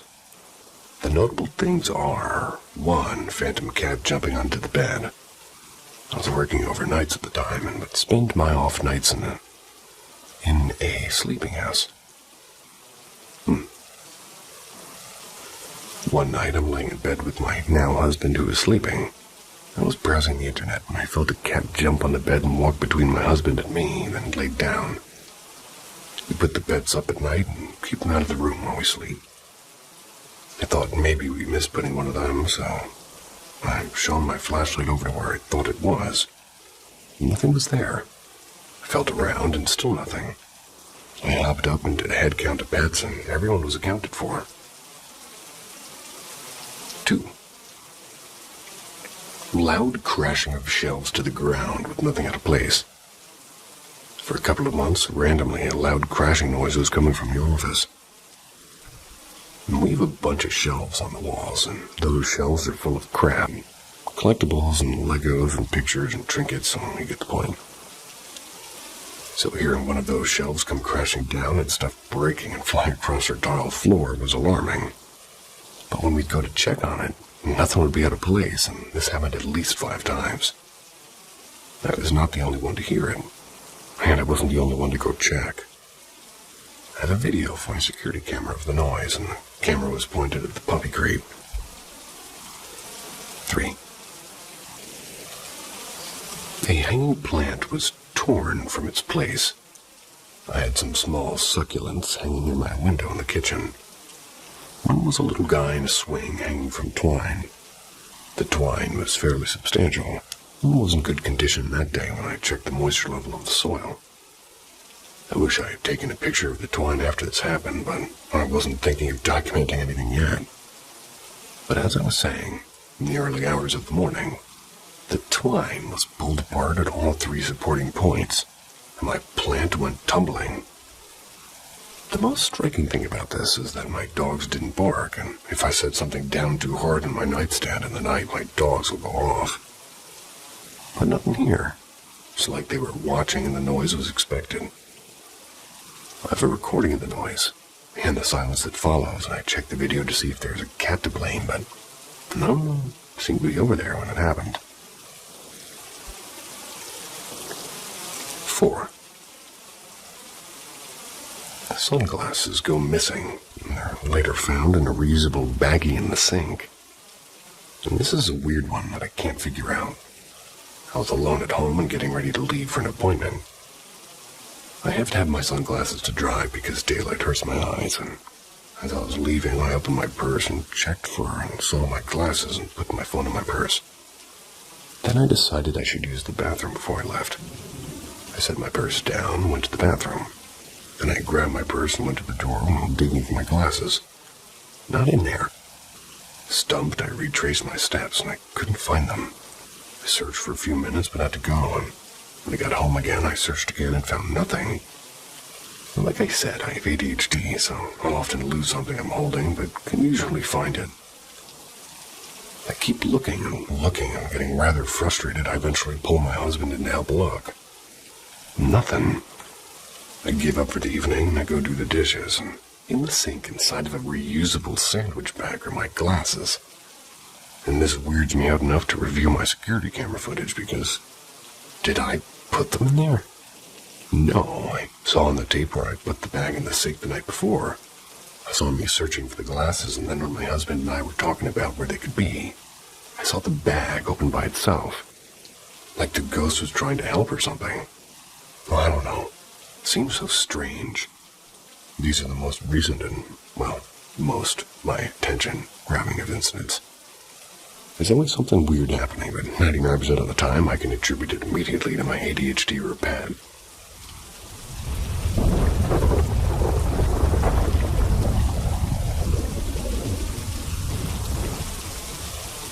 Star falling into my room. Please help me understand. When I was a little girl, maybe 7 or 8, I had this thing happen to me that I think about all the time now. I completely forgot it for years, like really forgot. Till recently, it just came out of me while I was talking. Now I can't stop talking about it. It was real, and I know it happened. I was in bed with a tooth underneath my pillow, waiting for the tooth fairy. I always sleep in my stomach, but this time I'd flipped onto my back because I was waiting for my dad to come and tuck me in. I remember being really excited. I was not sleepy. I was wide awake watching the sliver of sky I could see from my window. Just a little strip between the storm blinds and the neighbor's house. Not a big view, just enough to see a single star. I was staring at that star, and then it started to fall. It began small, like it was way up in the sky, but it got bigger as it came closer, like a glowing orb. Not perfectly round, more like a pulsing, glowing, spiky or round shape that stretched larger as it got closer. And as it got bigger, it came toward me. I heard this buzzing sound. Not loud, but definitely there, like a hum. Like something electrical but soft, and, well, very soft. The sound's not the important thing here. The sound was like almost to cover the sound of anything else in my reality as the light was getting closer. I was completely frozen. I couldn't move, not even blink. But I wasn't scared, I was just stuck, watching this happen. The star got bigger and bigger until it was huge, and it came through my window. It didn't break anything, it just entered, like it phased into the room. The light completely took over my vision, and I couldn't see my bed, the walls, or anything. Just pure white light. Total whiteout. It's like it entered me. Then suddenly I gasped and I sat up like my whole body jolted upright. And time had passed because the dollar was under my pillow, and the tooth was gone. My dad wasn't in the bathroom anymore like he had been when I first lay down. I'd seen the light under the door and heard him washing his hands, but now it was quiet and it was done, and I'd missed it. But to me, it felt like no time had passed at all, like the whole thing was maybe an instant. I grabbed the dollar and I ran to wake up my dad, telling him I saw the tooth fairy, because that's what I thought it was at the time. That was how my little kid brain tried to make sense of it. But he said, okay, and brushed it off. But I know I wasn't asleep. I was awake and excited and watching. This wasn't a dream. It really happened. The only other time I've seen something shaped like that, this featureless, glowing being or presence, was when I was 16. I had this dream where I floated into a different place. It was like sky above the sky below. I was just drifting inside of it, very surreal and dualistic. There was this massive wall of light, and from inside it, something started walking toward me. Didn't have a face or arms or features, but I knew it was a being, and it just pushed me back and said, not yet. That was all. Then I was suddenly back in my body again. The shape of that thing, the way it moved forward and how I just couldn't resist it. That's exactly what this light star thing felt like as I entered my room. Not threatening, just undeniable, like it was coming no matter what. I don't know what it was. I don't know why it happened to me. Didn't even remember it happened until very recently. I guess I tucked it away. Told maybe one or two people when it came back online about a year ago, and I'm so curious to understand what it meant for me as I'm learning to understand myself. So I just want to know, has anybody ever had something like this happen to them? A star falling from the sky, getting bigger and entering your room, filling it with light and then just being gone. No vision, no message, just that. Not astral projection, not sleep paralysis. I'm talking about a star falling into your room at night. Only the sticky green ones on the ceiling, for me.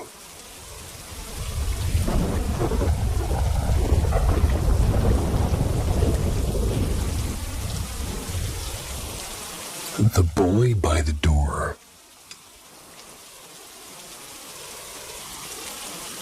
I grew up in a quiet suburban neighborhood just a few blocks away from an old train line that everybody said was built over what used to be a forgotten graveyard. Rumor had it the workers never moved the graves, just built the tracks on top of them.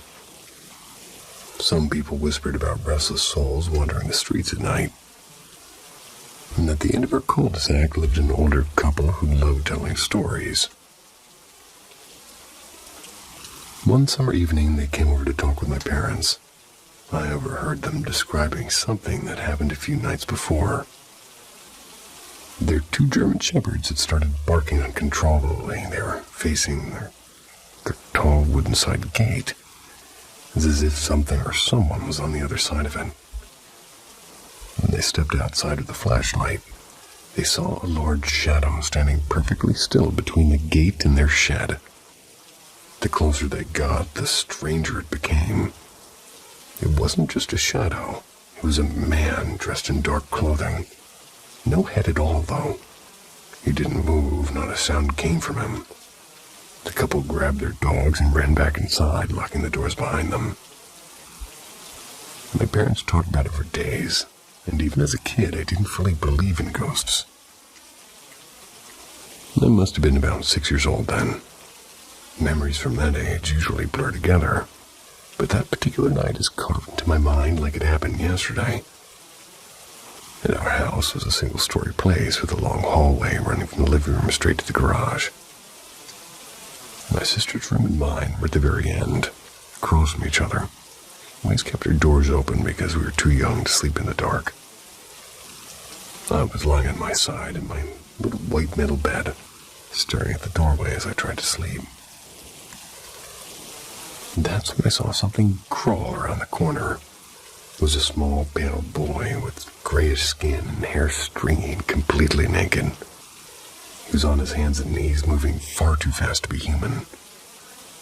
He scurried into my room without a sound, straight toward my bed, and then vanished right beside it.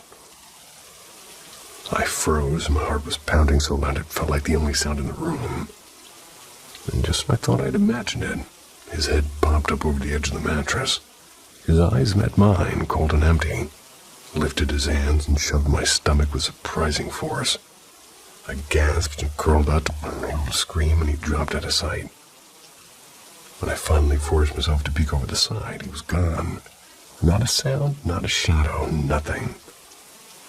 And as the years passed, I would sometimes remember that night in fragments, but the image of that boy has always remained clear.